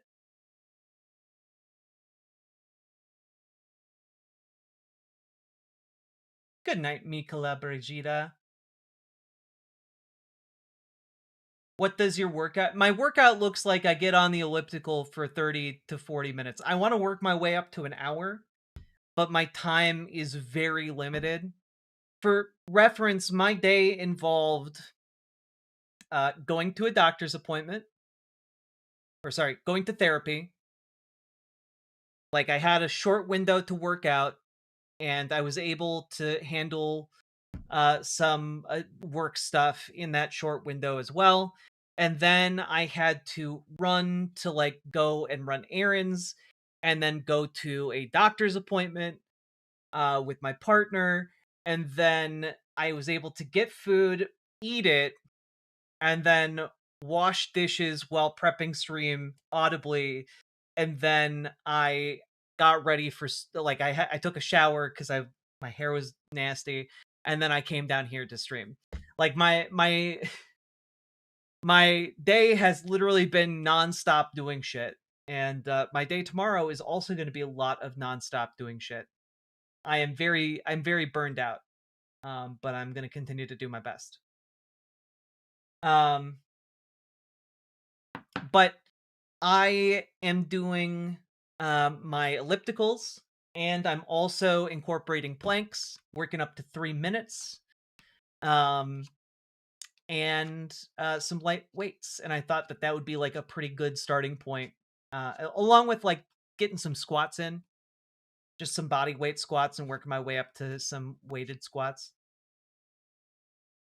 Sounds like you need to work out while streaming. Efficiency. I used to do that, and I could do that maybe if I optimized the space for it, but not at the moment.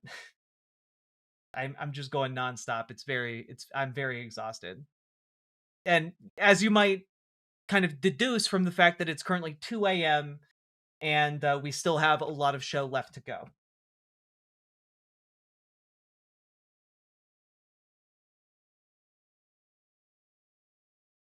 Two dads kissing? No, sadly, but I appreciate it. Don't forget to take your vitamins. Always do. I mean, like, I always take them. I don't always forget.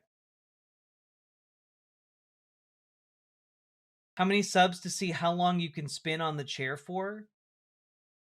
I don't want to do that because I know that I'm going to get hurt.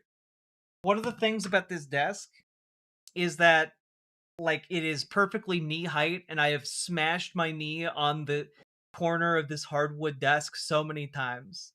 I will genuinely hurt myself, and I'm a little scared.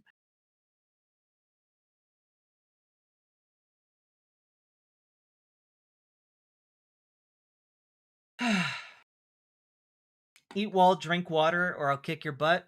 I did have Chipotle today, and that was really tasty. And I am also making some black beans. So hopefully when stream ends, I didn't eat today until I got home with that Chipotle. And that was very late in the evening. And I'm making some black beans and with some ground beef in there, spiced so that it's like tasty, and I can just throw it on some rice with like a high a low carb, high fiber tortilla and like go to town. I'm very excited about it. How many donations for a workout stream and tight workout clothes? Look, my goal right now, since someone floated it, is to get into a stable workout routine and then offer you guys a cosplay incentive for a ridiculous amount of donos. That's my goal, okay?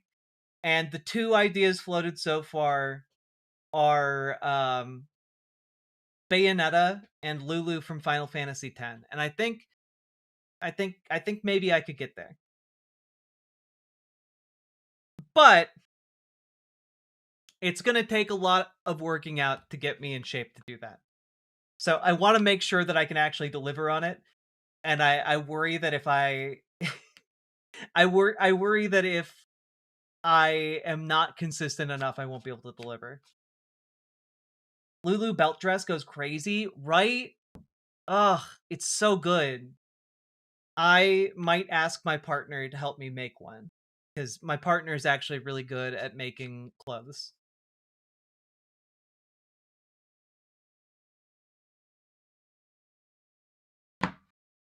Interesting suggestions? Yeah.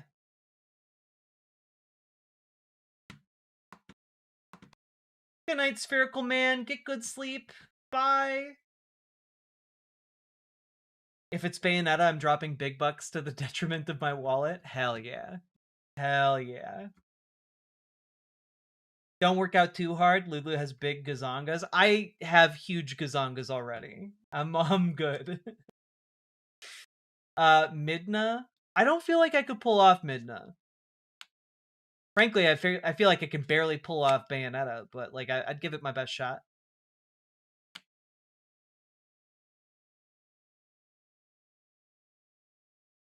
Holy shit, I used to want that belt dress so damn much. I've never stopped wanting that belt dress from Final Fantasy X. It's so fucking good. Her outfit is so fucking cool.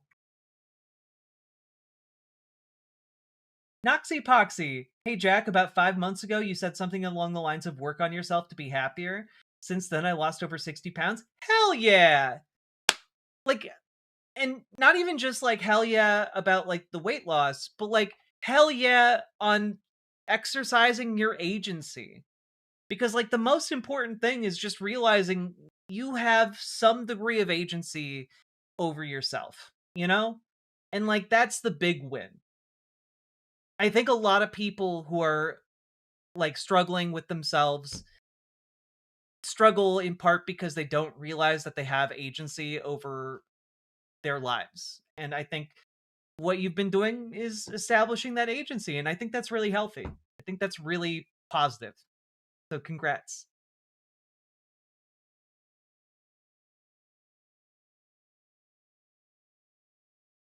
It's kind of insane given she lives on a tropical island. I never thought about that. I genuinely, not until this very moment when you said that, hey, it's weird that she dresses that way on a tropical island. I never thought about it. Who is this Lulu person? You don't know Lulu from Final Fantasy X? Lulu from Final Fantasy X is literally peak goth girl. Peak goth girl from the 90s. Also mommy. Mommy goth girl. Like, I'm sorry. 10 out of 10. 10 out of fucking 10. So goddamn cool.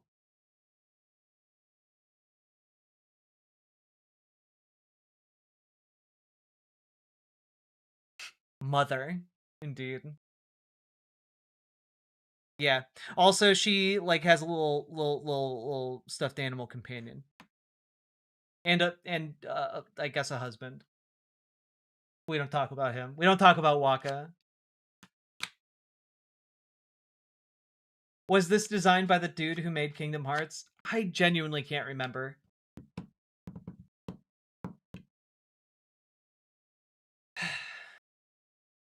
That woman is just constantly drenched in sweat. And you know what? Who doesn't like a sweaty lady? All right? Who doesn't like a sweaty lady? What's wrong with that goofball? Absolutely nothing. Waka is perfect as is. Can Clarice make a corset like that? Yeah, Clarice is actually really good at making corsets. All right. I am going to go use the bathroom, and when I return, we're going to be talking about why I think the Republican Party should be abolished, and also ICE. So don't go anywhere. We'll be talking about that shortly. BRB.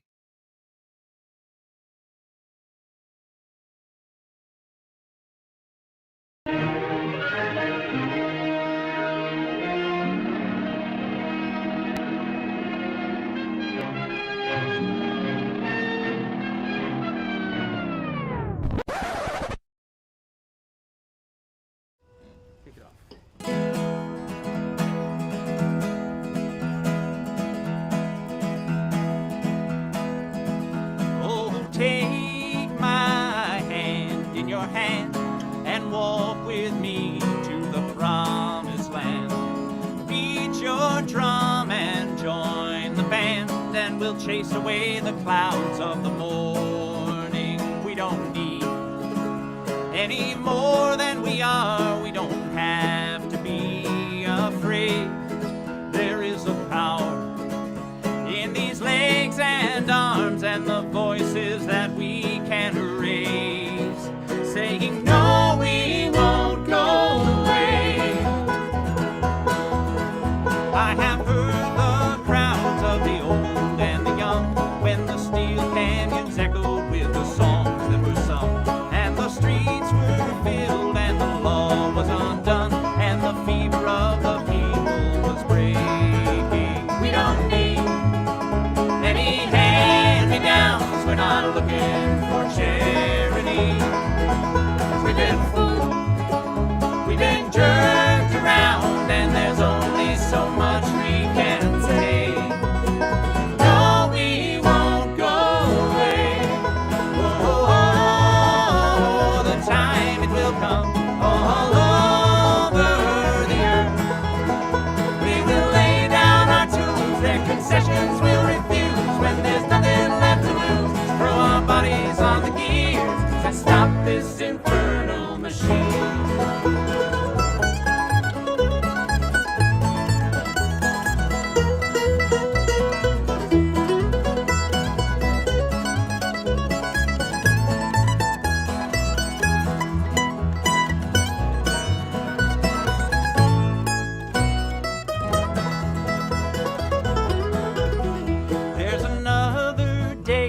About to unfold, when another world will rise from the ashes of the old, and the meek will follow in the footsteps of the bold, when we realize what's ours for the taking. We don't need any weapons of war, not a drop of blood will fall away. They are many, but we are many more, and the sky will echo our refrain. No, we won't go away. Oh, oh,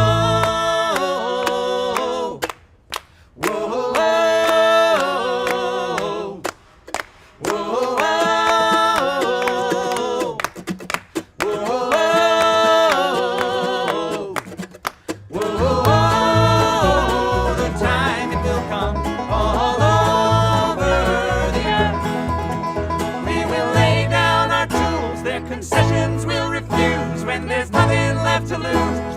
bodies on the gears and stop this infernal machine.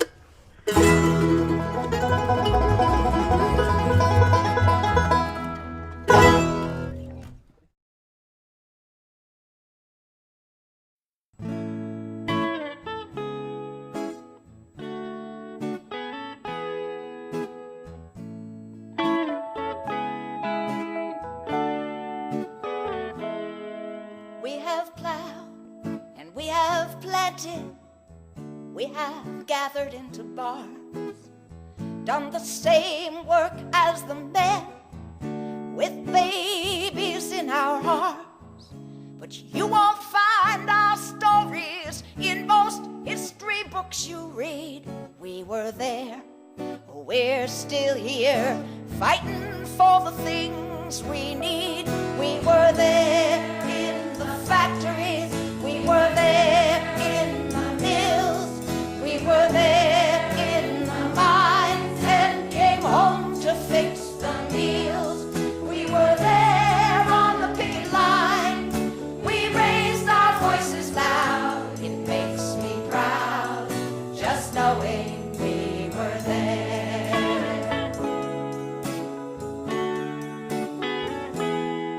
From the textile mills in Lawrence to the sweatshops in New York, from the fields in California where our children had to work, we fought to make a living. Bread and roses was our pride. Though they jailed and beat our bodies, our spirit never died.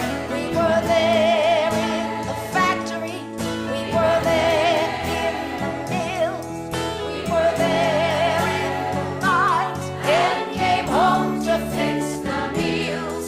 We were there on the picket line, we raised our voices loud. It makes me proud just knowing we were there.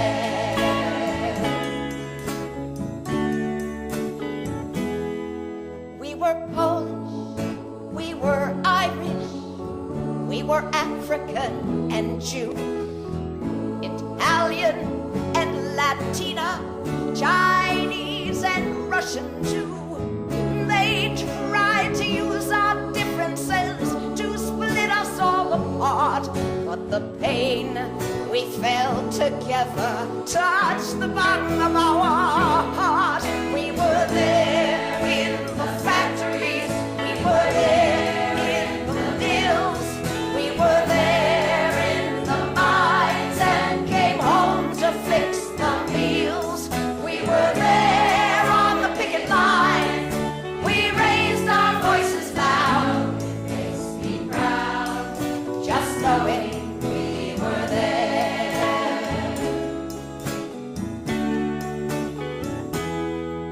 We are teachers, we are doctors, we are cooks and engineers, letter carriers, truck drivers, conductors and cashiers. We operate machinery, we fly the airplanes, and we help to build our unions. We got struggle in our veins. We were there in the factories, we were there in the mills.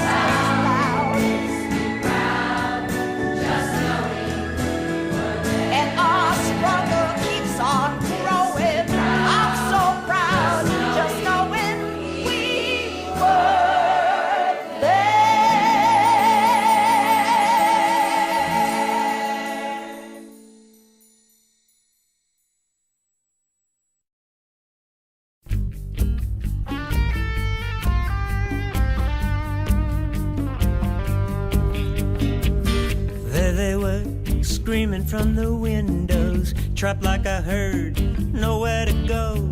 The 8th and 9th floors, facing an inferno of heat and flames, a living horror show. Hello, I'm back. Damn, that's a long piss. I had to poop, thank you. I don't have a gallbladder, so sometimes when I gotta go, I gotta go. It's me. Hello.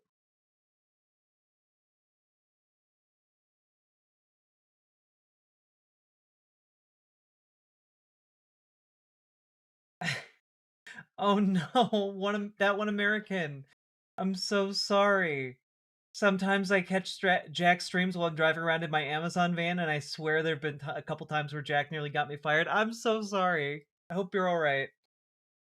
Oh wait, that was a good song? Yeah! Mike Stout, the Triangle Shirtwaist Fire song is great.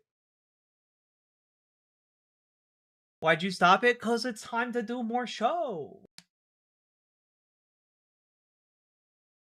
I came back to stream to that and I cannot stop laughing. Good. Good. 2 days smooching. That those two emojis are me a not infrequent number of times. Woo! How we doing, folks? How we doing? Everybody poops sometimes. I thought HRT makes it so that you don't have to poo or pee anymore. You know, the lies big estrogen tells.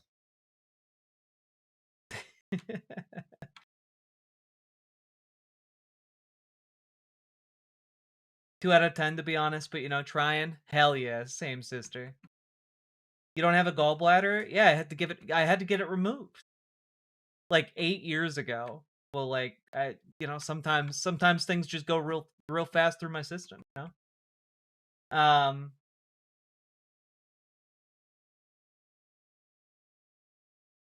My ex and I reconnected after 3 years. I told her I want her back. She left a toxic relationship and I'm helping her financially. She says she needs time to decide. What should I do? I mean, probably stop helping her financially. Probably. Like, honestly, like, if she needs time to decide, like, she needs time to decide. Respect that. Be Wanting friends. to say hi. And, like, I've been away move on from because there. OMG, this Epstein stuff. And to know my family, it's still MAGA after all of it. One-Eyed Atheist, thank you for the $5 super chat. Yeah, the Epstein stuff is fucking horrific. I don't blame you. I don't blame you at all. Gallbladders suck? Yeah, I was like, what did I do to make my gallbladder so angry? And the doctor was like, literally nothing. It just happens sometimes.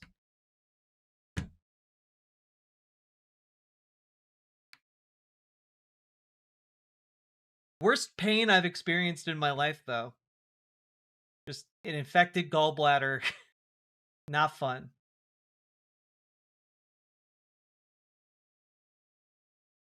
Bodies are weird.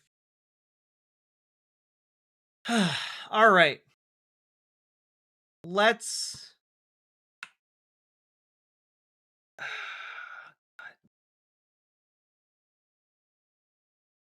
Okay. I got 2 segments in me, and I gotta get through these 2. One will be shorter. Wait, did it burst inside you? It didn't burst inside of me. But it got blocked up. Like, basically, like, whatever happened in there with the infection caused, like, massive gallstones. And the amount of pain I experienced over the course... Because I was trying to save money, right? And so I was like, well, I'm not going to go to the emergency room because that will be an insane amount of money. I'm just going to wait until the normal clinic opens up. And so I just spent the night literally convulsing on the ground in pain, and extremely, extremely unpleasant.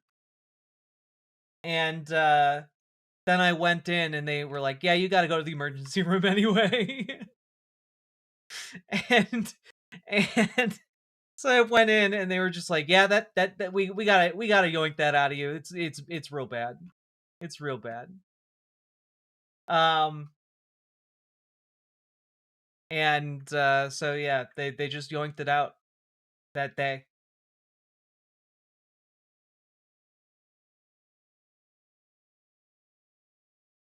Gallstones are legit the worst pain. It was really fucking bad.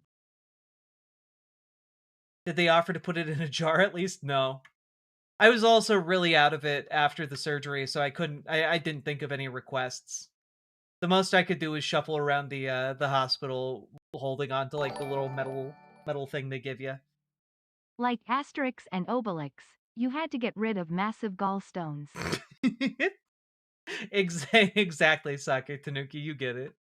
Thank you for the 2 tier 1 subs. And thank you for helping to fund this channel. I very much appreciate it. All right. You had a 9mm one? They had to laser it out in surgery? That's crazy. Damn.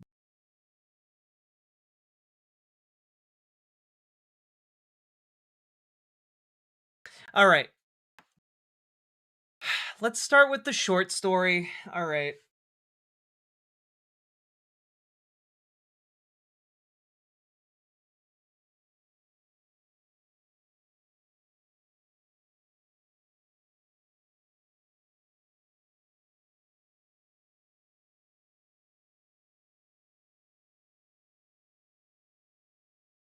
One second.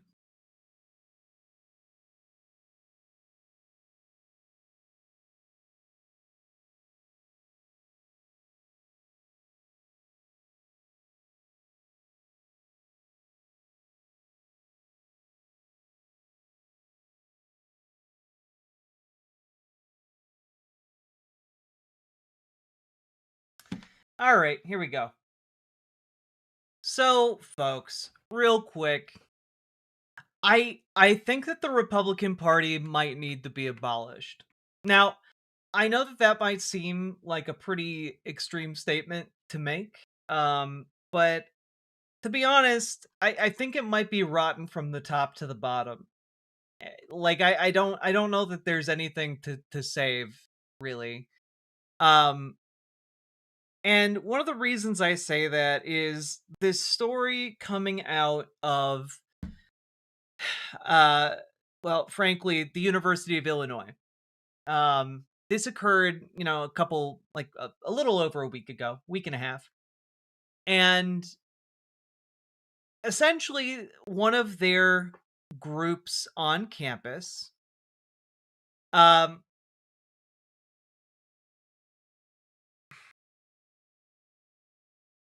they made a post, and it's making me really mad because I can see it out of the corner of my eye on my other screen. They made a post to talk about the murder of Alex Preddy and Renee Nicole Good. And in this post, they lay out an argument. And I guess I'll just show the post on screen, and you can come to your own conclusions about it. So this is from the Illini Republicans. And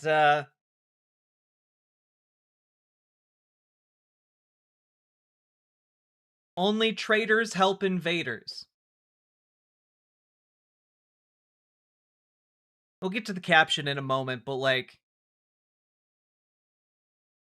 valorizing the execution of an American citizen who stepped in to help a woman who is being beaten in the street is pretty fucking disgusting.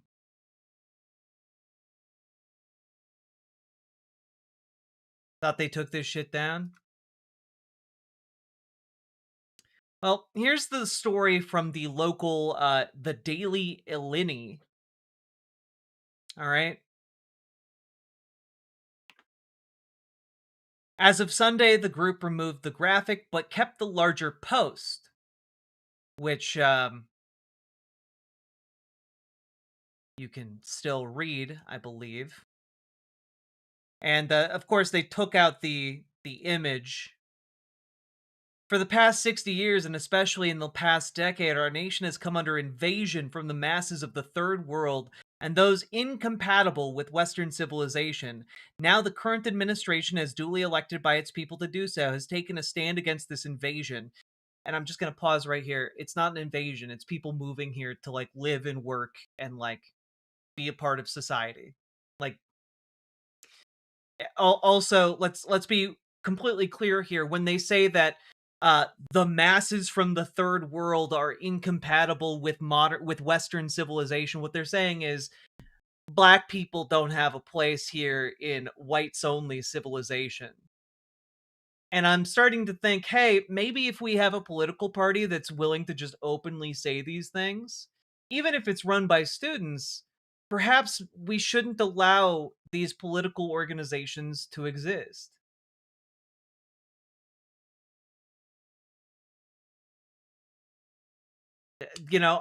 My argument on this one is actually pretty simple on this one.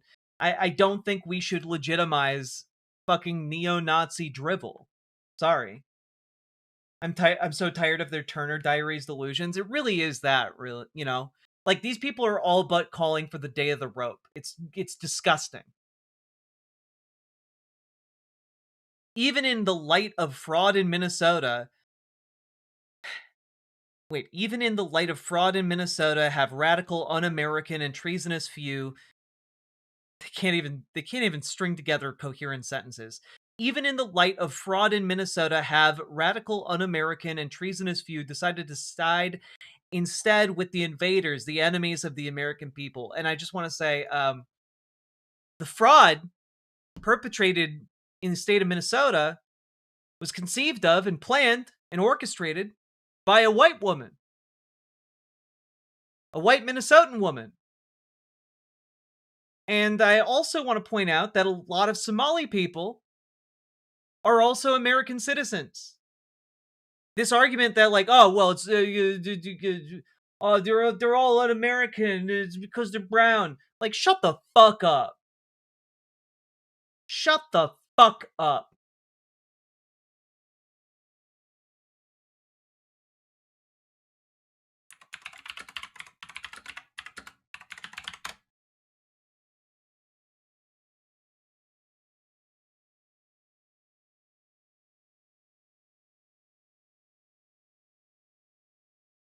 Who was a Republican. Yeah.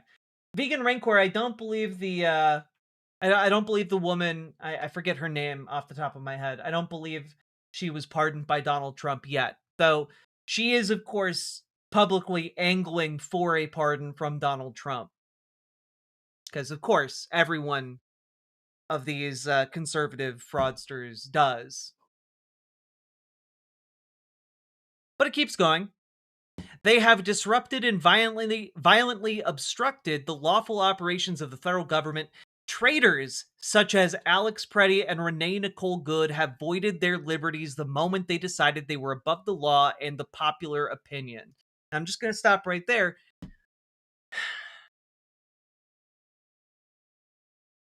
You have the legal right to go anywhere you want on a public street. If you are driving on a public street and you are following the traffic laws, you are allowed to drive anywhere you want. And similarly, hey, you are allowed to film in public places. You are allowed specifically to film law enforcement. This is not putting yourself above the law to do these things.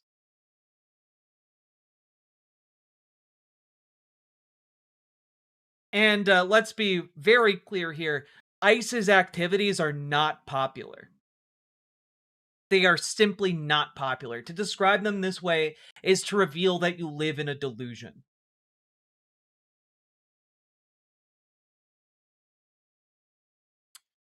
It is, has, and always will be the mandate of our brave public servants, domestic and abroad, to fell the enemies of the United States of America. Illini Republicans wholeheartedly and absolutely stands with ICE, CBP, and may God bless all fighting for a better tomorrow. We stand for the enforcement of the law. We stand for the protection of our nation and its people. We stand for its enemies and all that would align themselves with foreign invaders. And I just want to point out there, if you actually stood with the law, you would be in favor of this thing that is mandated by our law for every U.S. citizen, which is called due process. Agents of the law cannot summarily execute people on the street. You cannot simply say it was a legal move to hold a man down and put 10 bullets in his bag. That is not, in fact, legal. You cannot argue that you stand in the name of law and order while supporting those actions from a group of lawless masked thugs. You cannot say you support law when you are standing for agents who, while masked, gave conflicting orders to a woman who just dropped her kids off at school and then shot her in the face when she attempted to comply.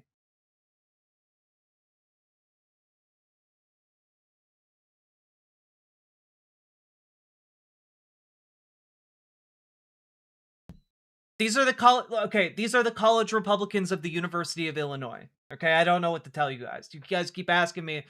Illini, it's just the name of the group. Illini Republicans. They're the college Republicans of the University of Illinois. Okay? Please stop asking me. You guys have asked me like 100 times. I've told you what I can. Illinois Nazis. I hate these guys. Exactly. Exactly. And again, their original post contained this image where they are obviously saying it was good and just for ICE to execute an American citizen convicted of no crime. Blues Brothers reference, yes. Yes, you got it.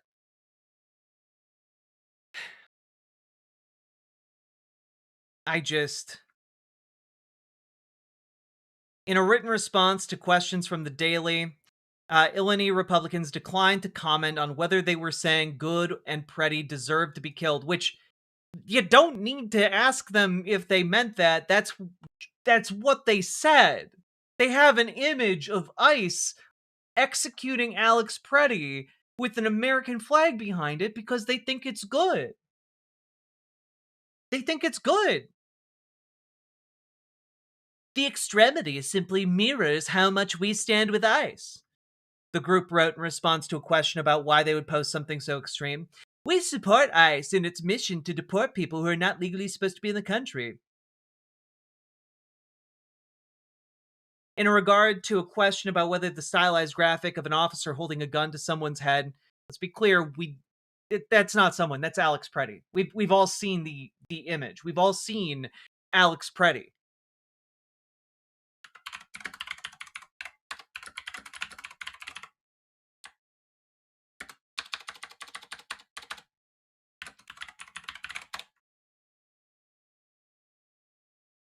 Like,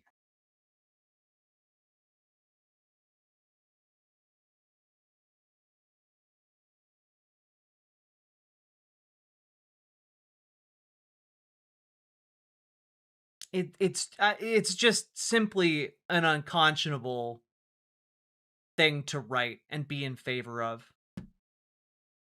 Like, I don't have the words adequate for it other than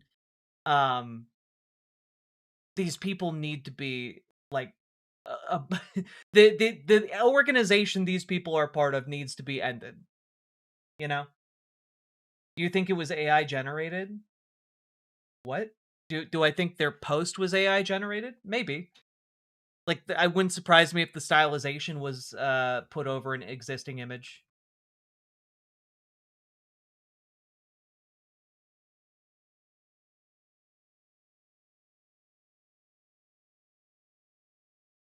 Like, I mean, it's very clear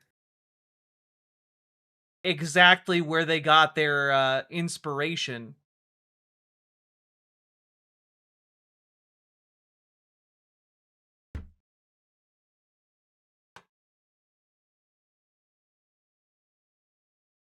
I just they took a still frame of the execution of this man and made a post saying that it was good and just.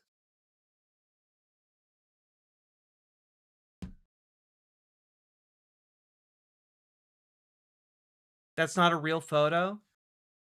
I know that's not that's why the original frame of the video is on the right side of the screen.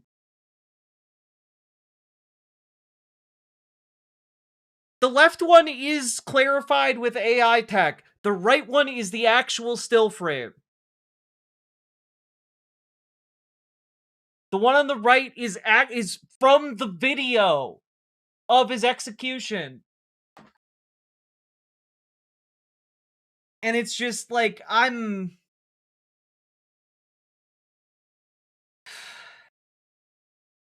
so mad. Like, I've been holding off on talking about this story for like the last week and a half because this infuriates me. Maybe they've never seen the video. I'm sorry, everyone's seen the video. The idea that they never saw the video and were just like super gung-ho about a guy being executed. Nah, all these Republicans fetishize like violence enacted by the state. Like, I'm sorry. Like, each and every one of these little chuckle fucks in the college Republicans watch that video and like masturbated to it because they think it's good. It's so fucking gross. Organizations like the Republican Party should be banned. Should be abolished. Because this is fucking gross. It's so fucking gross. Democrats are the party of violence? I don't know, man. I'm looking at a still frame here that indicates that maybe Democrats aren't the party of violence when we got masked armed guys sent by the federal government killing people in our streets in my city. I don't know, man. Maybe Democrats aren't the party of violence when, 100,000 Minnesotans can march peacefully in the streets, but a couple thousand ICE guys keep killing people in the same city. It's weird.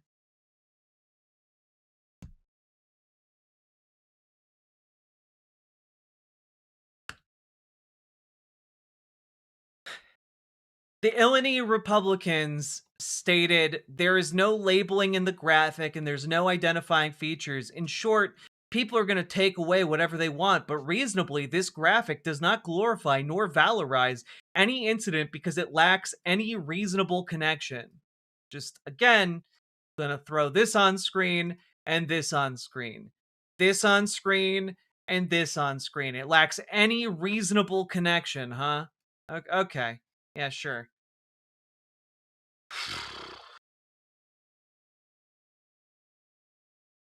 I'm sorry, there's no coming back from this. There's no rehabilitation of the Republican Party after this. There's no alliance possible. There's no, peacemaking possible with these people.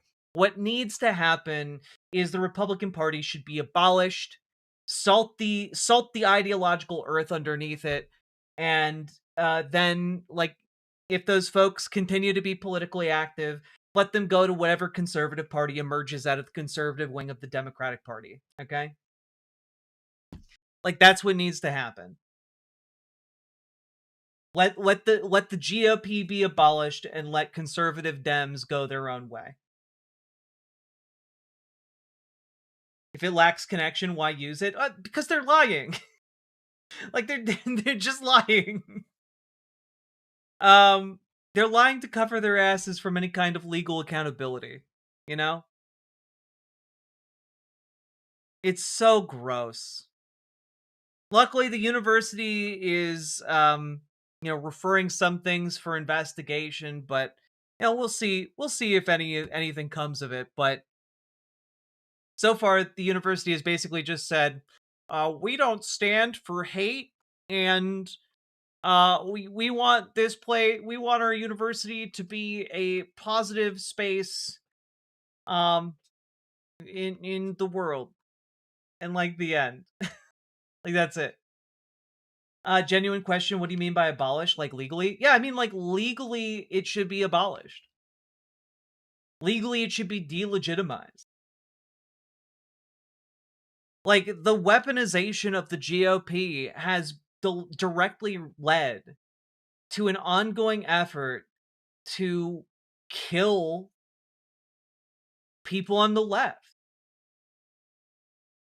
Like, I'm sorry, they didn't send masked armed men into the streets of my city in order to like be good chums. They did it to like terrorize us, and they haven't stopped. You know? Like ICE is still here. They're still terrorizing folks. And we'll talk more in about this in a little bit here, but like they're doing that everywhere they're going. They're doing it everywhere they're going. And it's reaching just like absolutely insane levels.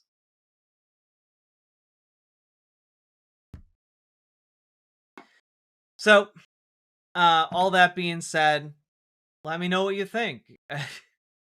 Should the GOP be abolished? Am I overstepping a little bit in response to absolutely heinous action? I'd love I'd love your input. Subscribe, follow, etc. Can you explain to me how ICE start to operate in European countries? I imagine ICE might start in like genuinely I have no idea. Maybe on any kind of American grounds, like American soil and like embassies and such. But other than that, I'm not entirely sure. Anyway, let me know what you think. Like, comment, subscribe. And folks, we got to get organized.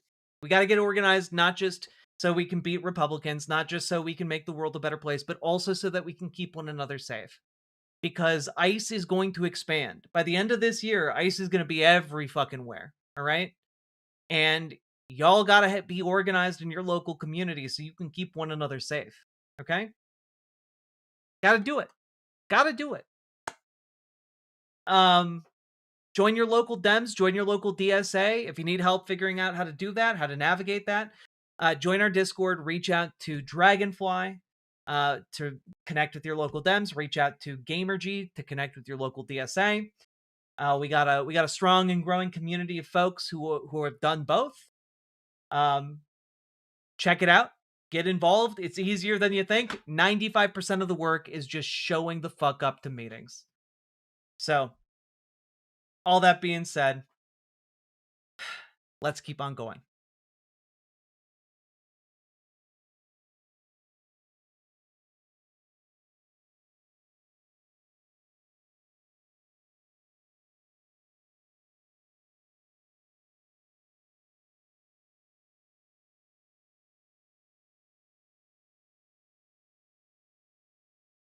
Abolish them by the same logic that is used to ban Nazi parties in other countries. They will make a new right wing, but banning the old one is effective. Yeah, like keep breaking down their networks, you know? Absolutely.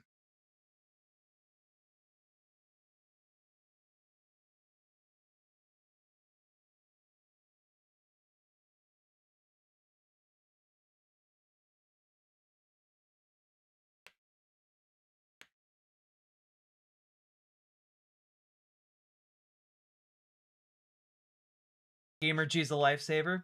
Hell yeah. Hell yeah, she is.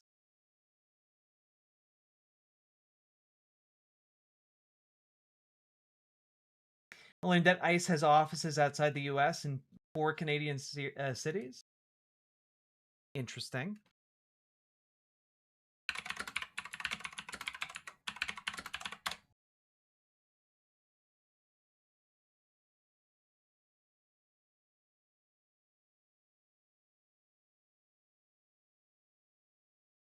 Oh, okay.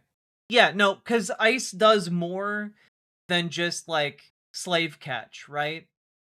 Like ICE has operated internationally in the past, specifically because a lot of duties like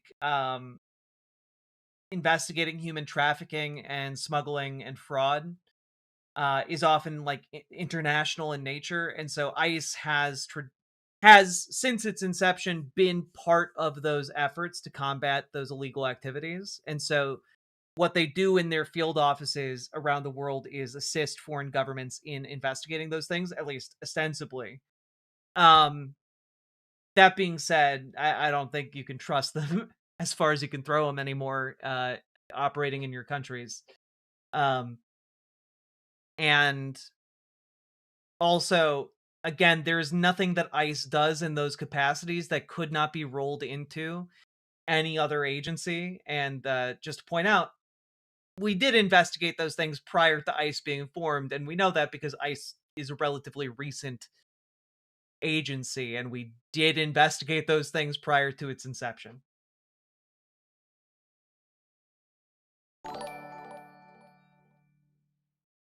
What if Leviticus chapter 18 verse 22 was just calling out men for having garbage gay sex skills? Yeah, look, you shall not have bad gay sex. That's a commandment that folks should follow. Good looking out, God. And Sake Tanuki, thank you for the 2 tier 1 subs.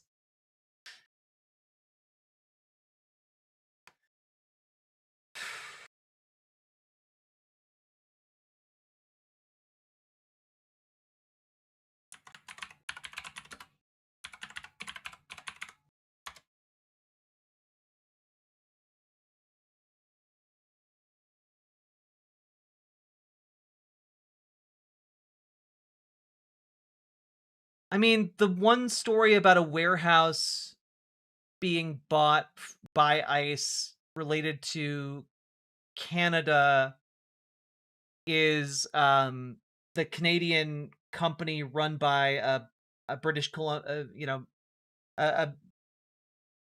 guy named Jim Pattison. Jim Pattison's Canadian-based company owns a warehouse in Virginia that was going to sell it to ICE, but then backed out of the sale. I don't believe that it was they were buying a warehouse in Vancouver, but the Canadian company, I believe, is based in Vancouver. Just to clarify that.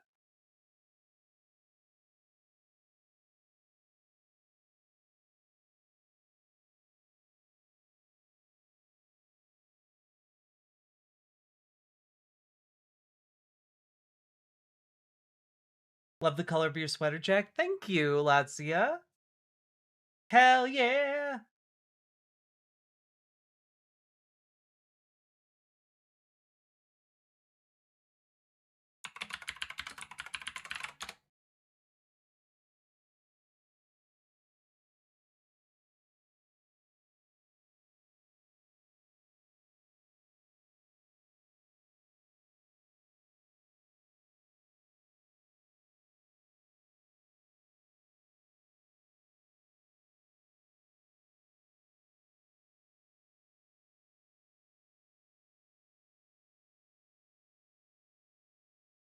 All right.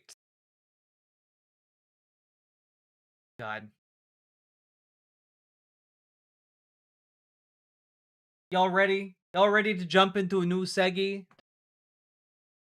But before we do, we've been going for about 4 hours. If you've been enjoying the show and we've been really talking about some horrific shit. So enjoying might be a strong word for the emotional feelings you might be experiencing from this show, but if you've been getting anything out of today that you find useful or, important, please consider dropping those subs, donos, memberships, super chats, etc., because you guys make this show possible. And I genuinely could not do it without your support and your kindness and your input. I really appreciate it.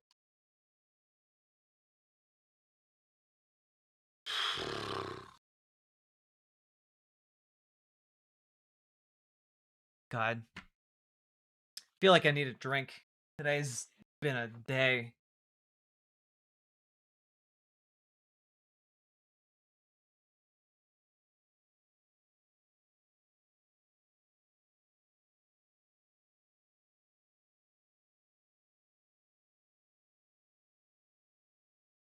Can I bring up something a little goofy since we're between segments? Always.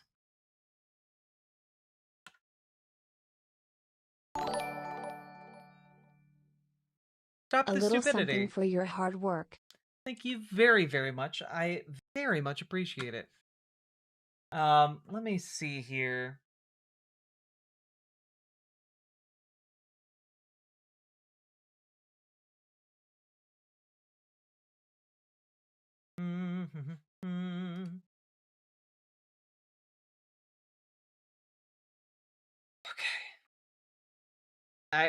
I'm hesitant to get into our next segment because I know I'm gonna get really fucking mad. I know I'm gonna get real fucking mad. Yeah, Typing of the Dead Overkill is so fucking good. Real quick.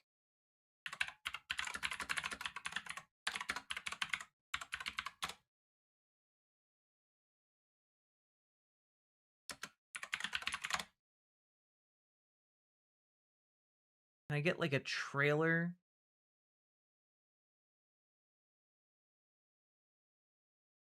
Here, perfect.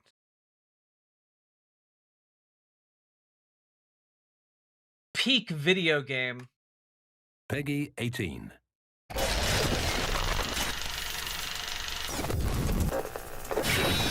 Enjoy the show.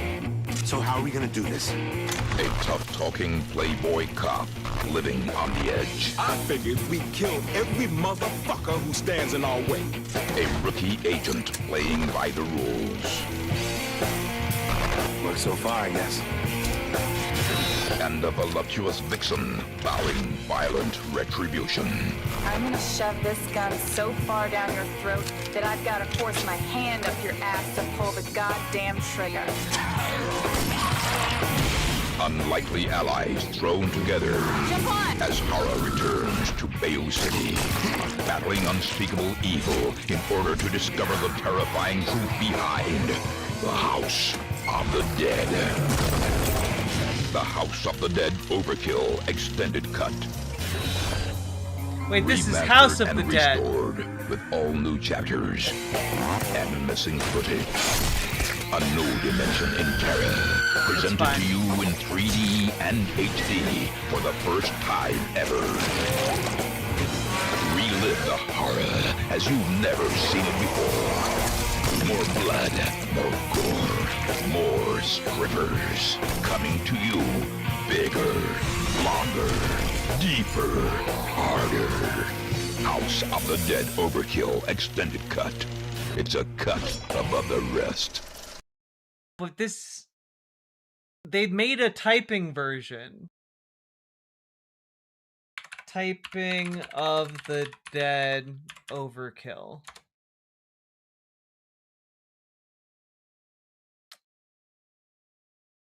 Wait. Trailer.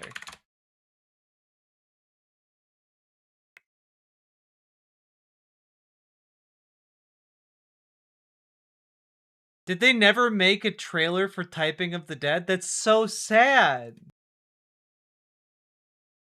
That was PS3. How old was that? It was very old, 14 years ago. But they made a Typing of the Dead... They made a Typing of the Dead video game. They just... I guess they just never bothered to make a trailer?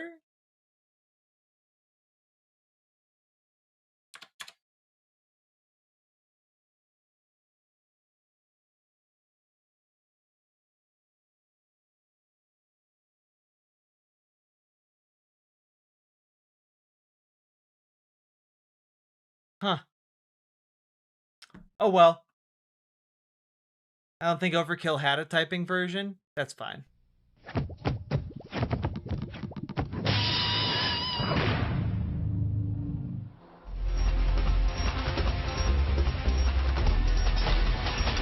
Okay, Typing of the Dead Overkill does exist. Cool. How fast can you type?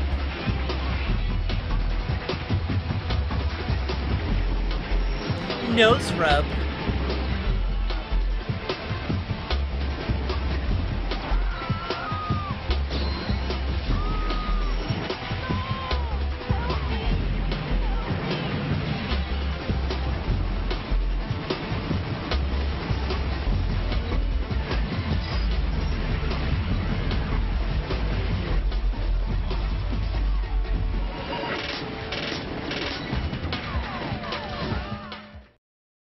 Hell yeah. Hell yeah. Okay, Typing of the Dead did have a typing version with Overkill. But even the Steam page doesn't have a trailer either. They just never bothered to make a trailer for it. They just adapted it with typing. That's so funny. I love it.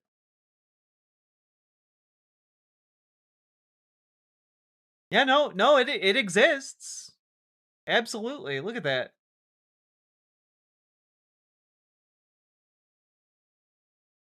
The Typing of the Dead Overkill. Cool. Best is Temp and Chiswick. 100 words per minute.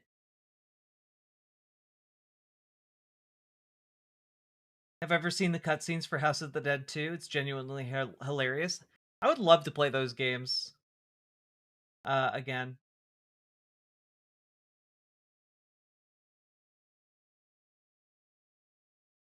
Actually used a totally legitimately purchased copy of the game to help my dad learn how to type properly. It's great for doing that, unironically. If you need to improve your typing skills, these games get the job done, you know? You need to start Doctor Who? I do. You're right. I'll get on that maybe this summer. Maybe this summer. We'll see. Okay, let's jump into our content. All right.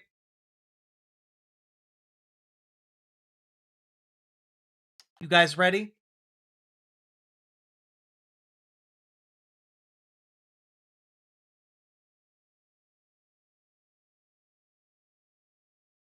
You behold the greatest character who ever existed, Donna Noble. Ready? Hell yeah. Here we go! Once more unto the breach, my friends. So, folks, we gotta talk about ICE. I know. We've been talking about ICE so much.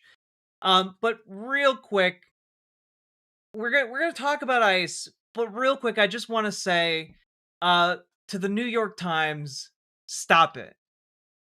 You know what you're doing. Stop it. Stop it. The rolled up newspaper upon all of you. Stop it. The GOP senator who can't stop thinking about the boy ICE detained. Katie Britt is uniquely positioned to reason with the Trump administration when she chooses to speak up. Like, I'm sorry.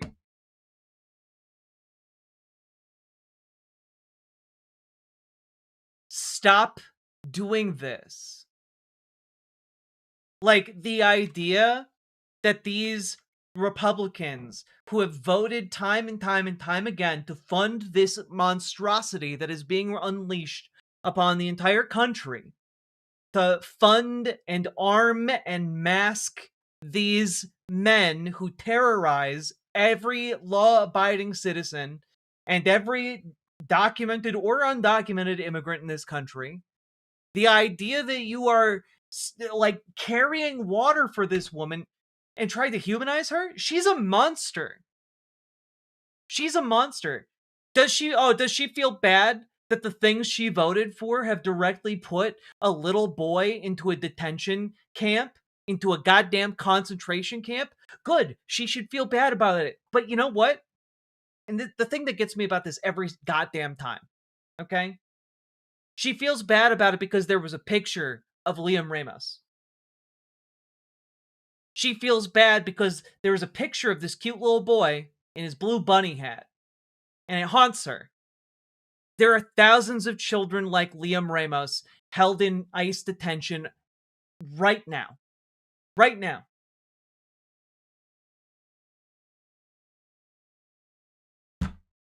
And, frankly, it is a colossal failure for the entire Democratic Party that this has been allowed to continue. That this was begun under George W. Bush, but the crime here is also that Obama continued it, and Biden continued it. And every Democrat in office right now did nothing about it, while thousands of children were kept in detention camps.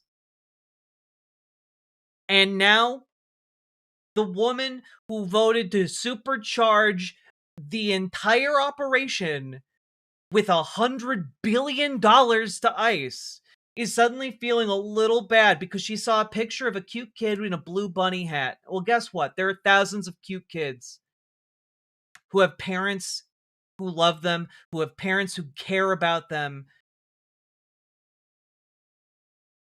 just as much as Liam Ramos did. But they're not getting out of detention. They're still having their lives ripped apart.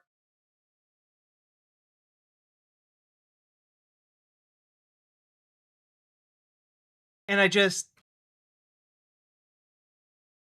her son had been at the orthodontist for 45 minutes when Katie Britt saw the picture of the boy in the bunny hat.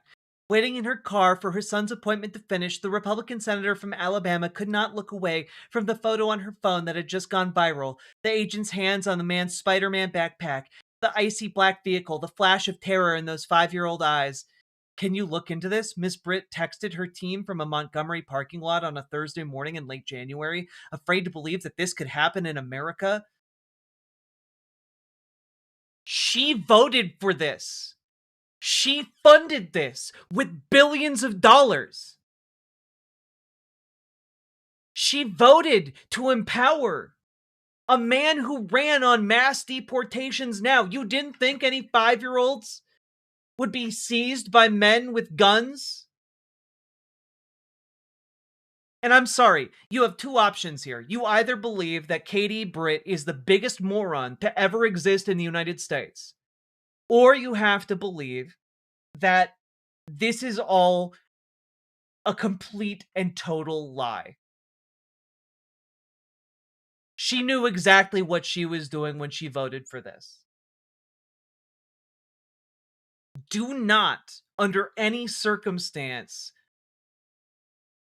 allow stuff like this to pass by as if these people are human beings with hearts like you and I. I'm sorry. Katie Britt is complicit with Liam Ramos and his family being detained. Katie Britt is complicit with all of this. And frankly, far too many Democrats are complicit with it as well. You cannot allow them to wash their hands of this when they are so covered in blood. And I do mean that literally, by the way, because, again, the horrific things that ICE is doing are literally covering their hands in blood. This is a piece that went up today. Border Patrol Commander Gregory Bavino praised agent after shooting Marimar Martinez in Chicago, evidence shows. Now, for those of you who maybe don't know who Marimar Martinez is, she's the woman who was shot 5 times by ICE. And it turns out a bunch of evidence from that trial is now being made public. And I gotta be honest with you guys, it's infuriating. It's infuriating, but like, the argument here is that, that the government tries to make, that the feds try to make, is like, oh, well, this was obviously just a woeful misunderstanding, and in the confusion of the scene, we had to shoot her 5 times in the back as she was fleeing. We had to. She scared us.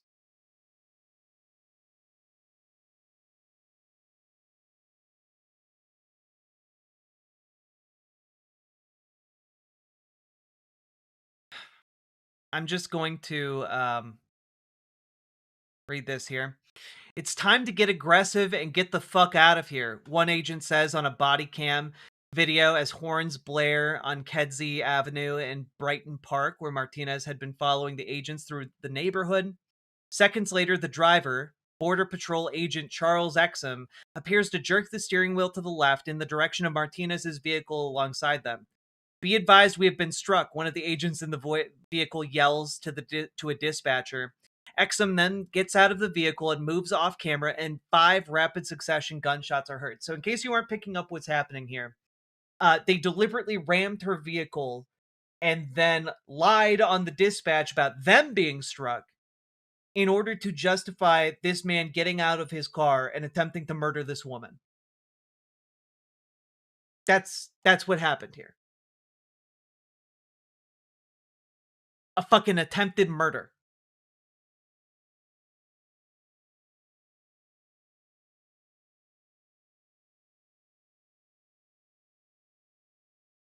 Exum afterwards exchanged a series of texts with his wife as well as a group of fellow agents under the name Posse.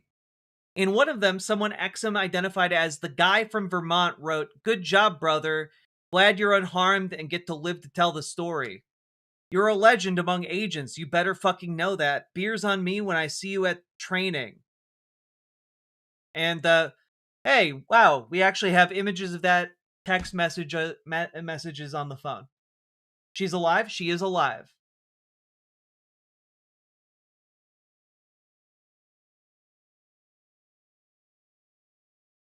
These ICE agents rammed her car to create a pretense to shoot her several times in the back. And then they all clapped each other's back like goddamn seals.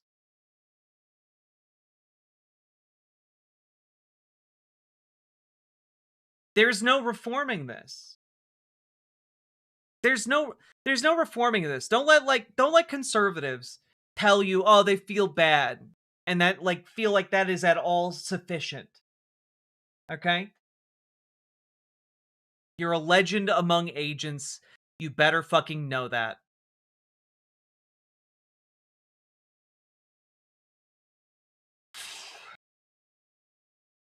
Martinez's lawyer, Christopher Parente, said the evidence shows the Department of Homeland Security's attempts to smear his client were absurd.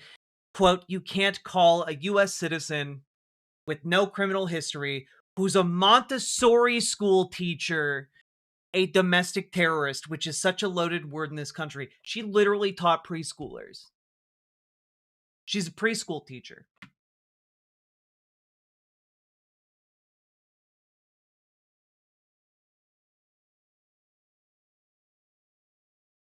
They were all clapping and congratulating themselves for attempting to murder a preschool teacher.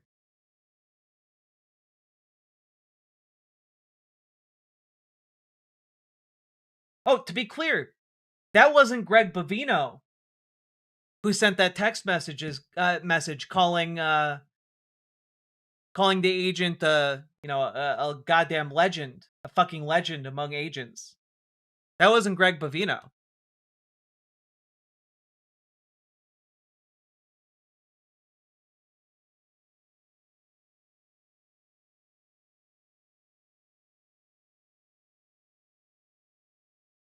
It's so fucking gross.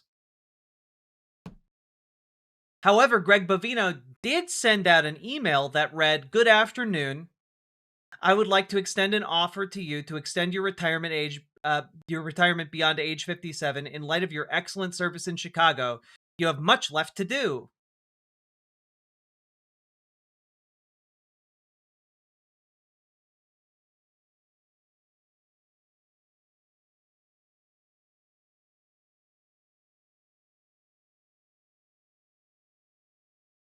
There's no reforming this.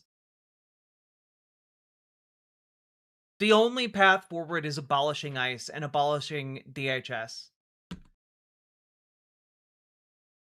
They want a day of the rope, and listening to the kind of shit they do, it's hard not to want... No.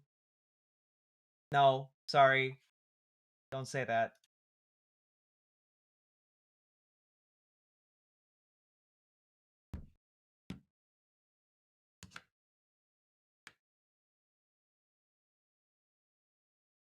But it gets worse, folks.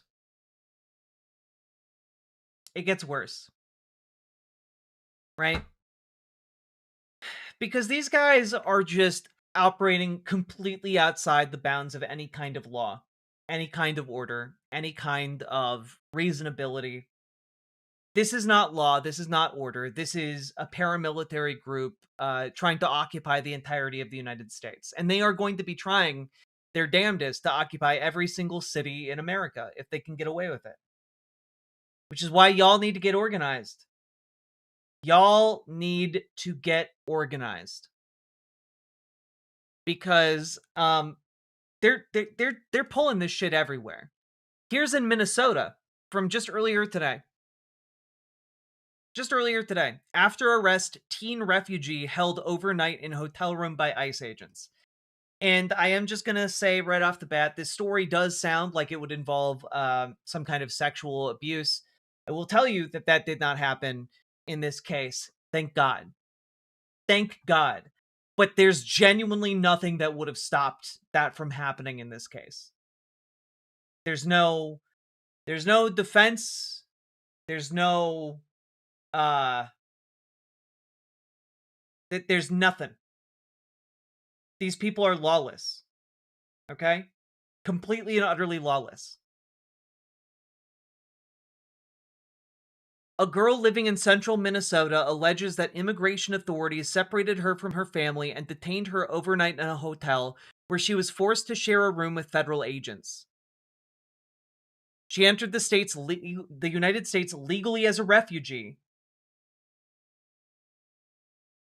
And by the way, she is in the United States legally right now. Okay? The teen revealed in a filing she lives in St. Cloud and is a junior in high school. And the girl writes that on January 13th, she was driving her father's car to school when at least 2 immigration and customs enforcement vehicles pulled her over and 4 to 5 ICE agents got out and approached her. The teen told them she's a minor and offered proof by handing them her driver's license. She said the agents handcuffed her in the street, forced her to abandon her father's vehicle, which he relies on as a rideshare driver. The teen writes that ICE agents had said they planned to take her to Texas or Illinois, but they soon learned that a judge had ordered she not be moved outside of Minnesota. At the Whipple building, and just as an FYI, because some of you might not be aware, St. Cloud is about an hour north of Minneapolis. So this occurred about an hour away.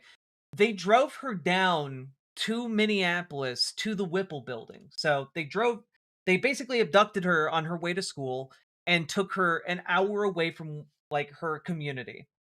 And like she's a teenage girl all by herself. All by herself.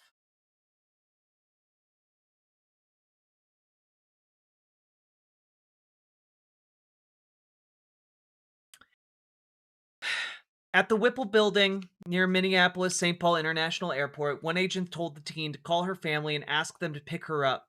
But the agent said that if they came, ICE would send the entire family to Texas.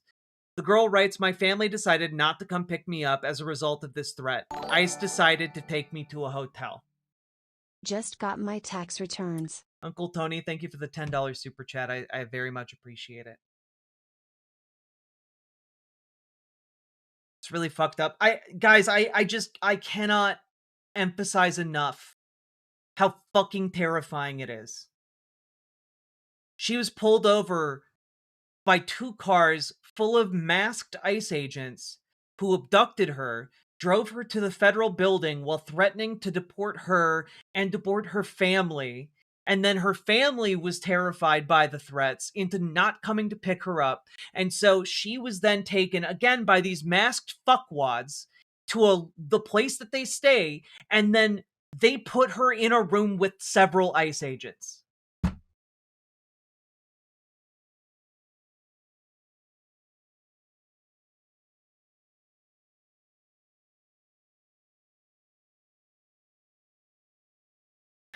The family is not accused of any wrongdoing. Their attorney, Michelle Drake, said in a phone interview with NPR News on Monday, ICE weaponized the family's love for their daughter.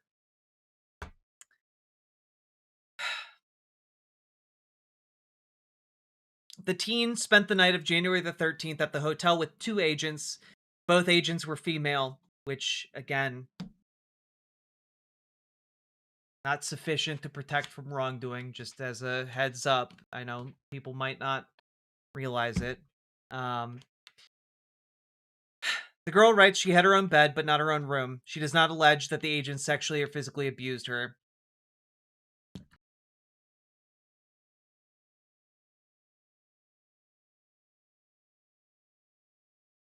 And they returned her to the Whipple Federal Building the next day, where her family's lawyer was able to pick her up.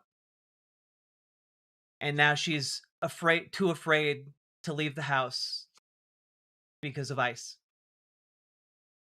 It's why a lot of people in Minnesota aren't leaving their houses anymore.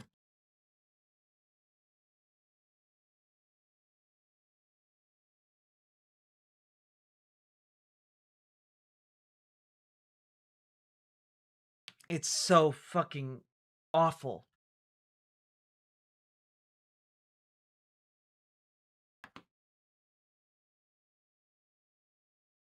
I mean, guys, there's also the ACLU in Idaho. Okay, it's not just one place. It's coming for everyone. You got to get organized. All right. The ACLU in Idaho is filing a lawsuit related to an event that took place. Well,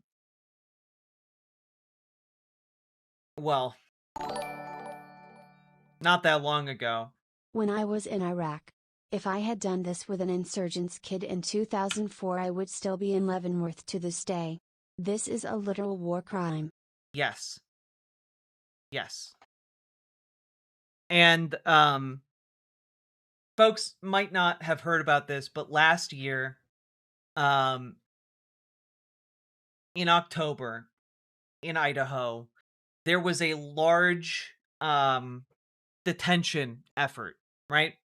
Where around 200 agents from ICE, but also including state and local law enforcement, raided a racetrack and detained around 400 spectators at the racetrack. And what happened after that is just horrific. This is what the ACLU is alleging in their suit. After this violent arrival, law enforcement rounded up the entire crowd, again, 400 people, zip-tied most of the adults and many teenagers, and ordered everyone onto the track. Law enforcement then detained the crowd of hundreds for 4 hours without food, refusing to let mothers feed their hungry, crying babies. They lined up the crowd, sorting them into groups partly based on perceived immigration status, while wrongly presuming light-skinned individuals to be citizens and dark-skinned individuals to be undocumented. Law enforcement used racial epithets for Latinos, and in denying some Latino detainees water, they said, "That's what you get for being here."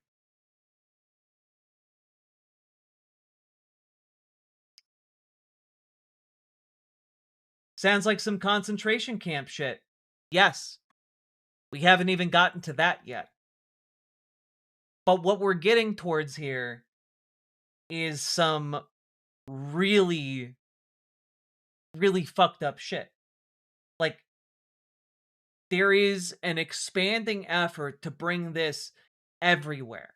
It is not going to be confined to any one area of the country. The Republican Party, Donald Trump, MAGA, they want to spend $100 billion to bring this everywhere and to massively expand this effort. Okay? This is the main thing that they are doing right now. They took over $1 trillion from Medicaid, closed hundreds of rural hospitals in order to fund both one of the largest tax breaks ever given to billionaires and one of the largest secret police forces in the world in the form of ICE.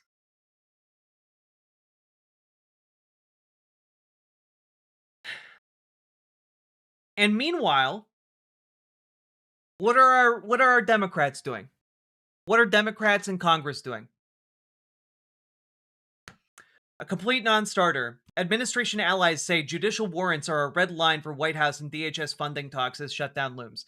So just to be clear, this paramilitary secret police force that is being formed by Donald Trump had a secret memo leaked about a month ago that revealed that they have been given legal guidance by the Trump administration in secret in order to say that they do not need a judicial warrant in order to break into your home,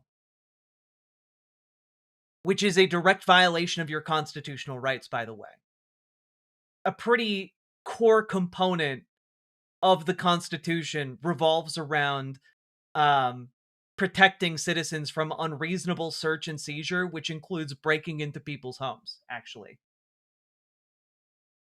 And yeah, essentially they're saying they have the right to give themselves the right to break into your house for any reason that they deem necessary.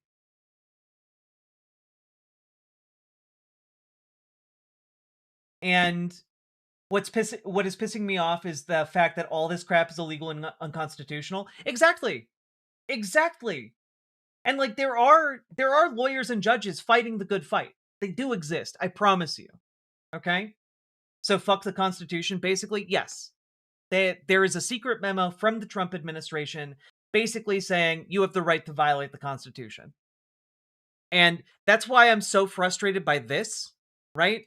Because one of the main things that Democrats are trying to advocate for, thanks to Chuck Schumer, is not abolishing ICE. It's not abolishing DHS. It is not, hey, we're going to claw back $75 billion that we gave you so that we can fund rural healthcare. It's not any of that. Instead, it's, hey, we're going to pass an additional law that says you have to have a judicial warrant. And I just, like, my soul is screaming because you are already required to have a judicial warrant by the highest law that exists in the United States, which is the United States Constitution. You cannot violate that. And if you are in breach of the law. It is so infuriating. So infuriating. It is already the highest law in the country. That's treason, isn't it? I mean, I consider the entirety of Donald Trump's cabinet to be treasonous to the very concept of a democratic republic and the foundational documents of our country. But, you know, I guess we'll have to catch up to that idea after the midterms if we're able to get both the House and the Senate. The redundancy is BS. It really fucking is. And the weakness of Democrats right now is just astounding. Astounding.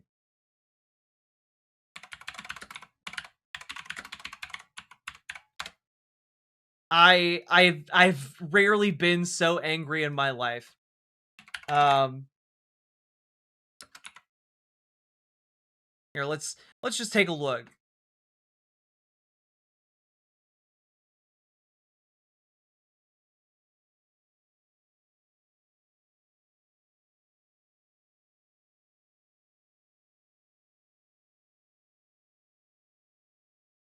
Like, Chuck Schumer has been like, Democrats are still waiting on Republicans to come to the table and negotiate common sense reforms to rein in ICE and bring an end to the violence. We must end roving patrols. We must have a code of conduct. We must end secret police.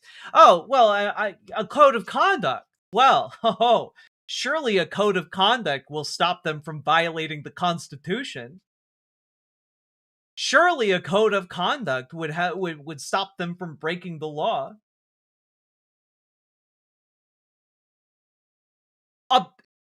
End the agency.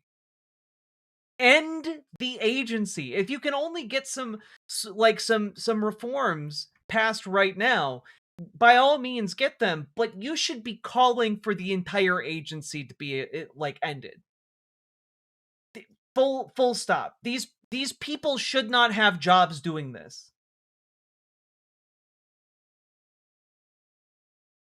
You know, like these are not actionable. Like, they already have a code of conduct. They don't follow it. They already have like orders to not roving patrol. They're supposed to do targeted enforcement. They are not supposed to be operating as secret police, yet they do. Is he in denial? No! He's just a terrible politician. And frankly, it's gone beyond that. He's a collaborator, effectively. A lot of the same people who back Chuck Schumer back a lot of goddamn Republicans. And it's just increasingly obvious to me that the reason Chuck Schumer doesn't take stronger stances is because he wants to put himself up for sale to the highest bidder, to whatever lobbyist is going to put enough money in his pockets. He wants to sell that ideological real estate. That's it. I mean, like, this is the video he puts out about it on social media. Senate Minority Leader Chuck Schumer of New York. Senator, thank you so much for being with us. Masked agents are gunning down Americans in the streets. What are your demands going to be? House Democrats, Senate Democrats, we're united from one end of our party to the other, and we put together some simple, common sense proposals. They have three basic objectives. One is to end these roving patrols. There shouldn't be racial profiling when they pick people up. And they can't take an American citizen and lock them up without a warrant, without due process. The second area we're talking about is accountability and enforcement. We need real training for these people. And finally, and maybe most important, no secret police. These people go around with masks. It makes them more brutal. They're never accountable. No one even knows who they are. There should be no masks. There should be cameras. Everyone should have cameras, and there should be rules on how they use them. No secret police. No Correct. secret police. I can't even believe we're saying that in America. It's so un-American. Senate Minority. Like, I don't know, like 8 agents held the guy down and shot him 10 times in the back, several blocks away from where I live.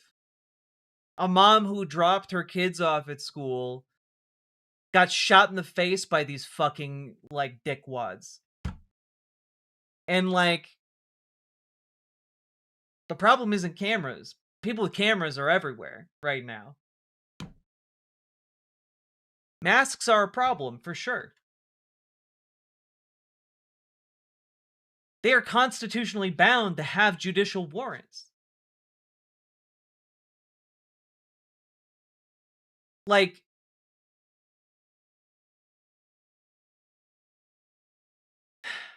I will say that I do think that longer training would be a good thing to add. Not because I think that more training would actually solve any of their conduct problems, but because I think more training would slow down the rollout of more of these guys. And I think the name of the game right now is slowing them down by any means possible until we are able to abolish the agency. That's I guess that's where I am with the more training type of thing. Yeah. They should get I don't know 6 months of training. Yeah, 6 months. Slow them down by any means you can. Slow down this rollout of all these absolutely horrible, horrible people who have signed up.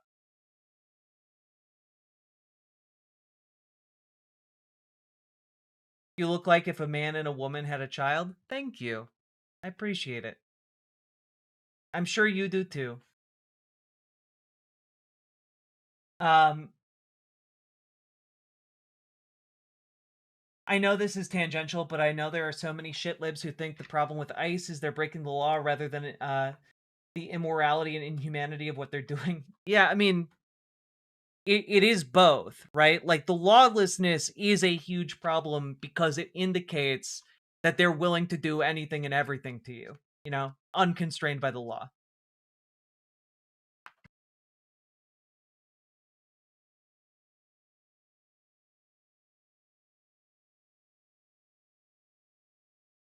But, like, I'm so fucking angry. Like, every damn day. I need you guys to listen to this, all right? I need you guys to listen to this because this is a big story internationally right now.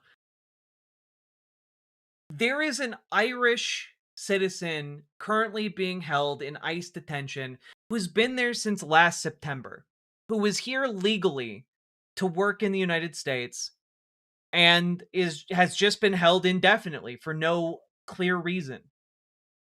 He was able to call in and speak to the press.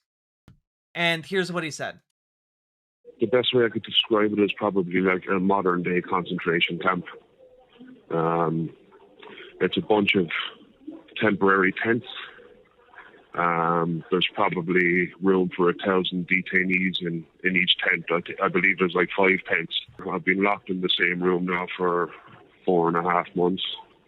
I've had barely any outside time, no fresh air, no sunshine. I could probably count on both hands the amount of times I've been outside.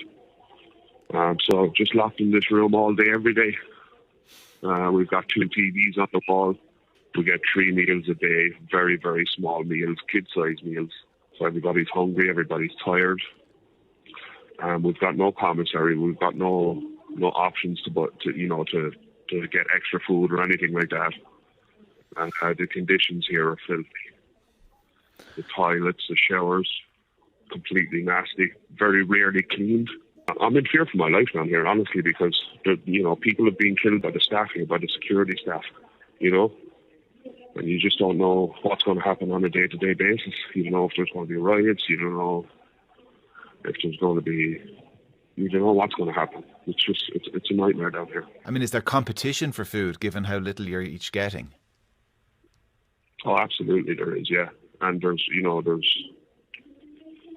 a little bit of the discrimination, I guess, against English speakers here. The Spanish speakers definitely get a preference when it comes to the extra food, if there's any extra food left over, because all the staff are kind of Hispanic and, they kind of stick with their own when it comes to that kind of stuff, So we'd be extremely lucky to get anything extra, The best way I could describe it is probably... I'm sure they're killing people. They are. Like, how many people have died in detention this year? How many people died in ICE custody in 2025? That's a great question. 32 people died in ICE detainment last year. How many in 2026? 8 people have died in ICE detention just this year alone.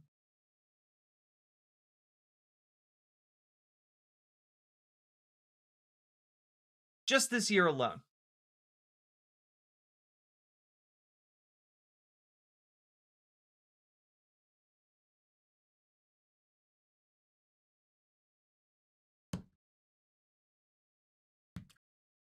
And like,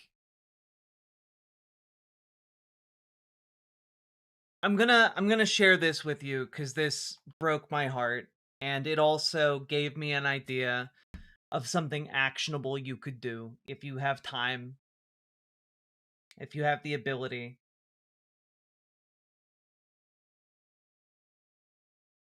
I'm gonna read you guys and show you guys letters from children in the Dilley concentration camp down in Texas.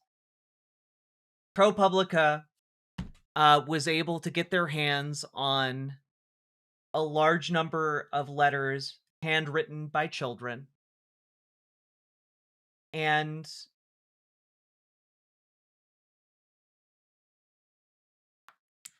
I'm probably gonna be destroyed by this, so. Hello, my name is Suzej F, and I'm 9 years old. Or Suse. I'm from Venezuela. I've been 50 days in Dili Immigration Processing Center, and I want to go to my country, but I miss my school and my friends. I feel bad since when I came here to this place because I've been here too long. I have been 2 years and 6 months in United States, and I was happy with my friends in the school, but now I need to leave. I miss my family and my country, so now I want to go to Venezuela, but my mom do not want to leave because she wants a better future for me. Seeing people like me, immigrants, are been treated changes my perspective about the US. My mom and I came to the US looking for a good and safe place to live, and my mom was looking for a good job.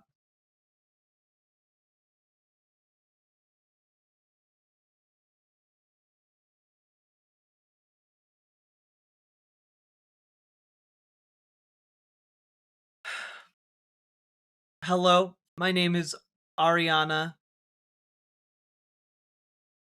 VV. I'm 14 years old, and I'm from Honduras. I've been detained for 45 days, and I've never felt so much fear. To go to a place as I feel here, every time I remind myself that once I go back to Honduras, a lot of dangerous things could happen to my mom and my younger siblings. Haven't been able to see their mom in more than a month. They are very young, and you need both your parents when you're growing up. Since I get to this center, all you will feel is sadness and mostly depression. When people have their courts, the longest they will last is 15 minutes. Our rights are not being provided. Aren't wait, most aren't happening. Wait, most are happening when people don't even have any type of order. Arrests are happening illegally. It's sad to hear that people's cases are being denied and are getting sent back to their country, places where they're escaping from and being locked and are looking for protection and want to feel safe. She's describing asylum seekers who are trying to get to safety. Okay.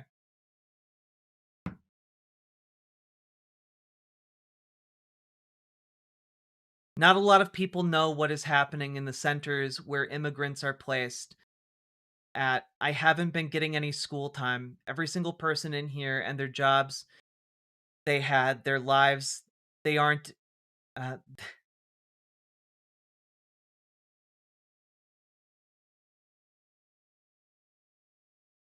they aren't any danger for this country. I've been in this country for almost 7 years, and those 7 years, my mom and I found a home and made a bigger family. I've never been separated from my siblings, and it's honestly sad because they are little and they need their mom and sister. Yeah, they are with their dad, but it's still different from them for them and my mom and I. Since the day my mom and I got detained in Manhattan, New York, my life was instantly paused. From my knowledge, you can't be under custody for more than 15 or 20 days. Well, here in Dili Immigration Processing Center, people have been in this place for 7 months, 5 months, 4 to 2 months. It's not fair that the ICE officers are not following the laws. All kids are being made mentally or being damaged mentally. They witness how they've been treated. They don't have schools, doctors. All they use are nurses. If you need medical attention, the longest you have to wait is 3 hours. But to get any medicine, pill, anything, it takes a while. There are various viruses. People are always sick. Serious situations happen, and the officers can't take them serious enough. There are no consequences. They don't care.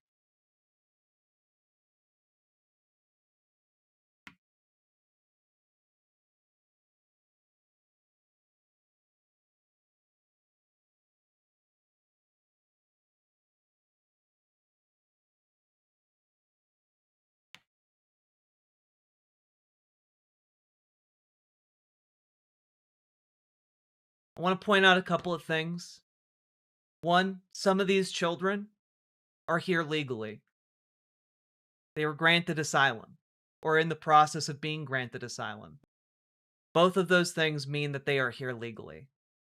The second thing I want to point out before I continue reading these letters from children is that the type of civil infraction for entering the United States illegally or without documentation the wrong way is on par with a parking ticket. For the equivalent of a parking ticket, we are sending children to concentration camps. It's just not right. It's just not fucking right. And if you think you shouldn't be sent to a concentration camp for a parking ticket, you shouldn't think that you can send children to a concentration camp for a parking ticket. Really? Really? New Liebach dropped. It's fire. Like the Slovenian communists they are, it's an ironic take on our current disaster. Much love. Appreciate it, B. Grackle. Thank you for the $5 super chat. Here is... This one is just titled Mi Familia. And it's by a 5-year-old named Luisani Tolosa from Venezuela. She's 5.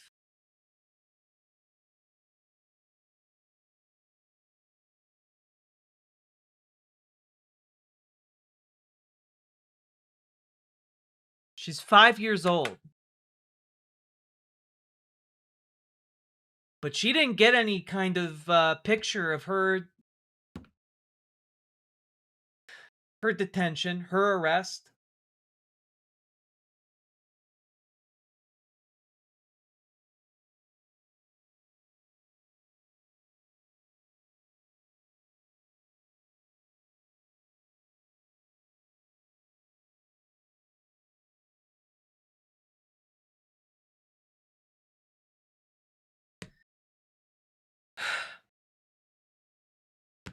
I'm gonna read the translation for this one.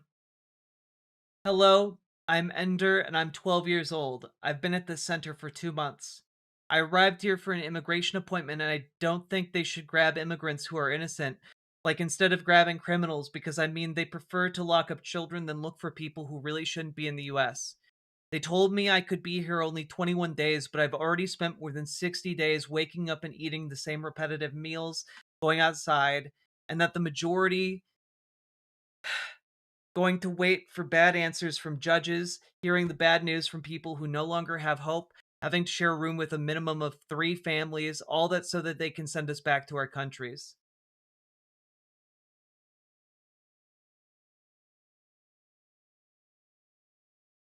My mama, my sister, and me.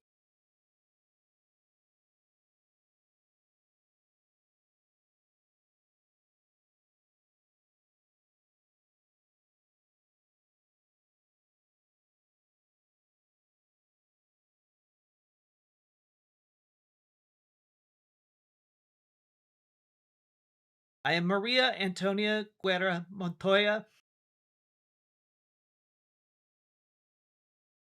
I have been 113 days in detention. I miss my friends, and I feel like they are going to forget me. I'm bored here. I already miss my country and my house. I came on vacation for 10 days, and they took me into an ICE office and interrogated me 2 hours without my mom. I was traveling with flight attendant because my mom lives in New York. They only wanted to arrest my mom because my mom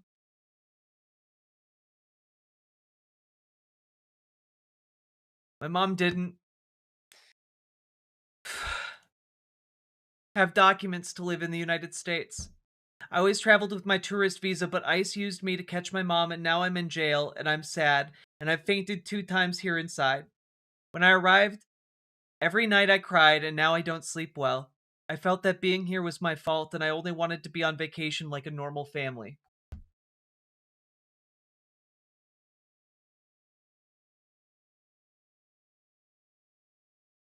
They don't give me my diet. I'm vegetarian. I don't eat well. There's no good education, and I miss my best friend Julieta and my grandmother and my school. I already want to get to my house. And this is me and Dilly. I'm not happy. Please get me out of here to Colombia.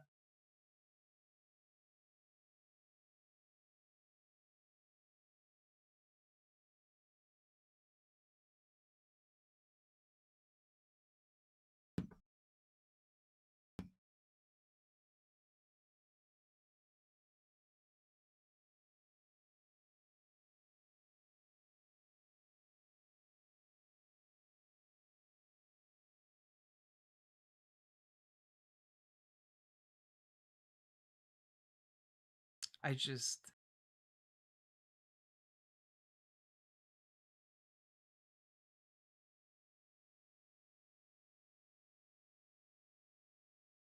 God.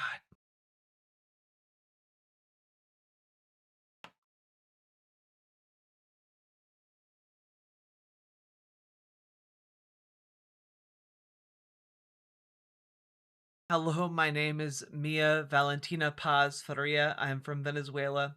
Been living in the United States for 3 years. I am 7 years old. I've been here for 70 days in this place. I don't want to be in this place. I want to go to my school. I miss my grandparents. I miss my friends. I don't like the food here. I miss my school. I don't like being here. I'm bored here. I don't feel so good in this place. I already want to leave this place. I miss my uncles. I hope to leave soon. Picture she drew.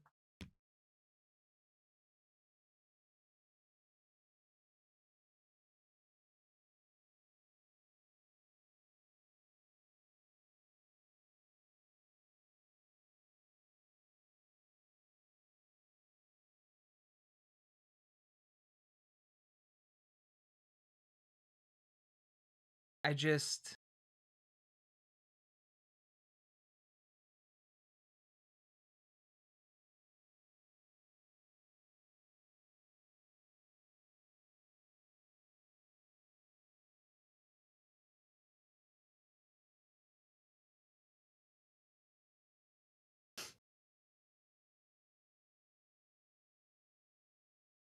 I'm gonna ask you guys to do something. All right? And what I'm gonna ask you guys to do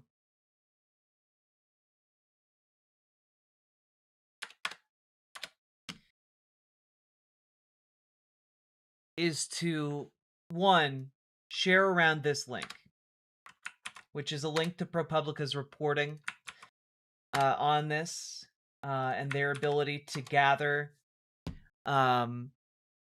these stories from children. Share that around as much as possible.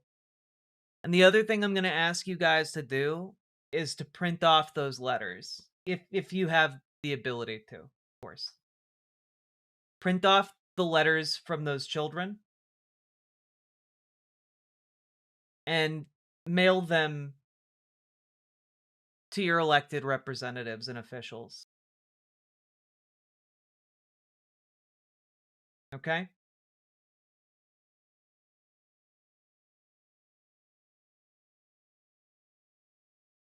Weekend bingo. If you're not here to stop the horrible abuses of children, if you're not here to get on board with that plan, you need to fucking leave.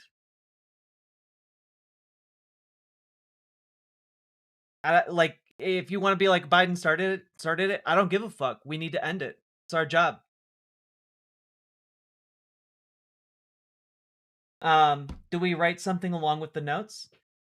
On some of the ones that are written in Spanish, the ProPublica piece has translations.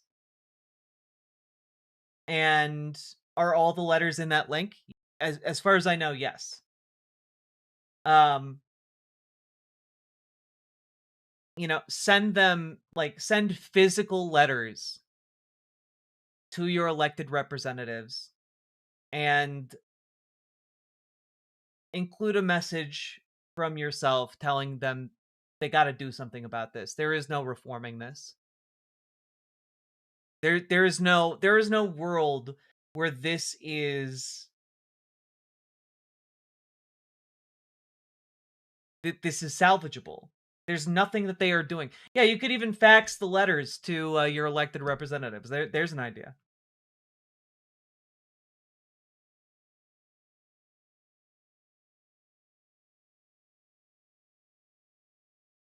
But these letters should haunt every single member of Congress. They should haunt every Republican. They should haunt every Democrat until this entire vile system is torn down.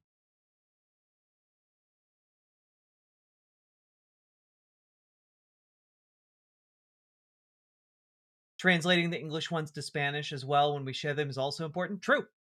True.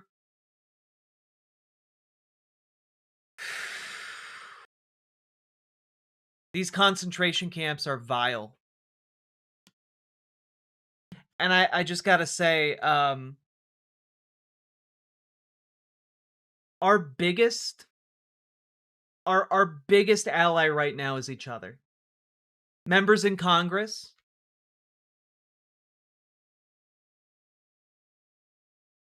Drop a link in the YouTube chat as well. I did, but I'll drop another one just for you.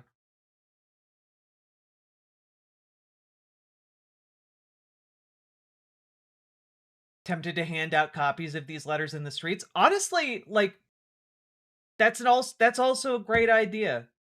Go and like put them up around town. Put them up on the local like telephone poles and such. You know? Everyone should have to look at these letters and the reality of what our nation has wrought every damn day.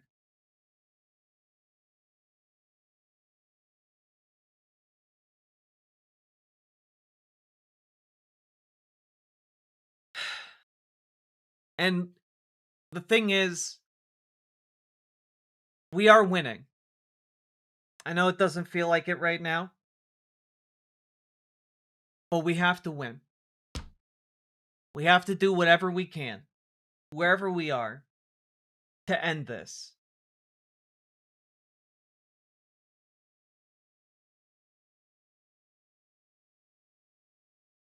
And you know, it means a lot when I see someone in the Olympics speak up about what's happening here in the United States. Here is a resident of St. Paul, one of the oldest Olympians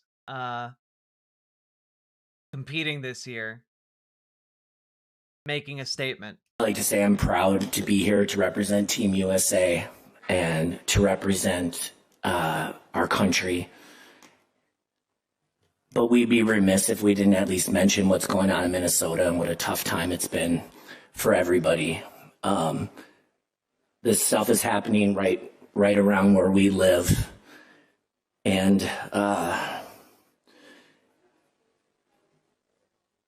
I am a lawyer, as you know, and we do we have a constitution, and it allows us to freedom of the press and freedom of speech, protects us from unreasonable searches and seizures. And I got shadow banned 3 times. Well, number 1, you're not shadow banned. Number 2, make sure you're on live chat. And number 3, if YouTube is doing shit like that, I have no control over it. So make sure you're on live chat, not top chat. Makes it that we have to, you know, have probable cause to be pulled over. And what's happening in Minnesota is wrong. There's no shades of gray.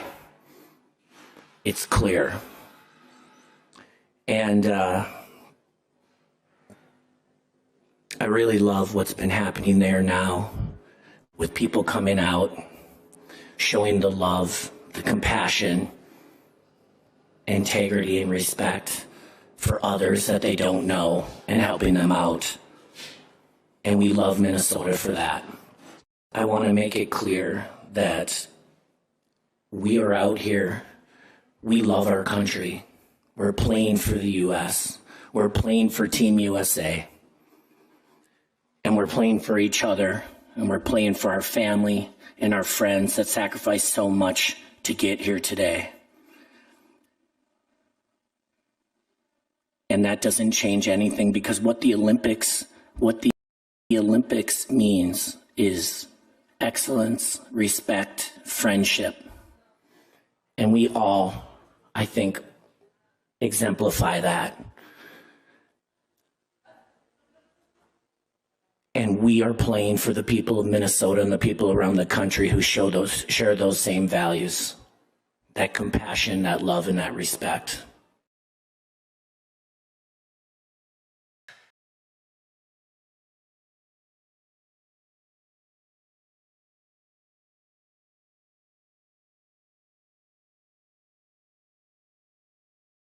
And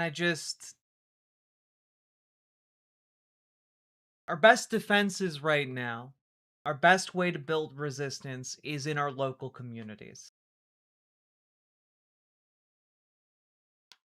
And folks are making progress in that regard. Jason Chavez, a Minneapolis City Council member, speaking of Minnesota, has been fundraising for families who can't afford to pay their rent. Just earlier tonight, he raised money to help keep 10 different families housed who are too afraid to leave their homes, can't work, can't pay their bills. And not only that, he's going out there every day and doing the good work. You know? Here he is talking about an endeavor that they're trying to put through here in Minneapolis, because ICE is costing businesses millions and millions of dollars, and costing the community millions and millions of dollars. The occupation is an ongoing drain on basically every financial resource here in the state, which isn't even counting the fact that, again, the federal government has cut off all funds paid to Minnesota. And so the economic situation here is getting worse. Council member wants to move $5 million around to help small businesses, but others say the city doesn't have that kind of money to spend. This is businesses say they fear financial collapse as immigration operations continue. Renee Cooper tells us about this plan. Mixed feelings here at City Hall about moving that money, but it seems everyone agrees the proposed $5 million would be a drop in the bucket. The city estimates local businesses are collectively losing $10 to $20 million a week right now. Minneapolis businesses driven into quietness, some on Lake Street locked up with chains. It is hard to imagine that this won't have kind of long-term effects. And it's up for the city to help support and find ways to make sure that these businesses stay afloat. Jason Chavez, baby, he's doing the good work. Councilmember Jason Chavez proposing to move $5 million from the city's Downtown Assets Fund for local business grants. But was that money previously set to go to something else, and what was that? Not the $5 million. It's a fund that is sitting there with millions of dollars for downtown assets, and we're just allocating that for a specific use. So we wouldn't be losing any services. That fund mainly used to maintain downtown assets, like the convention and Target centers. But it's supported by local tax revenue, which has also taken a hit. Councilmember Elena Palmisano agrees the need is big, but worries the city may not have the money anywhere. For example, we have spent all of our overtime budgeted for police and fire this year in the first 3 weeks of January. This has very long-term expenditures, and we don't know what the cost of it will be yet. But we know that we're not getting a federal COVID type of package to recover. At least 6 other council members support Chavez's resolution at last check. If approved, it's up to city staff to decide how to dole out the money. Do you support this resolution? It's not my job to tell the council what to do. It's my job to implement the programs that they put forward. But what I will say is the city has finite resources.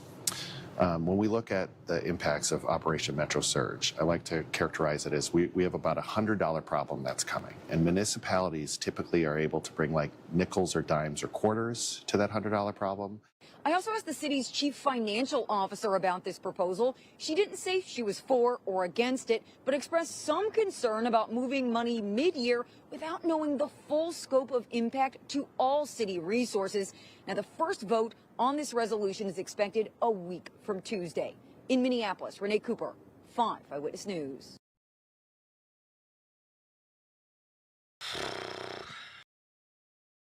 And like, ultimately, what's going to save us is us. We got to organize in order to like keep ourselves safe financially, physically.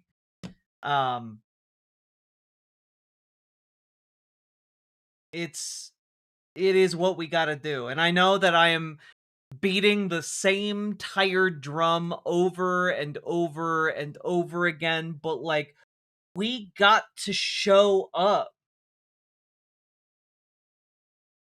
We've got to show up. We've got to show up. I know it's hard. I'm just gonna share one last thing before we wrap up this segment. And I do apologize to my editor. I'm sure there's a ton of dead air. While I just sit in stunned silence while we talk about this. But for those of you who don't know, there is a researcher named Andrea Pitzer who wrote a book called One Long Night, which is effectively a history of concentration camps. She is someone who is who's written literally the book on concentration camps. And she has a website called Degenerate Art, where she posts her thoughts, etc. And she posted one today. And I want to share with you this part right here. At least 2 parts from this, okay? When I got the contract to write a history of concentration camps in 2014, I really hoped to keep the U.S. from ending up where it is today. That part didn't work out, but now it's critical to understand how much is already underway and the enormity of what's coming. The sooner we stop it, the more people we can save and the less infrastructure there will be to dismantle in the future. The Trump administration is not taking these actions for border enforcement purposes. The mission has crossed over into explicit ethnic cleansing to entrench political power. True. Which is true.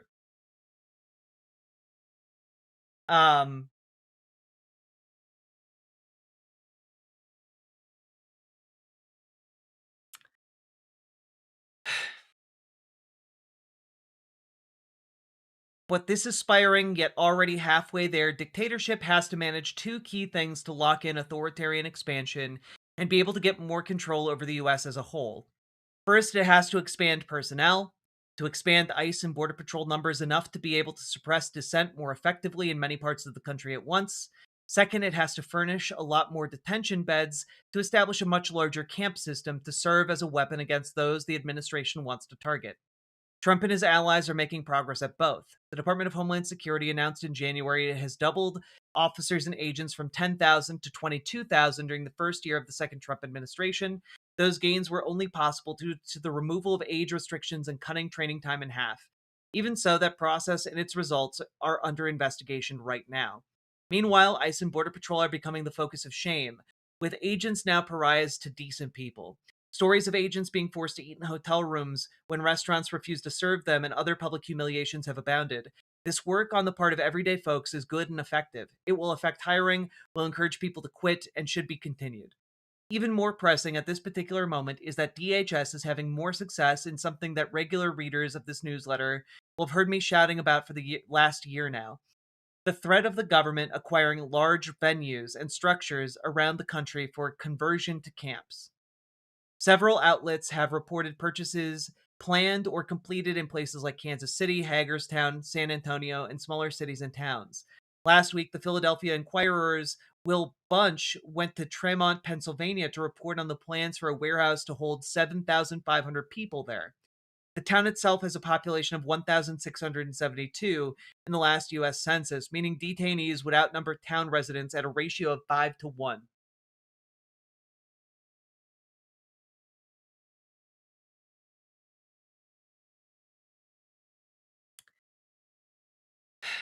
And I'm going to link this because I do encourage you all to read the entire thing. I'm not going to read it to you all here. I try never to do that with the articles we cover so that you can go and read them and support the journalism yourself. But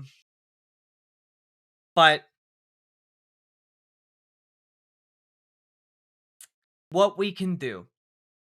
A lot depends at what stage a given facility is at. We should continue to push our elected representatives to not just ask for modifications to ICE and Border Patrol behavior, but to demand funding clawback and to actively bar use of federal funds to the current ends. When possible, localities can preemptively bar all cooperation with ICE and immigrant detention from your community when it comes to law enforcement. Confer with public officials and companies that own local facilities to collaboratively bar any active cooperation and establish penalties, which is something, again, we can do if we get organized locally. It is vitally important, of paramount importance, that you guys start showing up to meetings. Start showing up to your local Democrat meetings. Start showing up to your local city council meetings. Start showing up to your local DSA meetings. It is necessary work. Okay? It is necessary work. Where negotiations for facilities are underway, fight the leases, fight the purchases of the facility by getting the word out on the ground and demanding responses from elected officials at every level. Use the example of accommodations made for Mississippi to demand similar treatment. As I noted, red state residents have particular leverage here because Republican officials are the ones likely to be heard by the administration. Address the infrastructure problems large camps create. Ask your representatives that they want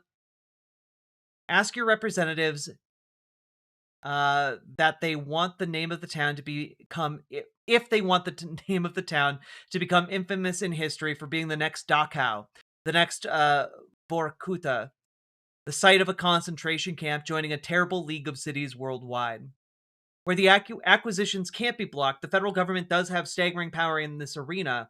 Communities are looking into ways to target the employees and contractors from security services, food services, and maintenance. Cities, counties, and even states can create local ordinances that make clear that company that has provided services to the detention facility cannot get other municipal contracts, that any state or county licenses may be revoked, and that employees will not be able to work in schools or government positions going forward. Okay?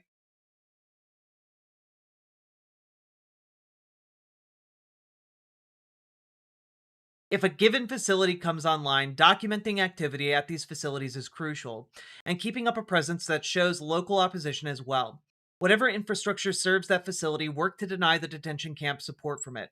If you are in one of the towns or cities nearby, document as much as possible what is happening. Municipalities can create their own investigative commissions to track abuses and lawbreaking involved in the acquiring and running of these camps. Work to find out who is detained in the facility. Organize the town to stand against it publicly and often. There will likely be people in any given town who support the facility and the administration's goals. Try to keep everyone aware of what is actually happening inside, and you may decrease that support. Share personal stories of the detainees as you are able to get them. Enter those into the public record, along with the public health accounts of the diseases like measles and tuberculosis that are already rising in the camps. Networking with other areas around the country that are similarly affected can share ideas and develop strategies to fight this kind of desecration of healthy communities as the government tries to force them into hosting concentration camps. So few people understand exactly what's happening. This is one of the reasons I encourage the use of the term concentration camp.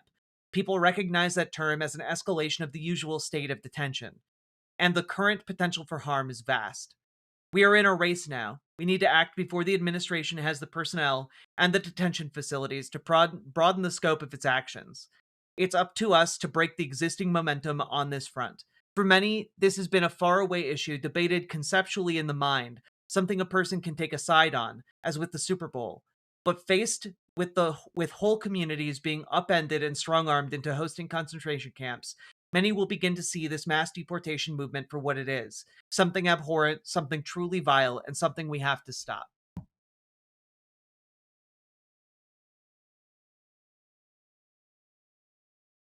And to that end, folks, each and every one of us needs to get fucking organized.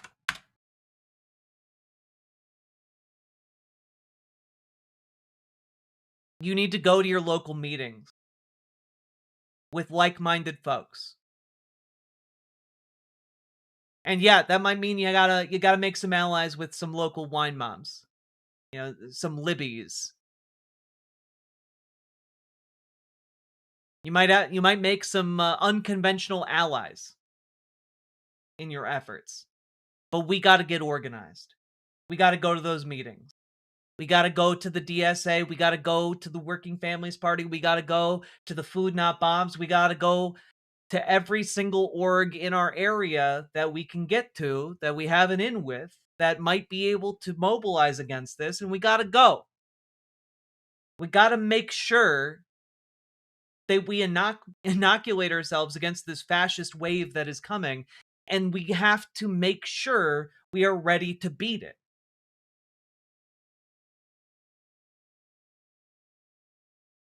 This is coming everywhere, folks. Not just here in Minneapolis. It's going to be everywhere soon. I feel like I'm going crazy. I feel like I'm going insane because every fucking day I come on here and I tell you guys it's coming, it's coming, it's coming. And I still don't know if enough of you realize it yet, you know?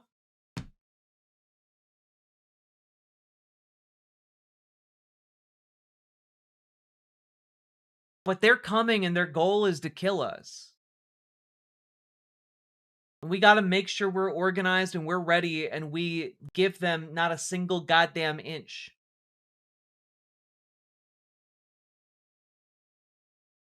Okay?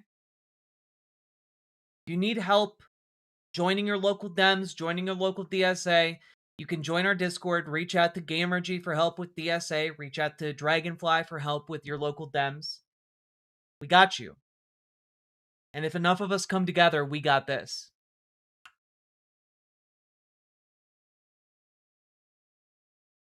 But, not gonna lie, guys, it's fucking scary. But we can't let that stop us. So with all that being said, let me know what you think in the comments. Leave a like, subscribe if you haven't yet. And please share this around. Or at the very least, share the stories of the children in ICE detention who are living in a concentration camp. And share the story of Andrea Pritzer, who's sharing her expertise on concentration camps. And the role we all have, and we all share now, to oppose them being built here. It's our job. It's our, our duty. Like, we have to stand up, we have to stand tall, and we have to actually do the hard work.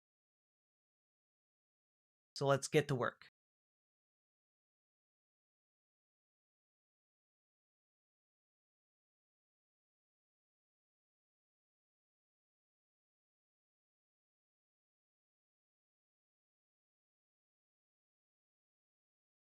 Big tent time? I mean, yeah, we're experiencing like ideological collapse into fascist or not fascist? Which tent you in? Discord is implementing age verification? Yeah, no, I'm aware.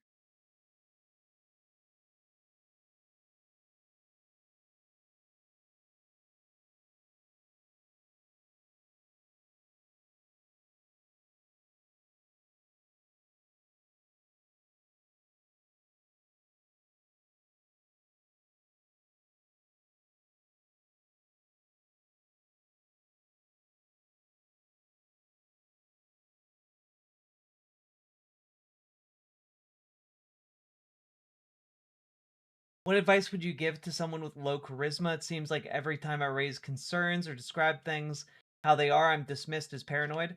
What I would say is to join your local group. Join your local Dems, join your local DSA. My guess is that when you are raising concerns or describing things to people, they're people who are not there to organize with you for common cause or to against the Trump or to organize against the Trump administration. My guess is you're bringing them up to people who are normies.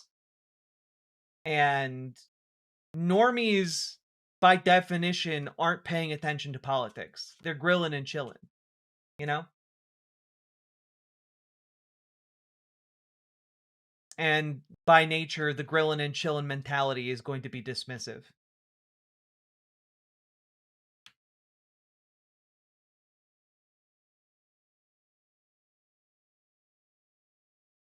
I don't know, most normies seem pissed at ICE by now. Sure. I mean, that's true. It's not really helpful in the given question, but yeah.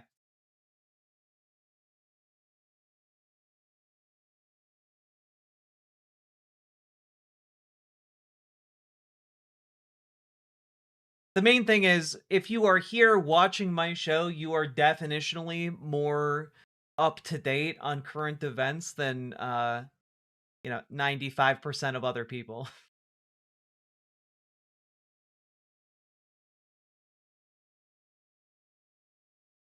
Saw the title, had an aneurysm. I hate everything about all of it. Yeah, it's pretty fucking shitty. We've been trying to do our best to make this palatable, but the last 5 hours have not been the most raucously great times.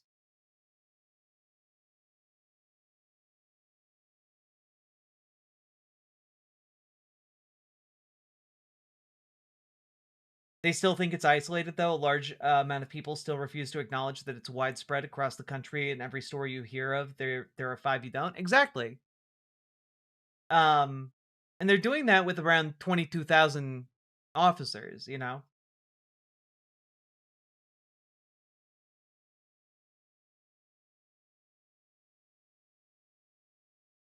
Shit will get better. Progress is inevitable. Shit is just slow as erosion. I mean, progress is not inevitable. It takes our work. But we have to make the progress, and we have to stop this fascism. Sorry, didn't mean it dismissively. No, I know you meant it hopefully. You know, like, it is a good sign that normie wine moms are out, like, the most enraged you've ever seen them. You know, and rather than grilling and chilling with their Chardonnay, they're out in the streets calling for guillotines, you know? The wine moms are the most dangerous of all the bunch out there.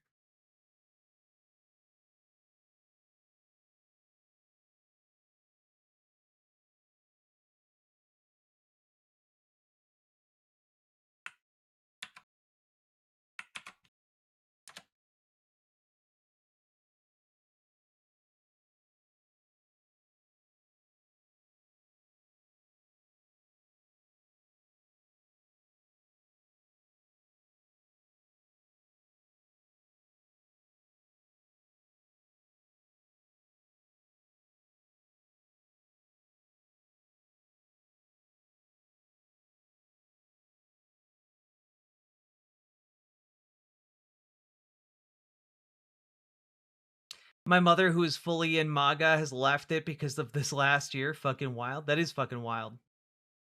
Can I get a link to the letters again, please? Yes, you can. I'm also going to keep them in a tab so I can access them later. Go.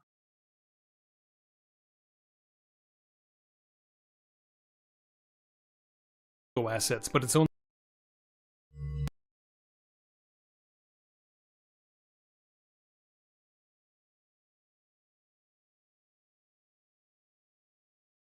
Also, relating to Discord, it appears Discord is slightly walking back some of its stuff, which is great. Just be great if they could continue walking some of that stuff back.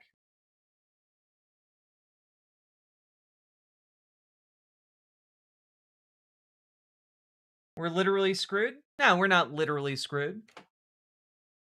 The game is weighted against us, but it's always been weighted against working people. And yet we continue to struggle for better and demand better. And we will we will win eventually. Do tell, what is Discord walking back? Well, initially they were saying that age verification would be for everyone who uses the platform. And now they're saying, well, we're not going to make everyone do a face scan or upload an ID, and the vast majority of people will never see any of these things. And essentially, they're trying to say, well, the facial scans never leave your device, and they get automatically deleted on your device. We never take them.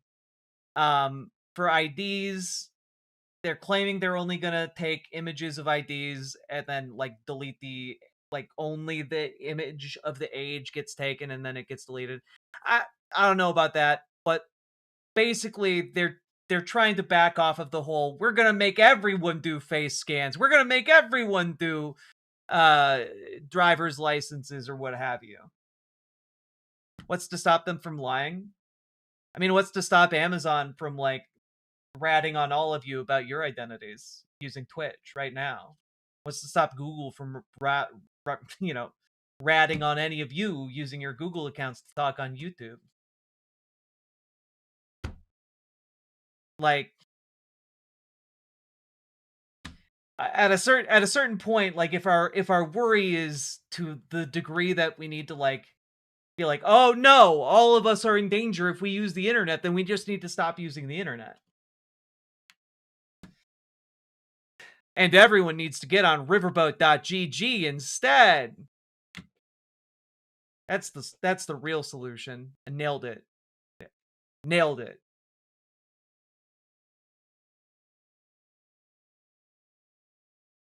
Yes, Taylor Lorenz's reporting is correct on age verification and that it is in fact bad.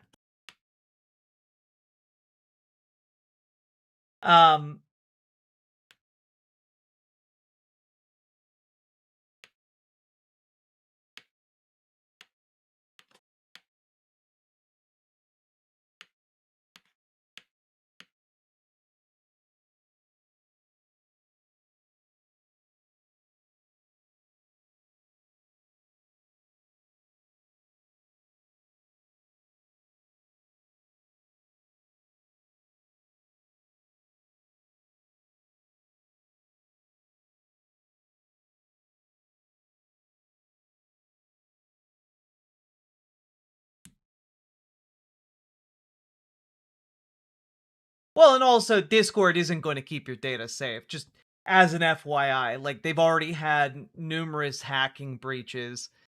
But that being said, I haven't found a better alternative for it yet. Sadly.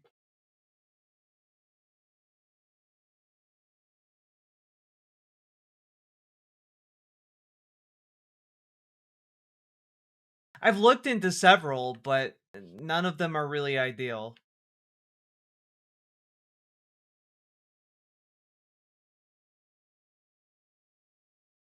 I would say probably the best move is deleting Discord Nitro. Mass delete your Nitro subs. That might cause them to continue walking things back.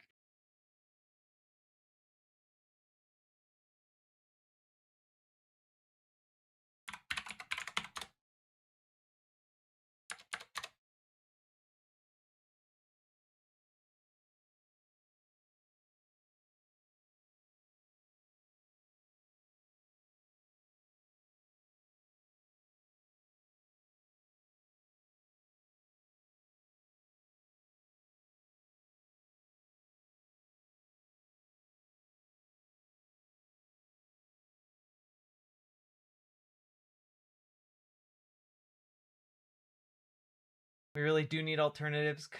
I mean, it's true. Like, TeamSpeak and Mumble could have been good alternatives, but they never really invested in any kind of text infrastructure. It's sucks.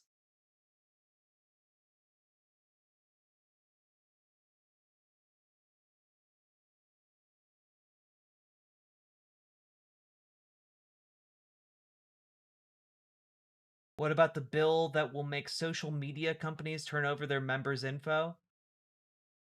What bill is that? Is that COSA?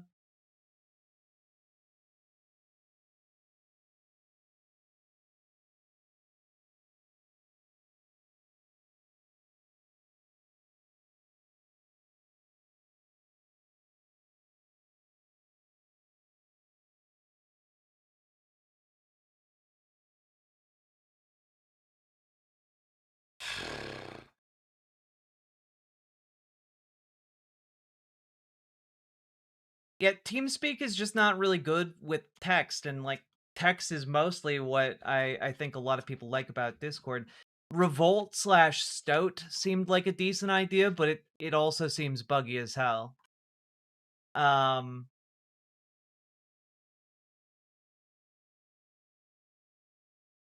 Matrix was a thing. There's one that was run by Roblox that seemed pretty good called Guild, but that's gone now. Text, well, yeah, text and file sharing. But like Mumble and, as far as I know, TeamSpeak didn't have either of those things either.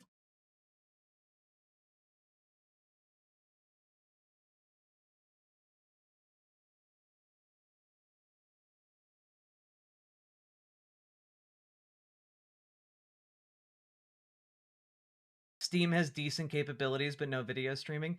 Yeah, but also like none, like the community features are like really inconvenient to access on Steam.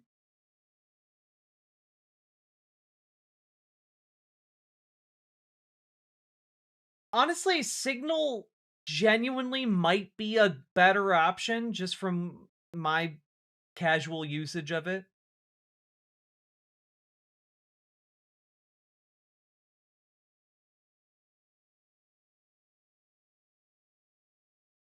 Well, yeah, but also Roblox ended Guild, so it's a moot point. The new H Bomber Guy vid is so good on this as it explains why so many good companies get bought out and all the people get fired who can fix things and care.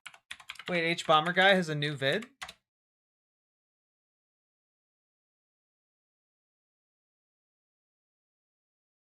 Oh, it must be on the other website. The Nebula? It's probably on Nebula. I don't have a Nebula sub. Sad day. Sake Tanuki, thank you for the 2 tier 1 subs, however.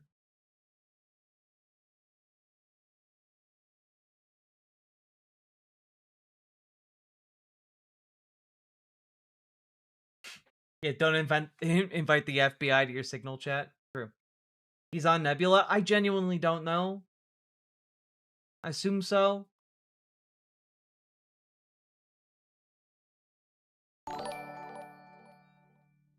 Oh, it's Patreon only right now. I can't wait for it to be released. I got the first 1.25 hours. Aw, it's hell Patreon yeah. only RN. Hell yeah. Sake Tanuki, thank you for the 5 tier 1 subs. And also, I'm very excited. I was just wondering the other day, when is H Bomber Guy gonna release a video? Because his last one came out 2 years ago. That's a lot of years ago.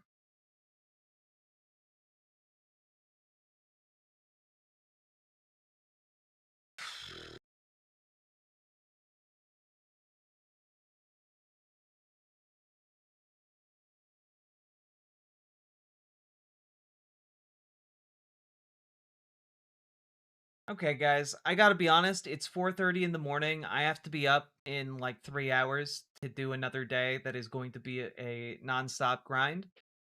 And I feel very bad after all of the awful things we talked about. So I'm gonna go and try not to just have insomnia. Good night. Good luck. Stay true to one another and keep on going. Good night, everybody.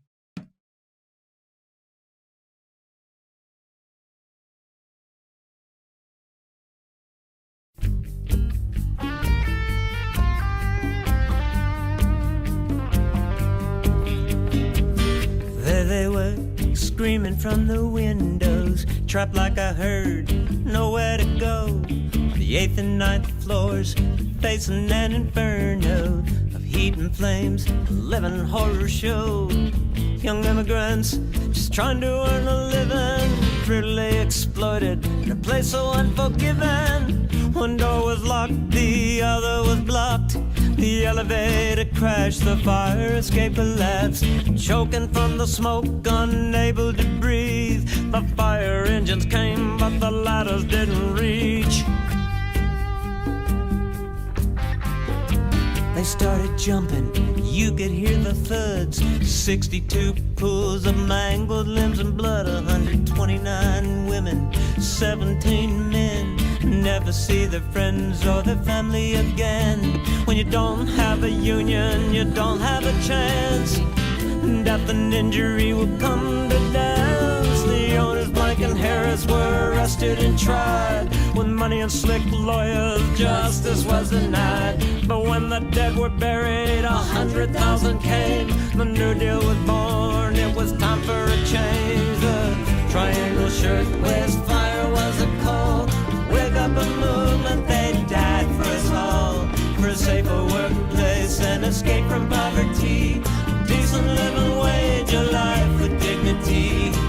Fight for the living, mourn for the dead. It's time to do what Mother Jones said. It's either race to the bottom or take the struggle higher. Don't let the lesson be forgotten of the shirtwaist fire. Triangle shirtwaist fire.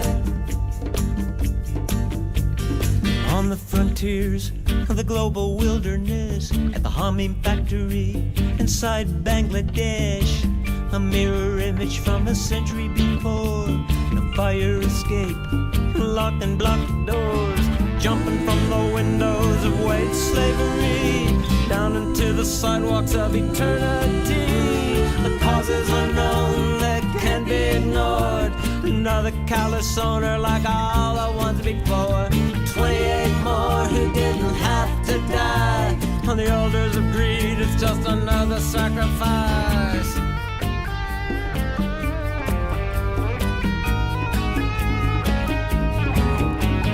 Working for the Gap, Walmart and the rest. Places like Honduras, China, Bangladesh. 28 cents an hour, 7 days a week. A prison tower in a sweatshop factory. Behind the fancy clothes and toys they want to sell ya. Hundreds of fires they just don't tell ya. After decades of struggle, made things better than before.